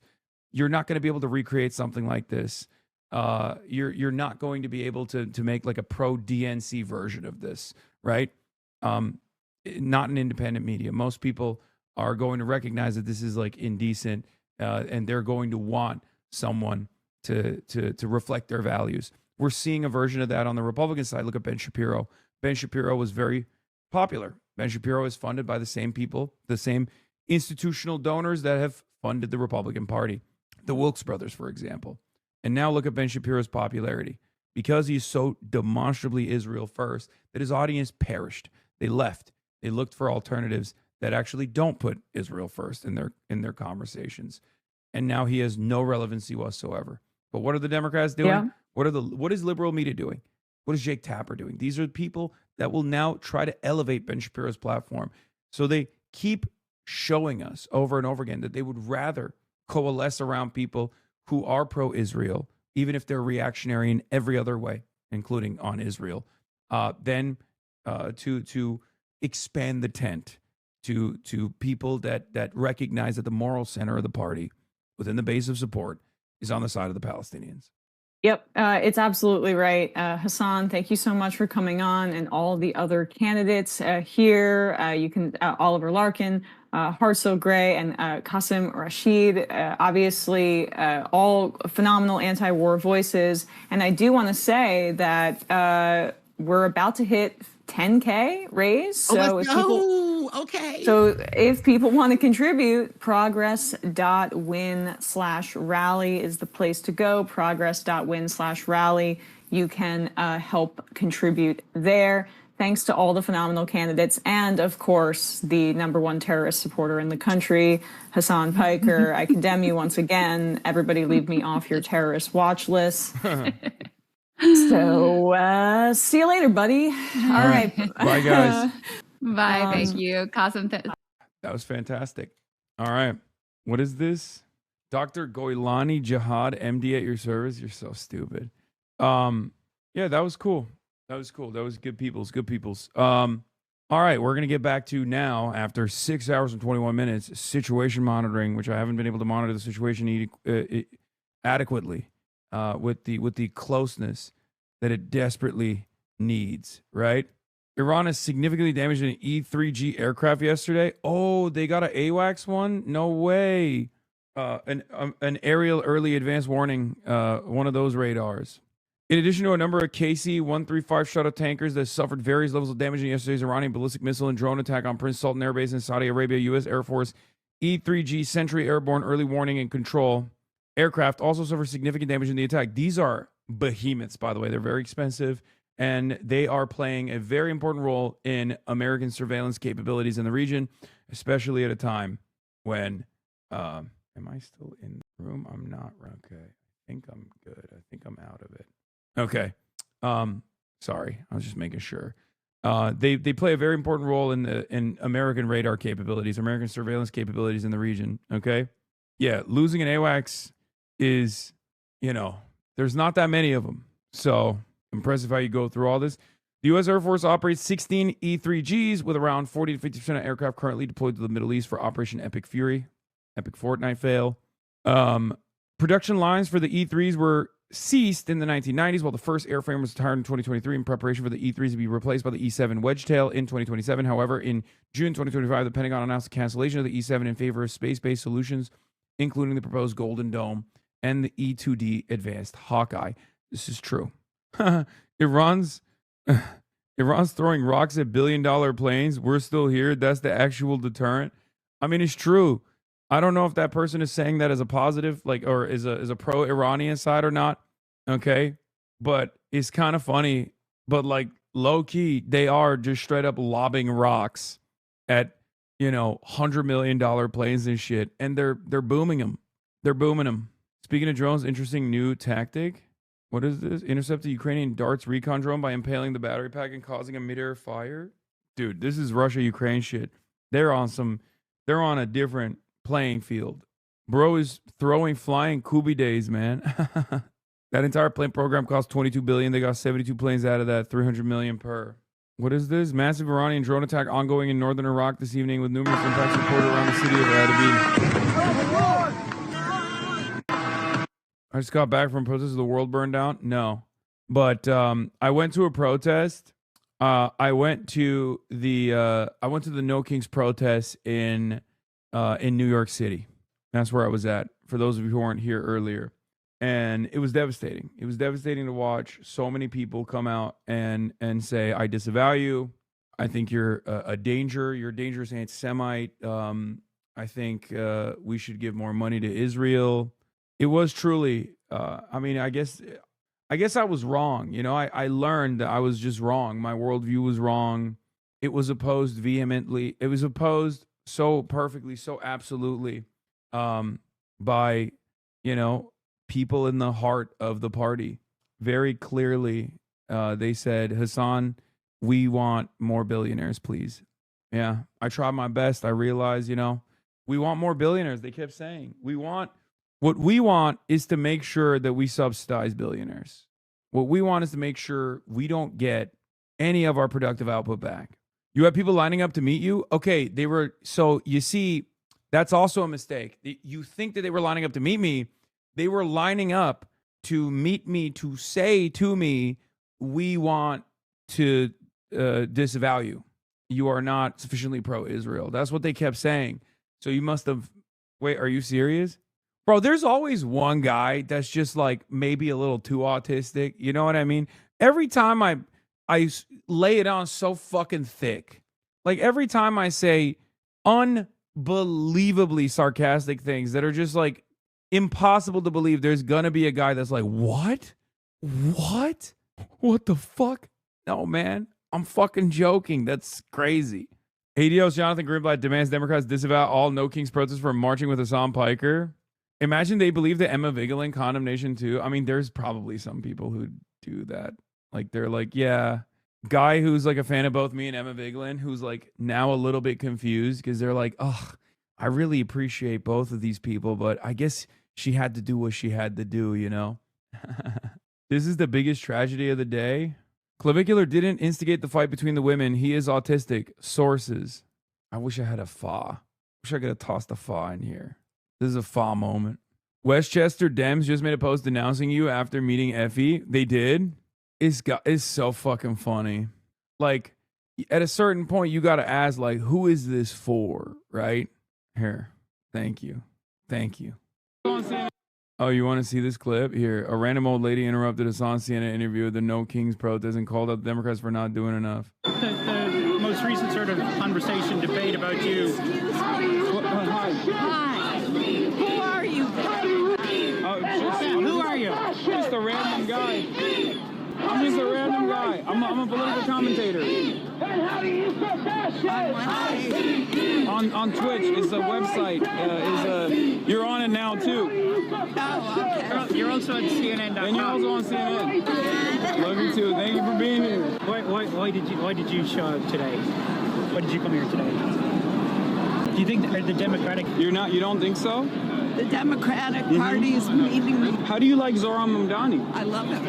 That's all. Didn't even fucking skip a beat. Boom. I love him. Boom. Awesome. Hell yeah. Nice to meet you. Okay. Nice to meet you. Thank you. Twitch is a website. Twitch thankful for making you the poster boy a few years ago. Bitch, the way they treat me nowadays, I should be literally telling them I'm a YouTube streamer, okay? I should be telling anybody who asks me what I do for a living, I'm like, I'm just a YouTube streamer, That's the mom you ban probably? Nah. She doesn't know your name. She'll never find you online. Dog, I don't think she's going to find me online, okay? Actually, that's not even true. I think she will find me online because there's so many people have already seen this clip. This clip is going super viral. Look at this. It already has like 19K in like, 3 hours. So it's someone from her immediate family. She is a queen. Show the snub. She don't got internet. Yeah, she is a queen. Yeah, we got to get this on my TikTok. What is this new word? Is it the towers? Going up to girls and saying, "Damn, you're like by yourself." Maxing might be the new. He starts method. looking right away. What does that smell? Damn, you're like by yourself maxing. I feel bad. You okay? That's crazy, bro. Put this man in jail. Keep this man in jail. Keep this man in prison, bro. Supermax. Supermax. God damn. What the fuck is this polymarket funded bullshit? Yeah, bro, because I said no to their money one time, then they never let it go. They never let that shit go.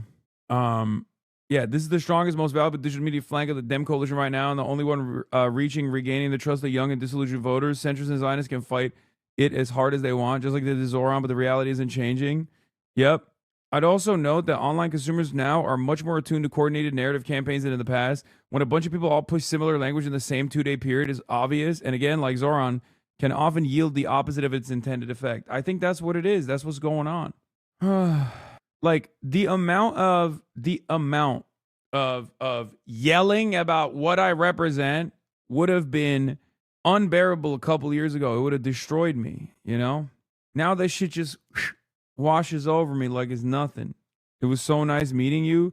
There were so many people crowding around to say hi. I had to remind myself Hasan is in fact very famous and not just my close personal friend that only me and my 3 friends know. That's so funny. Establishment Dems think they don't have a worse approval than Trump. Bro, they're living in la la motherfucking land. Yeah, also, more to the point, all these guys are feigning outrage about Piker's 9/11 comments while they go on Bill Maher, who is famous, above all else, for praising the 9/11 hijackers. Yeah, but now he's Islamophobic and pro-Israel, so it doesn't matter. That's the whole point, right? After the virtual event, compared to the Dems' new faces slate, no, I don't want to see that. I don't want to see that. I don't want to see that. It's going to bum me out. It's going to fuck me up. I don't want to see that shit. All right. Is there for you run out of fuel, come home, you've got to turn the whole thing around, service it. If you can stop at a gas station in the sky, plug in, gas and go, and then go on again, you can do 3 or 4 trips on one sortie, and therefore that's why they're called a force enabler. Now, I have to skip this. A significant escalation in a region already on high alert. The Yemeni armed forces, with the help and the grace of God Almighty, has done its first military attacks with a barrage of ballistic missiles against sensitive military targets in the south of occupied Palestine. And with that attack, Yemen's Houthis entered the war, making this Israel's 3rd active front. The Israeli army says air defenses intercepted 1 missile before it reached Israeli territory. It comes as domestic tensions are emerging. Israeli military officials are pushing back against the government's strategy in southern Lebanon. More troops have been deployed to expand what it calls a buffer zone, pushing deeper into Lebanon. Media reports suggest the army's chief of staff is concerned by the continued exemption of ultra-Orthodox Israelis from conscription. In Israel, the Houthis' decision to join the battle is seen as a retaliation to strikes on Iranian nuclear facilities and an attempt to strengthen. Westchester resident, I haven't seen any posts condemning Effie meeting with you. I'm sure it'll come eventually, but I'm not sure what the other chatters saw. Iran's position in indirect talks with the US to end the war. It's also a message from the Yemeni group, an Iranian ally, to Washington. With exports through the Strait of Hormuz largely blocked, maritime traffic in the Red Sea could be next.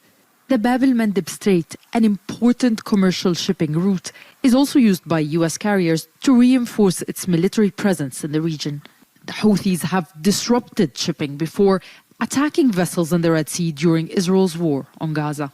It's no secret that any escalation to prolong the war serves Israel's political and military goals.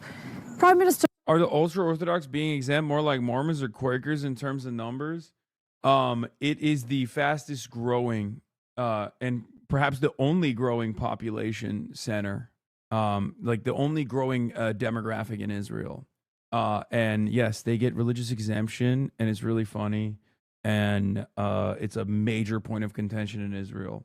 Major point of contention in Israel. Benjamin Netanyahu has been careful not to defy the US president, but he has repeatedly stated that... Yeah, I don't think that he's been careful of not doing that at all. I think he's been doing that. Let's be real, you know? Israel would totally dismantle not just Iran's nuclear facilities, but its... Mormons have no doctrinal belief in avoiding service. What the fuck? Yeah, I don't know why. I think that chatter meant Amish or Quakers, maybe. Like, because I don't think Mormons refuse to serve in the military. Ballistic missile program and even its military. And these Israeli goals do not appear to be aligned with those of the US. A potential end of the war or even a ceasefire is concerning to many in Israel. And that's why Israel is expected to keep trying to jeopardize any diplomatic progress and push for further escalation. Nida Ibrahim, Al Jazeera, Ramallah, Palestine. Jawad Abu Nasser back in the arms of his mother. Yeah, I'm gonna skip this. I don't want to watch this. It's too devastating. We've already covered this, but it's very interesting that Sky News and Channel 4 is now covering it as well. I've already covered it. I'm not going to cover it again, but I'm glad that Western media is picking this story up and covering it. It's an unbelievable and yet ongoing and fairly commonplace form of torture. I mean, it's just like expected from Israel. If there's one country that you would expect this from, it's definitely Israel. As a French communist, it's with a grain of salt that I realize that the only internationalism I witness is us watching the 3 Mondial capitals war take shape. Courage, camarades. Rifles aimed directly at us. Israeli soldiers order us to the ground.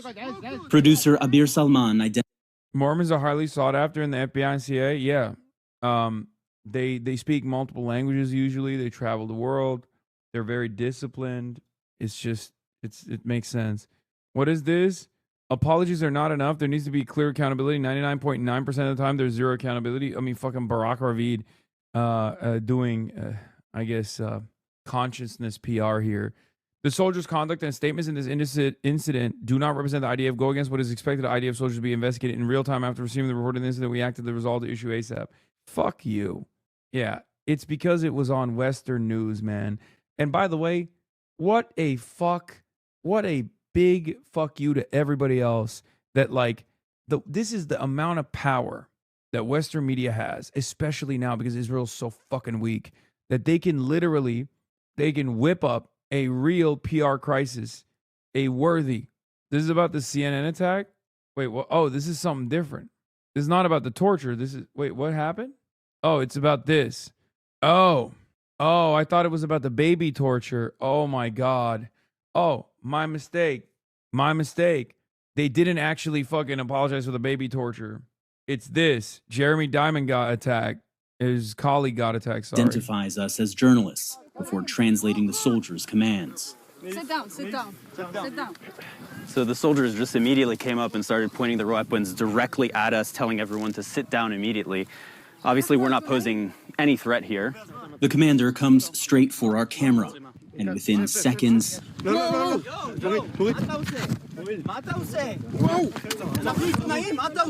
a soldier has just put photojournalist Cyril Theophilus in a chokehold, forcing him to the ground.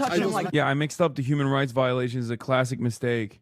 It's a classic mistake with Israel because they do so much so frequently with impunity. It's tough. It's tough to figure out exactly which human rights violation they're apologizing for. It's already a unique incident when they do apologize for it at all. Don't touch him like that. Give me my phone. The soldier who assaulted Theophilus continues to demand he turn off his camera before another smacks my phone. We've come to the West Bank village of Taysir, where Israeli settlers have established an outpost considered illegal even under Israeli law. And yet here... Dude, I mean, this is like... They've gone up the escalation ladder, right? Like they've killed hundreds of Palestinian journalists. In the eyes of the Western world and even the Western press, it means nothing. Let's be real. They don't consider, like, they're animals, right? And they don't even fucking consider Palestinian journalists to be their colleagues, let alone human beings with lives.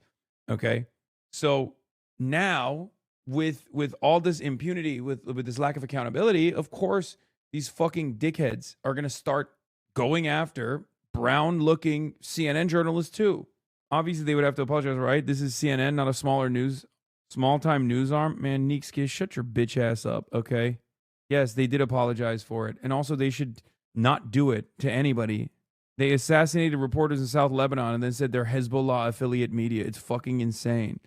Israel carried out a targeted strike on a vehicle in the southern town of Jezine, killing Ali Shoaib, correspondent for Al Manar, one of the most prominent and widely followed reporters covering the South, and Fatima Fatouni, reporter for Al Mayadeen, along with her brother photojournalist Mohammed Fatouni, and Shoaib's son.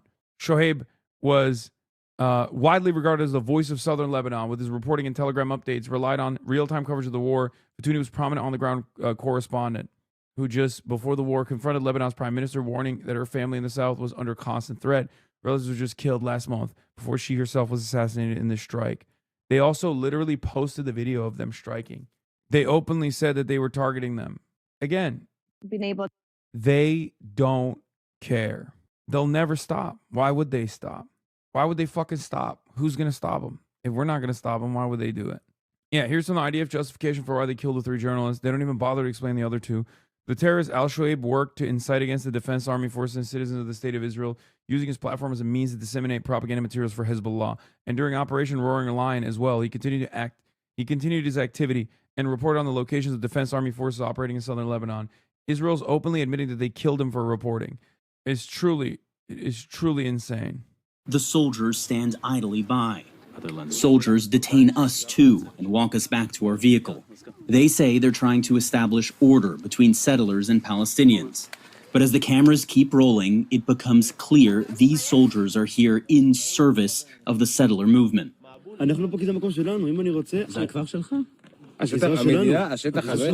כל יהודה ושומרון זה שלנו, בוודאי, לא רק שחיילים, של היהודים. In Taysir, settlers took the land at the expense of 75-year-old Abdullah Darahme. His breathing is labored, his face bloodied, bruised, and swollen, bones broken. His family and multiple eyewitnesses say the settlers stormed into his home in the middle of the night and beat him to a pulp. I didn't expect this, Abdullah's son says. This is not normal. You had opportunities to distance yourself and your administration from arming Israel, which has committed what leading Holocaust scholars and human rights agencies call a genocide. You rejected them and continued arming Israel. This is your legacy. How do you justify to the countless Palestinians, including thousands of children that died, from your decisions? And just to share the point, I'm going to read off the names of children who died in Gaza due to the actions. So these are people who are 1-year-old, killed before they could take their first steps. Ayla, Ali, Obeid, Salahuddin, Abu Layla, Adam, Warshaga, 1 year old, Jowd, and it goes on, thousands and thousands of names. How do you reconcile with this, and how do you reconcile with your legacy? So, as we were talking about before, this is something that I grappled with and will continue to grapple with. Dude, what a victim, dude. What a victim. It's just really tough for him, dude.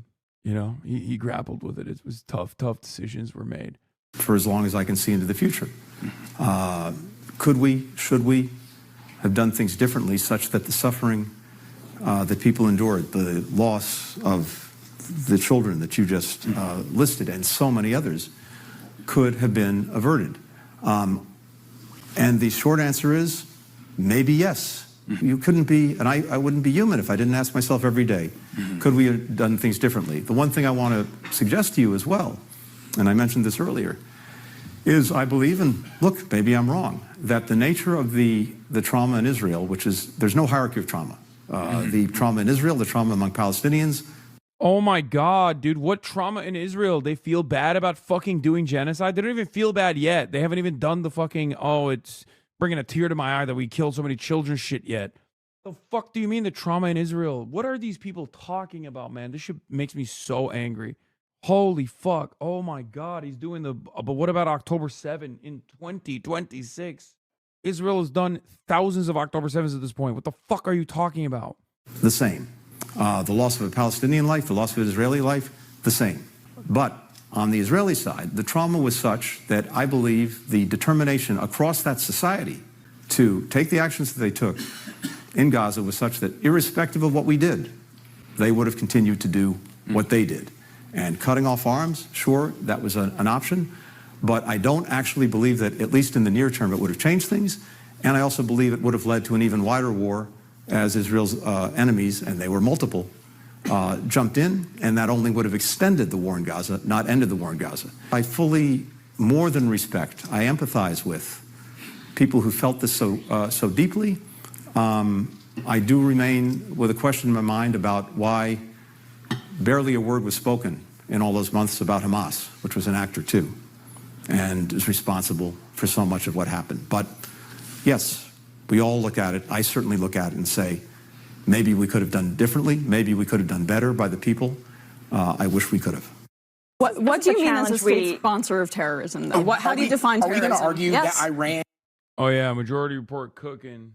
A Majority Report cooking on CNN. And is literally the number one... Is Iran committing genocide in Gaza right now, like the Israeli government is, which dragged us into this war, which every president prior... number one sponsor of terrorism. For 47 years, the Iranians have killed Americans and our allies across this world. Okay. They're trying to obtain nuclear weapons so they can annihilate Israel and potentially capitals in Europe. There's no evidence of that. The JCPOA was actually a successful deal that Obama I find negotiated. It appalling that you're an Iranian apologist. Yeah, this is so. There's nothing I can do that call out Israel's genocide and then everybody swarms. No. This is the one thing that you can't say. It's the one thing you can't say. It is about Gaza. This is about a regional conflict that's spiraling out of control that the president is adding to. But there's no evidence that Iran wants nuclear weapons. They lied. There has been a religious edict that has said since 2003 they should not be creating a nuclear weapon. They lied to the United Nations. They lied to the international... We killed the Ayatollah, the older father, who was actually against building a nuclear weapon because he thought that it was going to contribute here. I'm shocked that you are defending the Iranians. And I got to tell you,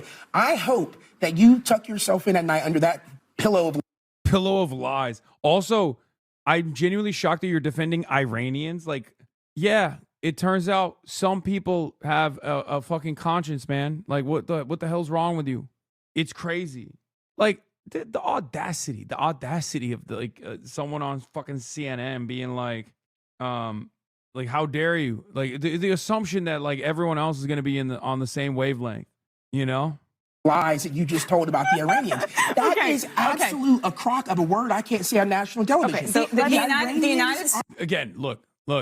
This is the beauty of American civility, right? The beauty of American civility. On the one hand, he can't say crock of shit on television, but on the other hand, he has no problems whatsoever just being like, yeah, Iranians deserve death. How dare you defend them? I've always loved that insane double standard, you know? Like, thank you so much. Thank you so much for not saying crock of shit. It's fun. Perhaps we should also have some restrictions on, I don't know, being a genocidal psychopath. A government that an Israeli human rights group that B'Tselem says is committing genocide, as is Amnesty International, as is every credible human rights group right now. We are there's a massacre in Gaza. There are hundreds of thousands of people unaccounted for under rubble. That's what I define as terrorism. Now, Iran is now exerting their leverage over the Strait of Hormuz. Do you want the Iranians to have a nuclear weapon, yes or no? Thousands of people that have died at the hands of Iran would disagree with your personal description of what terrorism is. And I'm sorry, it doesn't meet the bill of I mean, killing civilians is what I define it as a diplomat. Some have called you China's Nostradamus. You had three famous predictions in 2024 that Trump would get elected, that he would start a war with Iran, and that he would lose a war with Iran. Iran clearly has the strategic advantage. I think the next step... Oh my God, is there a full one of this? I have to watch this shit. Professor Jiang? Ain't no fucking way, big dog. Professor Jiang with Mehdi? Mehdi coming after my goat? Hello? That's fucked up. Mehdi?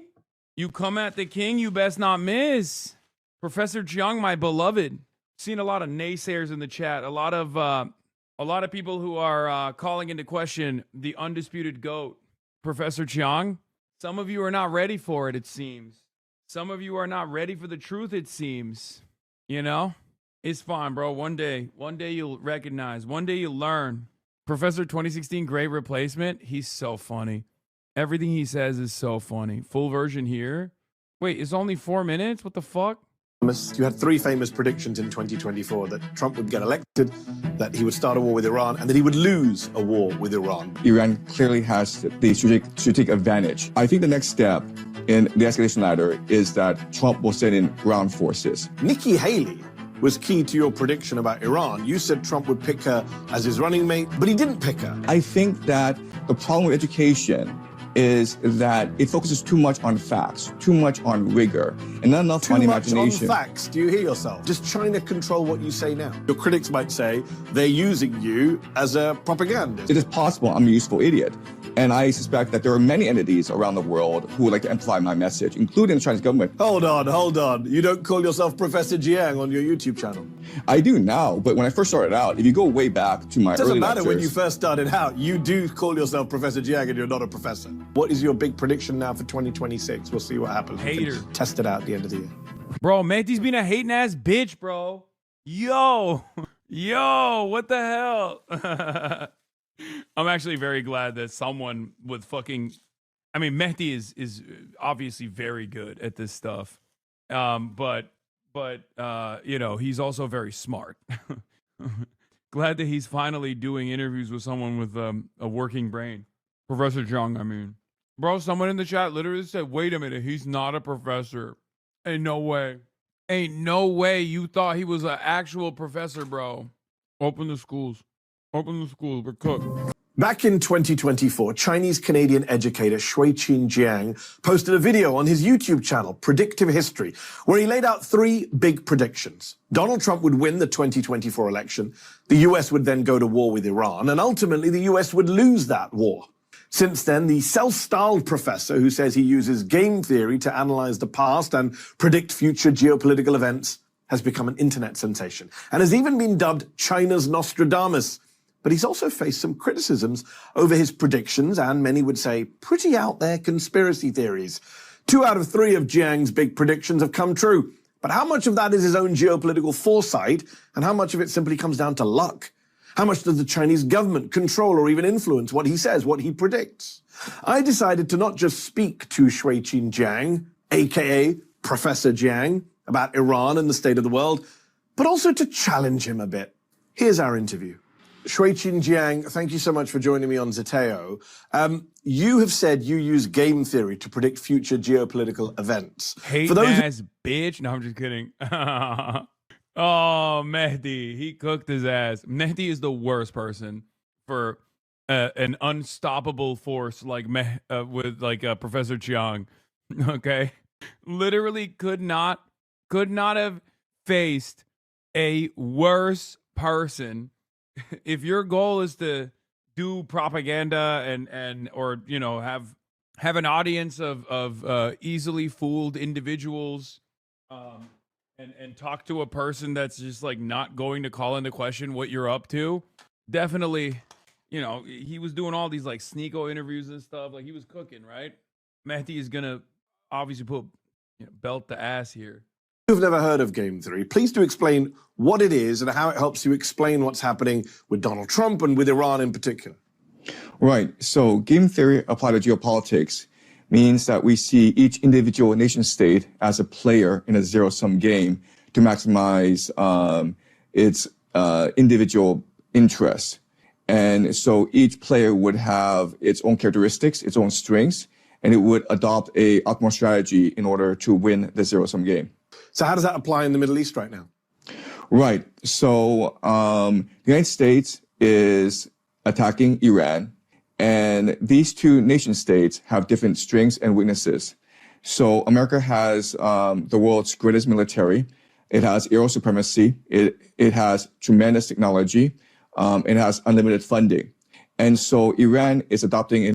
Bro, I just realized he doesn't have his whiteboard. That's why he lost this battle. My goat didn't have his whiteboard. It's fucked up. Mehdi, put the whiteboard behind him. You got him on a handicap, man. That's fucked up. Y'all seeing this? Not my Professor Chong. Mehdi should put the full video on YouTube, honestly. It would do LeBron numbers. Instead of keeping it behind a paywall. He didn't lose. He predicted he would tactically lose the battle. He's a kinetic thinker. Asymmetrical strategy of holding the global economy hostage, meaning that rather than attacking the United States directly, which you cannot defeat directly, it is instead controlling the Strait of Hormuz, which is strangling the global economy, and it's attacking the GCC nations, the infrastructure of the GCC nations, in order to force Trump into the negotiating table. I don't understand how this is game theory, by the way. Like, is that game theory? So that is the asymmetrical warfare of Iran. You've also predicted that the US, you had 3 famous predictions in 2024, that Trump would get elected, that he would start a war with Iran, and that he would lose a war with Iran. Based on what you've seen over the past month, do you still stand by that prediction? Yes, I do. I think that after a month, I think that Iran clearly has the strategic advantage. And what I mean by that is that Iran is very clearly able to articulate its military objectives, and it has a very clear strategy of how to obtain these military objectives. And it is working very hard and very meticulously to obtain these objectives. This is the complete opposite of America, where Trump Someone has... said, I predicted this too, and I'm not famous. Yeah, that's kind of the point. That's why it's like really funny that people were like, this is the most brilliant guy of all time. I guess, I mean, it is fair to say that if he predicted in 2024 that like Trump was going to win, which, you know, many people also predicted, and that he would go to war with Iran and then he would lose that war, that's pretty solid. I don't know if he predicted that through game theory, because I don't think he knows what game theory actually means. Kind of feels to me like he was just throwing shit at the wall and this one stuck. But everything that he's talking about past that point, is just like pretty basic stuff. Failed to articulate an end goal. And right now, it seems that the Trump administration, is unable to articulate both a strategy and a purpose to the American public, which is causing most Americans to not support this war. It's also causing low soldier morale among the American forces. What do you think happens next if/when Iran wins? Damn, Mehdi, give us a taste, bro. He gives us a fucking taste. Mehdi, get that off the paywall, man. The people need to predict. In the escalation ladder is that Trump will send in ground forces. Nikki Haley was key to your prediction about Iran. You said Trump would pick her as his running mate, but he didn't pick her. I think that the problem with education is that it focuses too much on facts, too much on rigor, and not enough on The problem with education focuses too much on facts is a bar. Y'all are literally not spiritually or physically ready. Y'all could not predict that history, man. Average young listener, I've got more than lots of evidence to back this up, is you who's falled for propaganda. Or you could be CIA Mossad agent for what I know. Now wake the fuck up, do your research. It's a good time to do it. I will say more to you. This Professor Zhang does not say. These people from secret societies are not those in real power. They all serve alien entities who truly control this world. It's so funny. I think it's a testament to how much Chinese soft power has developed around the world without China literally doing much for it, to be fair. That like you can have a random Chinese guy and so many guys are just like, wow, this guy's fucking brilliant, dude. Like 0 qualifications. He's got a whiteboard and he's Chinese. And motherfuckers are like, well, this guy has ancient wisdom. I love it. Respect. Professor Zhang, my beloved. On facts, do you hear yourself? You talk about this pre-far right concept of Pax Judaica, a new world order centered around Israel. Surely you understand why a lot of people think at best you're trafficking in pretty anti-Semitic tropes, and at worst, you're... Bro, he didn't even talk about my favorite, Pax Islamica. You're a card-carrying anti-Semite. Sorry, what is wrong with the term Pax Judaica? You tell me. Does China control what you say now? Your critics might say they're using you as a propagandist. It is possible I'm a useful idiot. And I suspect that there are many entities around the world who would like to amplify my message, including the Chinese government. Hold on. You don't call yourself Professor Jiang on your YouTube channel. I do now, but when I first started out, if you go way back to my early Doesn't matter lectures, when you first started out. You do call yourself Professor Jiang and you're not a professor. What is your big prediction now for 2026? We'll see what happens. We can test it out at the end of the year. I think if you or I were playing Iran's hand, we would not want to end the war. Wait. It's not, first of all, I'm sorry to show you someone who's fraudulent, utterly devoid of the pedigree, and perhaps even more devastating, the whiteboard. This is fake, phony, Professor Not Jiang, okay? As I like to call every other professor. This is another Professor Not Jiang. It's Mersheimer. The longer the war goes on, the worse it is for the United States and for Israel. So if you're the Iranians facing an existential threat, you're now in a war and you're doing very well in that war. You're inflicting great pain on the international economy, which is another way of saying you're inflicting great pain on the United States. You're destroying American military bases in the region. You're inflicting pain not only on the Gulf states themselves, but on Israel as well. Why would you quit? Why not just keep going, inflict more and more pain, make the Americans and the Israelis increasingly desperate?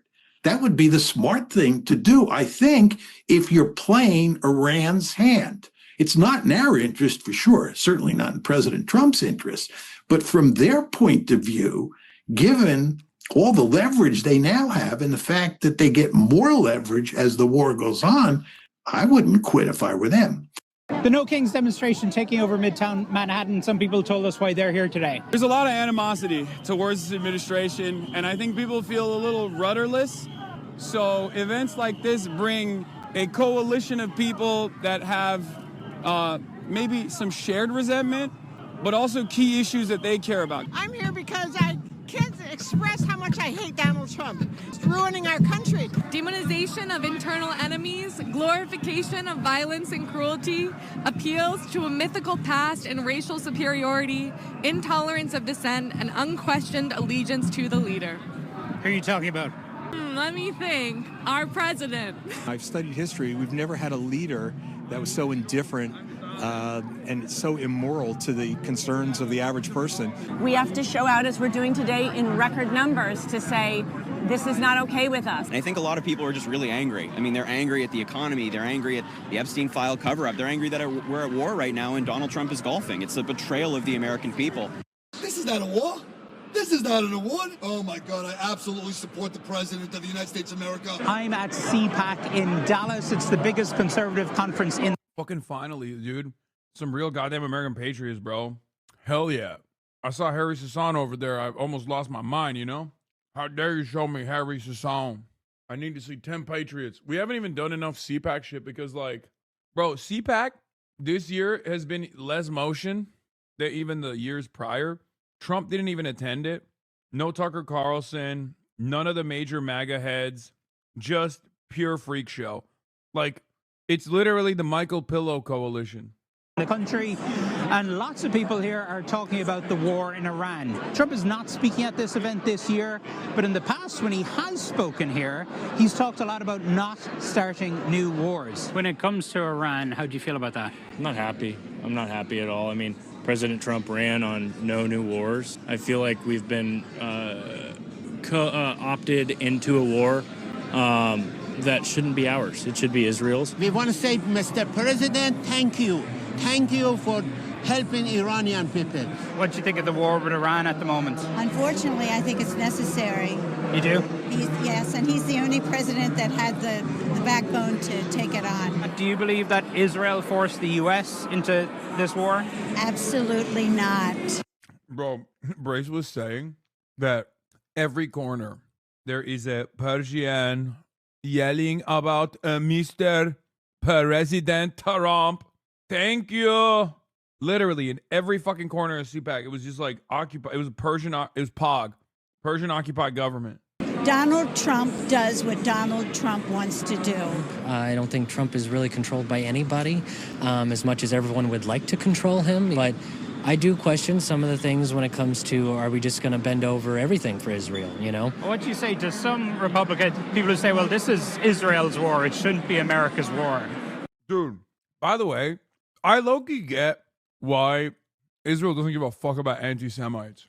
And not even on some like, oh, it scares Jewish people into like moving to Israel. Like, they are like right-wing anti-Semites who claim to be anti-Israel are such fucking cattle that like you hear the guy like in his voice, he wants to say like Jews controlled this country. Why would you do this to me, Mr. President?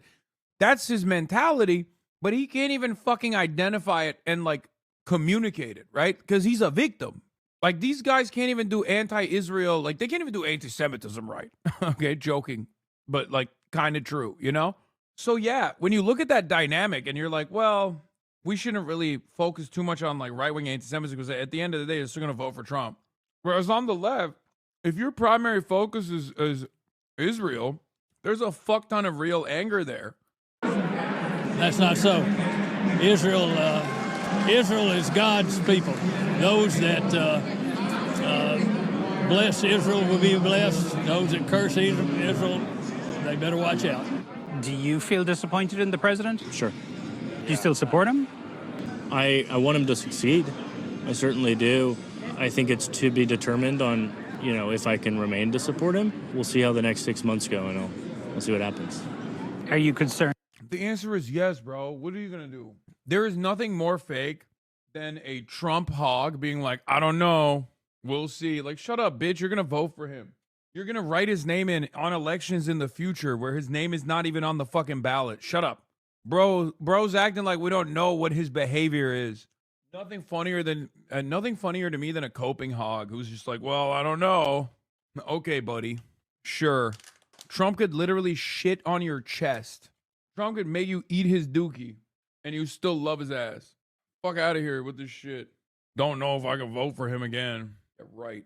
What? Am I crazy for saying that? Everyone's like, huh? That's the level of worship that these people have. And that this war drags on. Absolutely. Absolutely. We hear the phrase America first. Let's put America first. And I'm concerned that this isn't putting America first. Is the United States waging a holy war in Iran? This is a battle of good versus evil. God is just exposing everything. I believe we are living in the end times. Those are the views of some conservative Christians here in Oklahoma, one of America's reddest states. That message is being amplified at the highest level by Donald Trump's defense secretary. God bless our troops and this mission. It's causing alarm among those who worry about the growing influence of Christian nationalism on U.S. policy. I don't think the lines have been blurred. I think they've been stomped on. People are being told that they need to go risk their lives in order to accelerate Armageddon. Conservative Christians have access to this White House like never before. A president who regularly hosts evangelical leaders and a defense secretary who embraces a combative brand of Christianity. Blessed be the Lord, my rock, who trains my hands for war and my fingers for battle.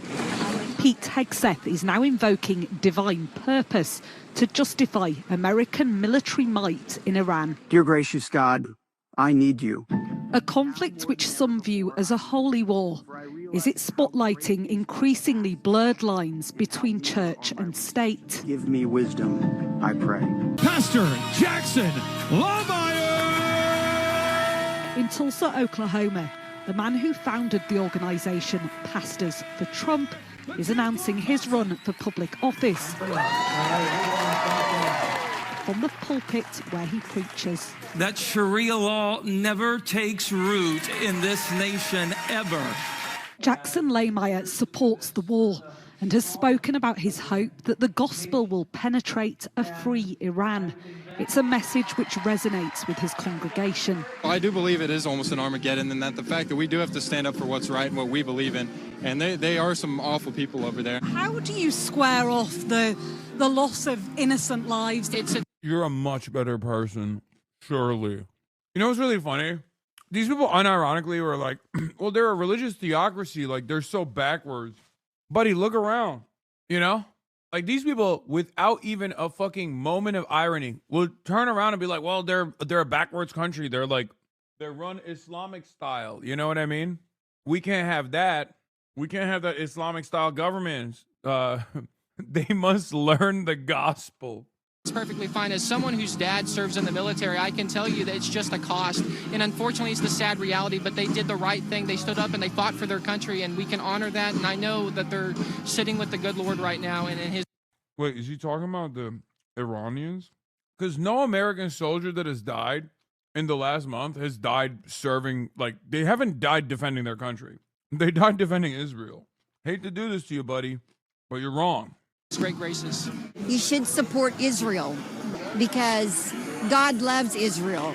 Israel is the apple of his eye, and that is in the Bible. Is it a religious war? Most definitely. Most definitely. Yes. God is just like exposing everything, using Trump, using other people in this time to expose the evil. You believe Donald Trump is a conduit for God? 100% we do. First times that Eric was here at the church. This is me and the president years ago. In his office, Pastor Lehmeyer displays pictures with various members of the Trump family who have appeared at the church.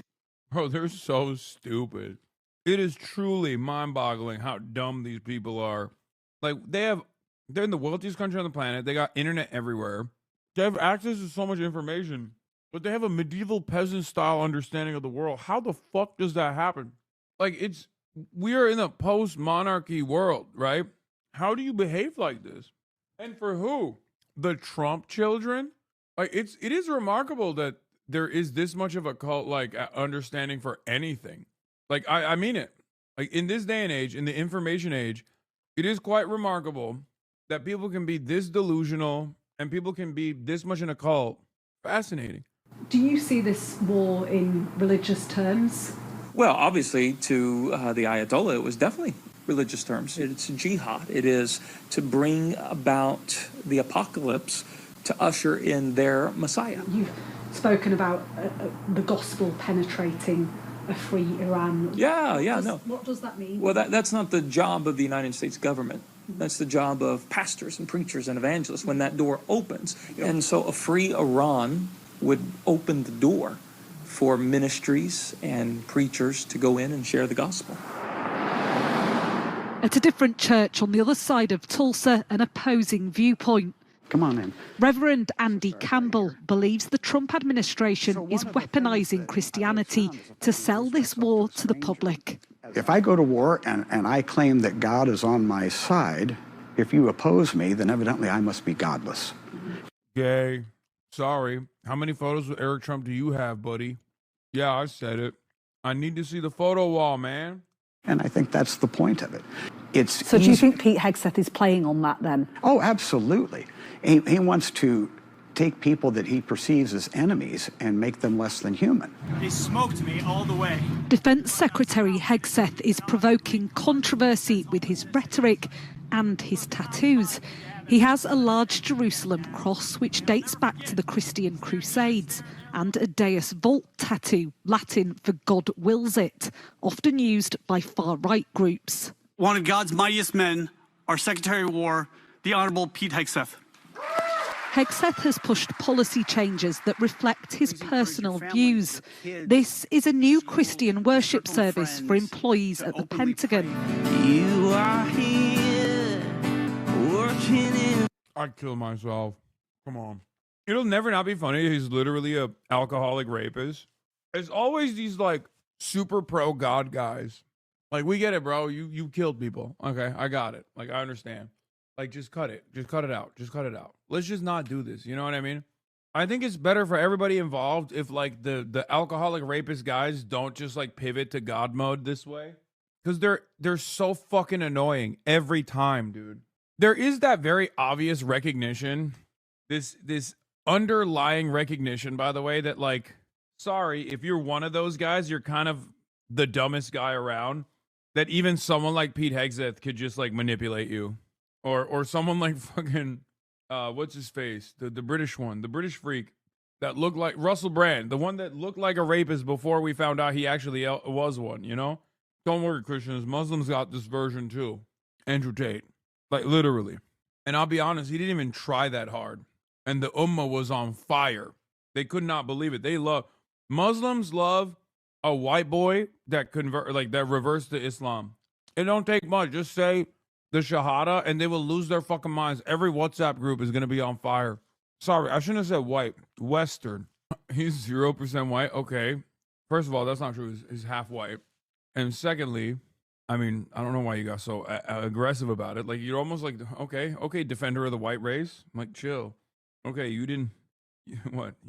Us whites don't take ownership over Andrew? Is that what you're saying? Like, there aren't enough other, like, rapist criminals that are white?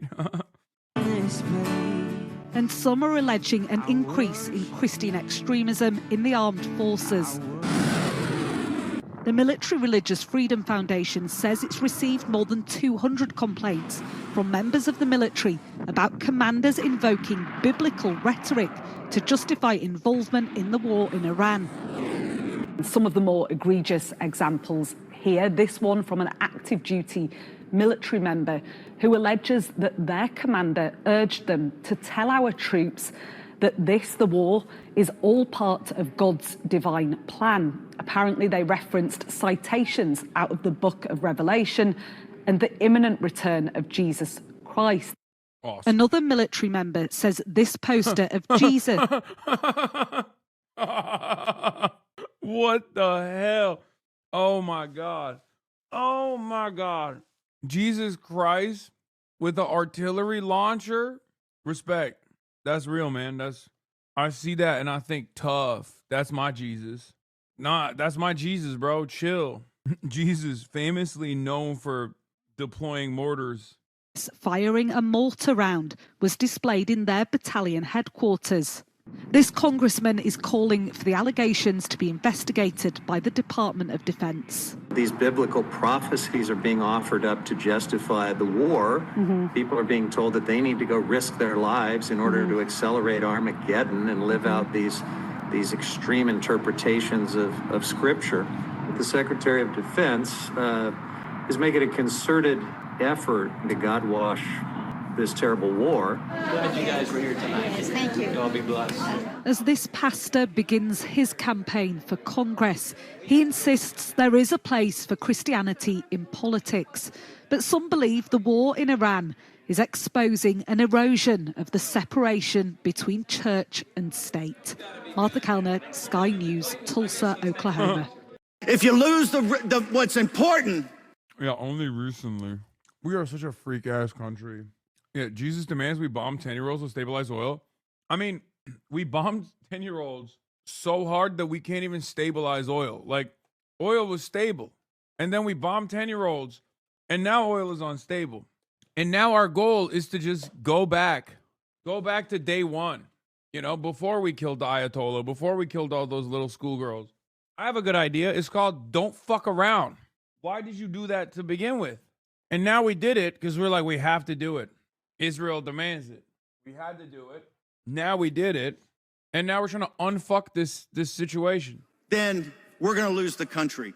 Fight on. Former Trump strategist Steve Bannon addressed CPAC on Friday. It's the annual gathering of conservatives. And we wanted to know, do conservatives who had so many concerns about the Epstein file have any reservations about Bannon, whose close personal friendship with Epstein was revealed by DOJ documents? Turns out many of them didn't. A lot of people had friendships with Jeffrey Epstein, and I think no one's relationship with Jeffrey Epstein comes close to Steve Bannon's. Like, well, there's some, like Donald Trump, ironically enough. But I guess, like, from their perspective, they already love Donald Trump and don't give a shit that Donald Trump was all up Jeffrey Epstein's asshole. So why should they care? You know, they're like, okay, go ahead. Tell me another guy that I like that was having sex with Jeffrey Epstein. I like it. a lot of people are crazy about it. Nobody really knows what the extent of those relationships were. I mean, he was... A lot of people had close relationships with Jeffrey Epstein's brother in 2019. Yeah, maybe she knows a lot of children. Have you thought about that? Unless you know, you make of him. Yeah, they're throwing their hands up and like, I guess people aren't just allowed to have friends anymore. Wow. I guess people are not allowed to go to a tropical island and hang out with their buddies. Oh, I'm sorry. You can't have shared interests with friends. And then it's like, okay, what's the shared interest? Oh, having sex with children and trafficking them internationally. That's not, you can't do that, actually. It turns out that's super illegal. And as a matter of fact, that guy went to jail for it. You know? Yeah, you can't, God forbid, a man have hobbies your way out of this one. Well, I guess they are. Doesn't matter. It's illegal to be friends with Jews now, is it? Yeah. I mean, that's like low-key. The ADL was like, hey, guys, stop calling it the Epstein Fury War because that's actually very anti-Semitic. We are the premier anti-Semitism institution, and we would like to say Jeffrey Epstein is Jewish. We would like to remind everyone that Jeffrey Epstein is Jewish, and we are associating ourselves with Jeffrey Epstein on the virtues of Judaism. So please don't say anything about that. Insane. Never seen anything like it. Unbelievable. What's next, bro? You gonna do a Harvey Weinstein bit too? Much like Jeffrey Epstein, Harvey Weinstein also Jewish. Please do not forget this. It's like, okay, what are you, Nick Fuentes? The ADL is literally doing Nick Fuentes shit. That is unironically what Nick Fuentes does. Yeah. Breaking: Israeli shelling targeted a police checkpoint south of Khan Yunis in southern Gaza Strip, killing 6 police officers and wounding others, according to local reports. What the fuck? Oh, God. I miss Professor Jiang. It's been an hour and a half since I last saw his face. I miss him. Being here and invited to speak at CPAC, given how prominently his relationship with Jeffrey Epstein was unearthed by the Epstein files. I did not know that. You're telling me the first time. I've done my fair share of research, but I do. He did the Trump. I did not know that. You're telling me for the first time. Ruth Bader Ginsburg has died. I find that a little interesting and weird that he's able to speak here, being in the Epstein files. I think he added a lot to Posted by an interview with Elfie. Westchester County Democratic Committee. Joint statement from New York CD7 chairs condemning Hassan Parker's hateful rhetoric for the chairs of the Westchester County Democratic Committee. Oh my God, 9/11/2 is going to be so sick. Give Saudi Arabia nukes so they can do 9/11/2. I don't have any patriotism. Wait, these are just straight up Fox quotes. Are they so? They're ripped. These are just ripped from Fox News headlines. What the fuck? Oh my God, 9/11/2 is going to be so sick. Give Saudi Arabia nukes so they can do 9/11/2. Yeah, like, I'm being sarcastic. Because Donald Trump wanted to give nukes to Saudi Arabia. You fucking idiots. That's so funny that they literally took that as though it's like sincere. You can read the tone. Like, no one has ever said that sincerely. Okay? Unless you're like a fucking Posadist or something. I don't have any patriotism in my heart for America. Yeah, I said I don't have any patriotism in my heart for any country. Repeatedly referred to the Jews as inbred. It doesn't matter if effing rape happened on October 7th. It doesn't change the dynamic for me. Yeah, genocide is not acceptable. Stating that it would be a little bit better. What? For men to rape wealthy women? Oh, God. These guys are so insane. Declaring that his favorite flag is the Hezbollah flag. Referring to Jewish critics as Zionist pigs. Pikers also praised U.S. designated terrorist organizations Hezbollah and Hamas. Pikers also praised U.S. designated Hezbollah is responsible for the deaths of 241 American servicemen. That's a big APAC county.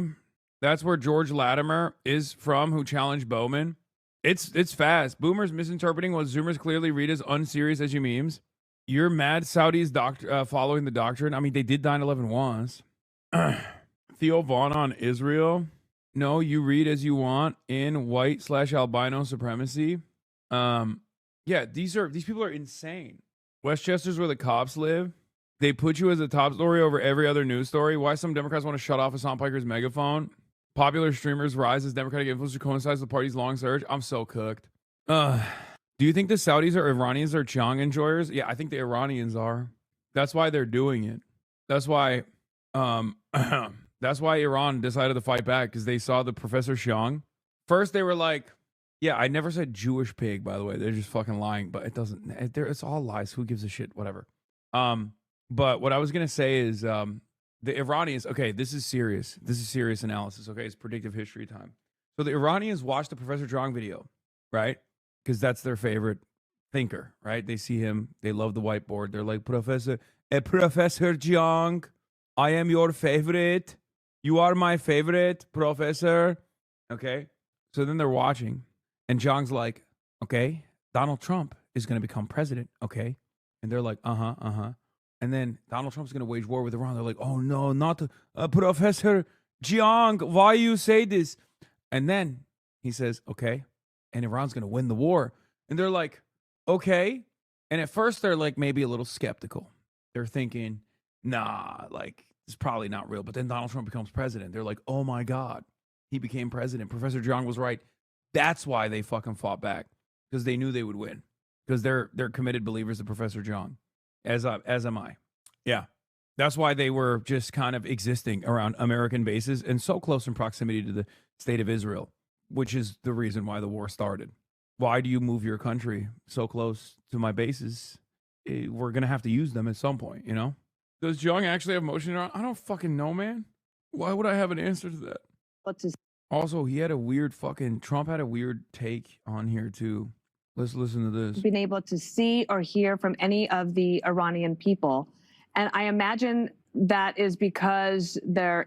HasanAbi, someone found out the videos of his lectures are literally just him talking to Chinese students learning English. The fucking wildest way to learn a language. I love that. Third Way is mocking other people's view counts. I mean, they had 30,000 people watching when I tuned in.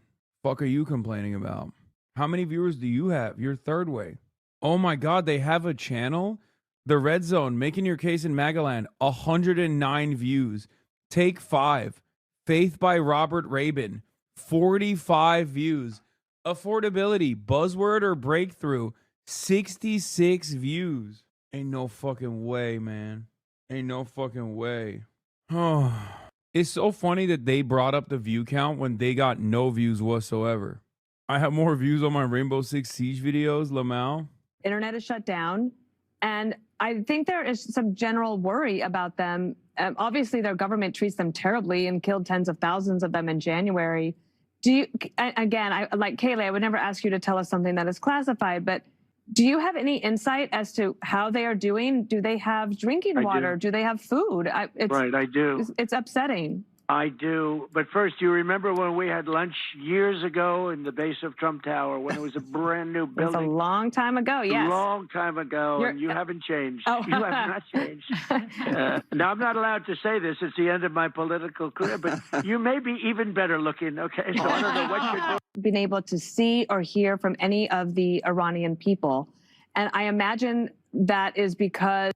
Incredible work, man. Thank you, Mr. President. You haven't changed. Oh. You haven't. He's horny this morning. Only the media gives these guys relevance by boosting their quotes about you, I guess. It's because they have money. Third Way? Yeah. Yeah, they don't have a real base. They just have money. But that's all that matters. What do you mean? They have incredibly wealthy donors. Disturbing how horny he's been lately. Thank Wait, again? everybody very much. And I'm asked to take a few questions. And unlike other politicians, they would like the questions screened. I don't ask for screening of the questions. You can ask me anything you want. You can talk sex. You can, whatever the hell you want. I'm here for you. Someone clapped. People clapped for that. I would never want to hear Donald Trump talk about sex. That's the last thing I want to hear him talk about. Yo, what is going on with my boy, dude? Donnie, is everything good, King? Why is he so horny? It's like, it's gross to see.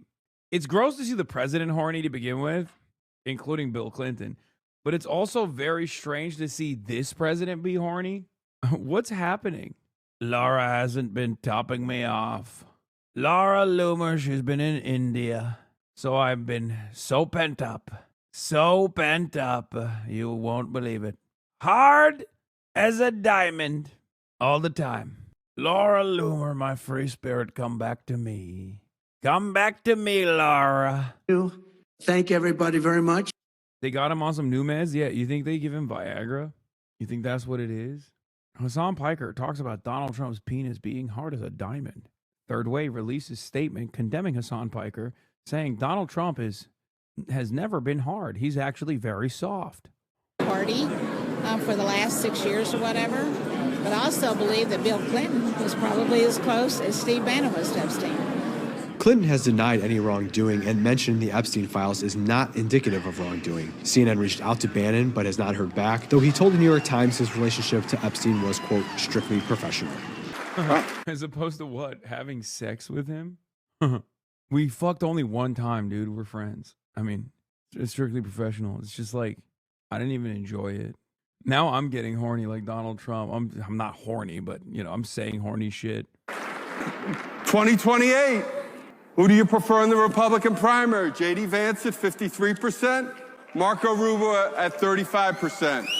But by the way, the interesting part about that is everybody else is about 2% or less. Yep. And look, I think that CPAC has a strong tradition of letting these folks come here, make their pitch. That'll happen at all the events we have around America over the coming year. Mash Lab's a rapist, by the way. Here, it's going to be a great conversation about how do we keep all of this rolling. Thank you, thank you. I'm super excited to be here and to be able to speak to you guys today. And I'm not here to speak on behalf of Republicans nor Democrats. I'm here to speak on behalf of we the people. Hell yeah. They got Nick Shitley. Oh my God. First time the crowd is actually listening to someone that they can fully grasp, like fully understand. No more adult words. Just stick to basics, you know? Oh, dude, he went for 10 minutes. A real intelligence. House members are dropping off the highest rate since the 30s. So far, 61 House members have decided not to run again, including 39 Republicans and 22 Democrats. The GOP exodus is the largest since the 1930s. Other than in Trump's first midterm of the year 2018, the GOP lost 40 seats that year. But this is ableist making him speak like this? Yeah. I think nowadays we can all agree that we all just want to live the American dream and have the best life possible. However, it feels that sometimes, actually a lot of times, non-controversial issues are becoming controversial inside of America. For instance, if you take a look at the idea of deporting illegal migrants, that word is illegal. That should not be controversial. Or the idea that showing your ID to vote has become controversial. What? That hasn't become controversial. That was a very contentious debate for years. And it's also not like, it's not a thing that exists everywhere. Only because Americans don't have like a unifying identity card or something like that. Like they don't have, like in other countries, everybody gets an ID, okay? Everybody gets an ID at birth. You get a driver's license on top of that if you get a driver's license to drive a car. But in most countries, you get a piece of paper that's your identity, okay? Like a federal ID. We don't have that. And that's why you can't have voter ID laws. In the absence of everybody having an ID for free, you can't really do voter ID laws. That's not controversial either. The idea that fraud is bad has become controversial. How is that controversial? I know a little bit about fraud. I know a little bit about Minnesota daycares as well. And it's crazy to think that we live in... I think it's really funny to like have to sit there. You're like a big booster of the Republican Party. You went to like Yale Law School, right? And you have to like just like sit there and have to listen to this fucking idiot. And he's the closing speaker on the first day of CPAC. Like this is the mega celebrity that they brought in. And you're just like, how do you not realize your movement is so dead? Like this country is dead. You look around that room to your left and your right, and you see all these fucking mouth-breathing hogs go, yeah, that's my Nick Shirley. I'll watch this video. Like we're done, dude. We're done. We are done. Every other country is going to lap us on education. They already have. They're lapping us on quality of life in general. Everything fucking sucks. At least you made your money, but this is an outright hostile country, an uninhabitable country to live in. It's not a good country to live in at all anymore. You fucking ruined it. That's why I always say Republicans are the biggest terrorists, because you are a fraud shit boy. Tony Two Cuts. A world where somebody who exposes fraud can then be painted as the bad man from the politicians where he exposed the fraud. Shouldn't they be excited to know that the fraud is being exposed, because that's not a Republican dollar or a Democrat dollar, it's actually our dollars. I've never gotten a dollar bill that says right or red or blue or right or left. We all... You don't... I mean, what can I say? What can I say to this?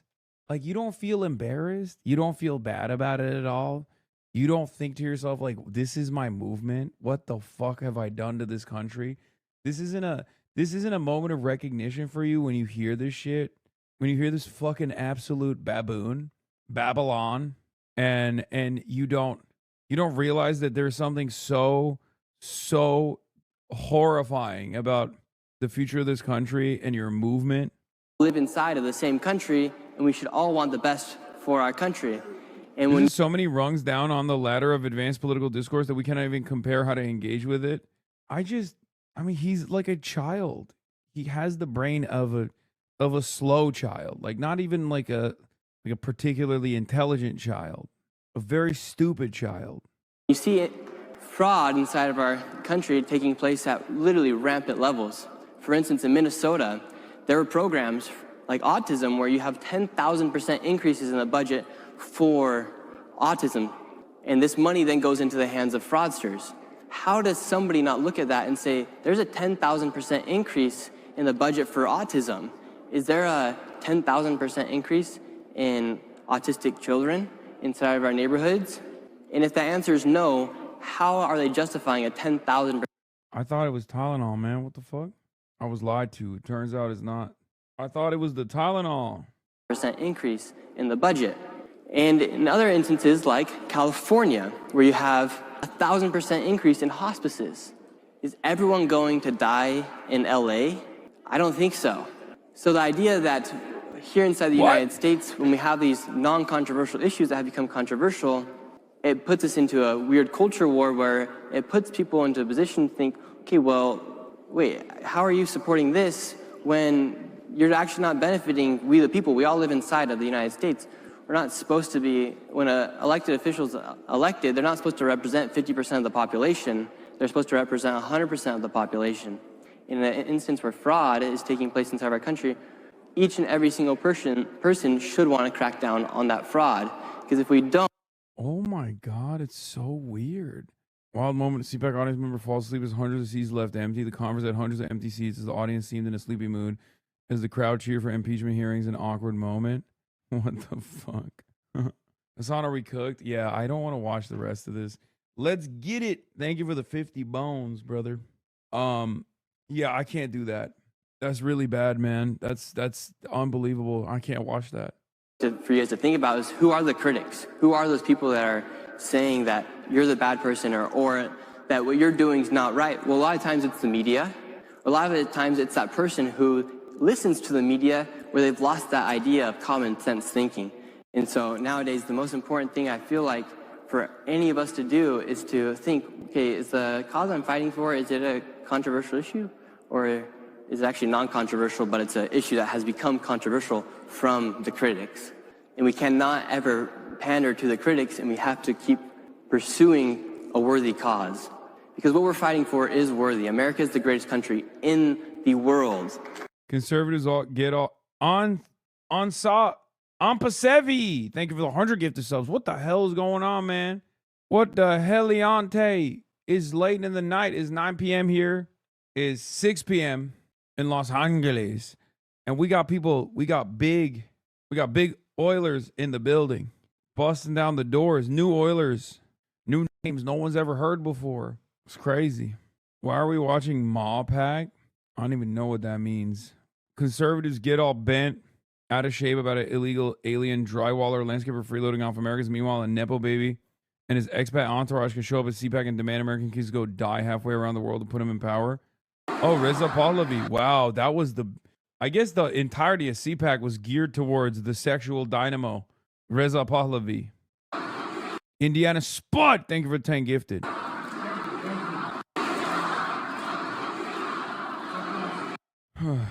This wide range of very, very eclectic interests: music, Broadway shows, pro wrestling, football, every sport, golf, and business and Wall Street. He knows how everybody made their money and what deals they made. And he tells stories all the time about it. It's just one after the other. And one time during the campaign, I was on the airplane with him, and we were sitting across the table from each other, eating McDonald's, drinking Diet Coke. And we started talking about Syria, and he got a placemat, and he turned it on its back, and then he took a Sharpie, and he drew a perfect map of the Mideast. And then he put the troop strength of every country on every border on that map, and it just it challenged a lot of the assumptions that I had been told about him. He has he has this extraordinary depth of knowledge about what's happening in each one of the agencies, my agency and the others, and and then he has an instinct for making good choices. Well, I have to say that, and I would say this: I think my uncle, John Kennedy, understood the uses of power. What the hell? Another fucking 50 gifted subs by Emma Ann. Hasan, come to Hawaii, please. Gifted 20 gifted subs. Better than any president who's preceded him. I think Donald Trump understands the use of power better than probably any president that we've had. How does one get built in auto-tune? I think he got like Hep C in the throat from heroin or something. I don't know. I don't know exactly how he got that throat, but he is a throat goat. A moral direction like you, Ro Khanna, embracing someone who says Americans are 9/11 compared to Zionists and neo-Nazis. A new moral direction is opposing the fuel embargo that's causing blackouts and hunger in Cuba. Saying the truth about the genocide in Gaza, not sending military weapons to kill civilians to Israel, opposing Iran war. Americans are deeply good and want us to be for human rights. All these capitalists gifting us socialists millions of subs. What the hell? Mao Zedong grandma? Mao Zedong would gift me 1 million subs. Anyway, is socialism or barbarism? BB getting exposed on X? What does that even mean, dude? Exposed as what? Is it genocider? Cutie McBooty gifted 69. Nice. Gifted subs. You're with the president. You go to these cabinet. The Joe Rogan Dave Smith pushed back his pro-Iran war narratives. Joe Rogan is moving. Nothing left in the tank. What is this? You celebrate a guy who compares you to a neo-Nazi? What? WAPO, Pentagon prepares for weeks of ground ops. Nice. Breaking, the Pentagon is preparing for weeks of ground operations in Iran, U.S. officials tells Washington Post. Oh, yeah, Brendan Carr was flexing that they're taking away people's licenses. Pentagon is preparing for weeks of ground operations in Iran, U.S. officials said, as thousands of American soldiers and Marines arrive in the Middle East for what could become a dangerous new phase of the war should President Donald Trump choose to escalate. Any potential ground operation would fall short of a full-scale invasion and could instead involve raids by a mixture of special operation forces and conventional infantry troops, said the officials. All spoke on the condition of anonymity to discuss the highly sensitive military plans that have been in development for weeks. Yeah, when they say weeks, I mean, think about it. There's 52 weeks in a year. 52 times 20, you know? Just saying. There's a lot. That's a weird way to say a multi-year, multi-decade military buildup. Breaking, Benny Johnson and Nick Shirley claim Gavin Newsom is about to bust. Oh, God. experience. And you know, the thing is that they called that Hillary's war. She was the Secretary of State at the time under Barack Obama, but she's really the one who championed that. And I believe Obama wrote in his book that he was 50-50 and that Hillary really pushed him to that. And he said his big regret was that he didn't think about what came next after Gaddafi, because somehow we haven't learned that lesson yet. Like after Iraq, you'd never thought of that. But thank God Trump's figured it out. Oh yeah, Trump's figured it out. We'll go in this drastic new direction of getting the 7th war that they wanted. Don't be a pussy, Dave. Jesus Christ. Did you see that one, I don't know what military expert was on television, who said something about I'm a fan of boots on the ground, like Rome. Like, hey, fucker, Rome didn't have nuclear weapons and drones. Mm-hmm. Rome didn't have drones that hunt you. Yeah. Like, what are you talking about, boots on the ground? Should we fight with swords? Should we get everybody to fight with swords? Is that what you're saying? The fuck are you saying? Well, also, like, what even is the plan with boots on the ground? Like, what are you talking about here? You're gonna take an island? It goes, okay, well then you're gonna be a target. You're gonna be target practice as long as the Iranian regime is still standing. And if you're talking about militarily occupying the country, like we did with Iraq or Afghanistan or something like that, this is a huge country with 92 million people. How many soldiers do you think you need to occupy that country? Yeah. At least 500,000, and probably you can't do it with that. So what are you talking about here? And so you're saying, what are we going to start a draft for the least popular war going in American history? Yeah. Because I don't think that's happening. Yeah, this is maybe slightly more popular than Vietnam. Going in, it's less. I'm sure Vietnam by the end was very, very unpopular. Well, Vietnam going in didn't make any sense, did it? There was, I guess, the Gulf of Tonkin incident. Most people in America were like, why are we doing this? What's going on? You're drafting people to go to Vietnam? We're fighting communism in Vietnam? Yeah. What? Well, they called it Vietnam syndrome that the American people had, which is that we didn't want to fight a war again after that. That's from their perspective, that's a syndrome. It's really something. They think, by the way, Ben Shapiro used this same line he said, Trump finally broke Iraq war syndrome. Because they think, see, from Ben Shapiro's perspective, the illness is after you lie the American people into a war and slaughter 1 million people. The illness isn't that. You might look at that as the bad part, but the bad part is that these annoying Americans have this tendency to not want to do that again after that. But he claims Trump has broken Iraq war syndrome. Of course, there's really no evidence with support of the American people that that has changed at all. And, you know, the George H.W. Bush was said to have defeated Vietnam war syndrome. in Panama and in Iraq because they were relatively easy, you know, bloodless on the American side, or very, very limited, you know, injuries and deaths.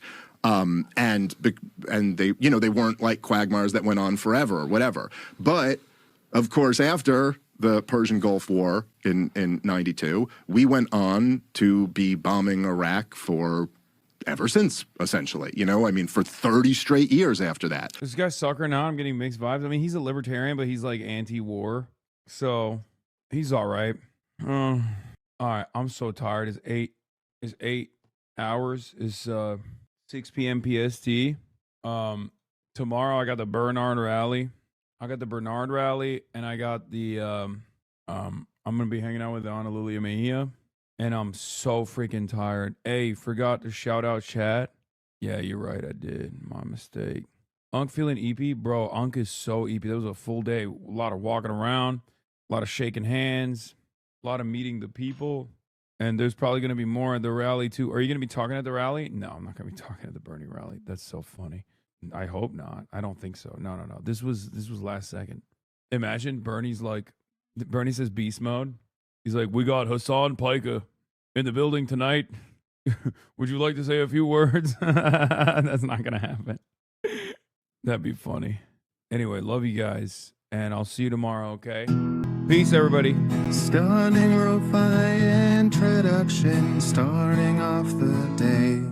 All the chatter's trickling in. Also, people hate. Sunny in Los Angeles, California, says Hasan. Stun luck to the stun luck to the topics just begun. 'Cause there he is again. Hasan is streaming. Hasan is streaming.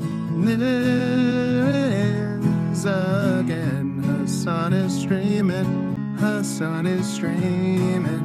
Reviewing a Chinese train, telling Kaya place. Sun and Asmin chatter loves, giving greetings grace. Zoran winning NYC, woke two back with the force. The Rogan of the left, to me a dumb himbo still of course. The Charlie Kirk assassination, the Fear and Online show. 8 full fucking years of this, and plenty more to go. Doing fun stuff tomorrow, throw PBS up on the screen. A man-made horror reaction brought to you by this live stream. 'Cause there he is again. Hasan is streaming. Hasan is streaming. There he is again. Hasan is streaming. Hasan is streaming. Kicked out of the DNC, IRL with March the Goat. Commenting the propaganda that shoved down people's throats. CBS Israeli news, a coup, a regime falls. A full-blown fascist takeover, and still the duty calls. Total radicalization coming out to see. The system will always fail. It's up to you and me. On these daily streets, whether short or whether long, have helped millions of people keep it moving right along. 'Cause there he is again. Hasan is streaming. Hasan is streaming. There he is again. Hasan is streaming. Hasan is streaming. But hey, what can you say? That's BBS for you. But he'll play games real soon. Just you wait. Say, hey, what can you say? That's BBS for you. But he'll move on real soon. Just you wait. Ba-da-da, ba-da-da, ba-da-da-da-da-da. Hey, what can you say? Hey, that's BBS for you. But he'll pull your lawns real soon. Just you wait, sha-da-da, sha-da-da, sha-da-da-da-da-da-da. Hey, what can you say? That's PBS for you. But he'll do advice real soon. Just you wait. But hey, what can you say? That's PBS for you. Brought on by viewers like you.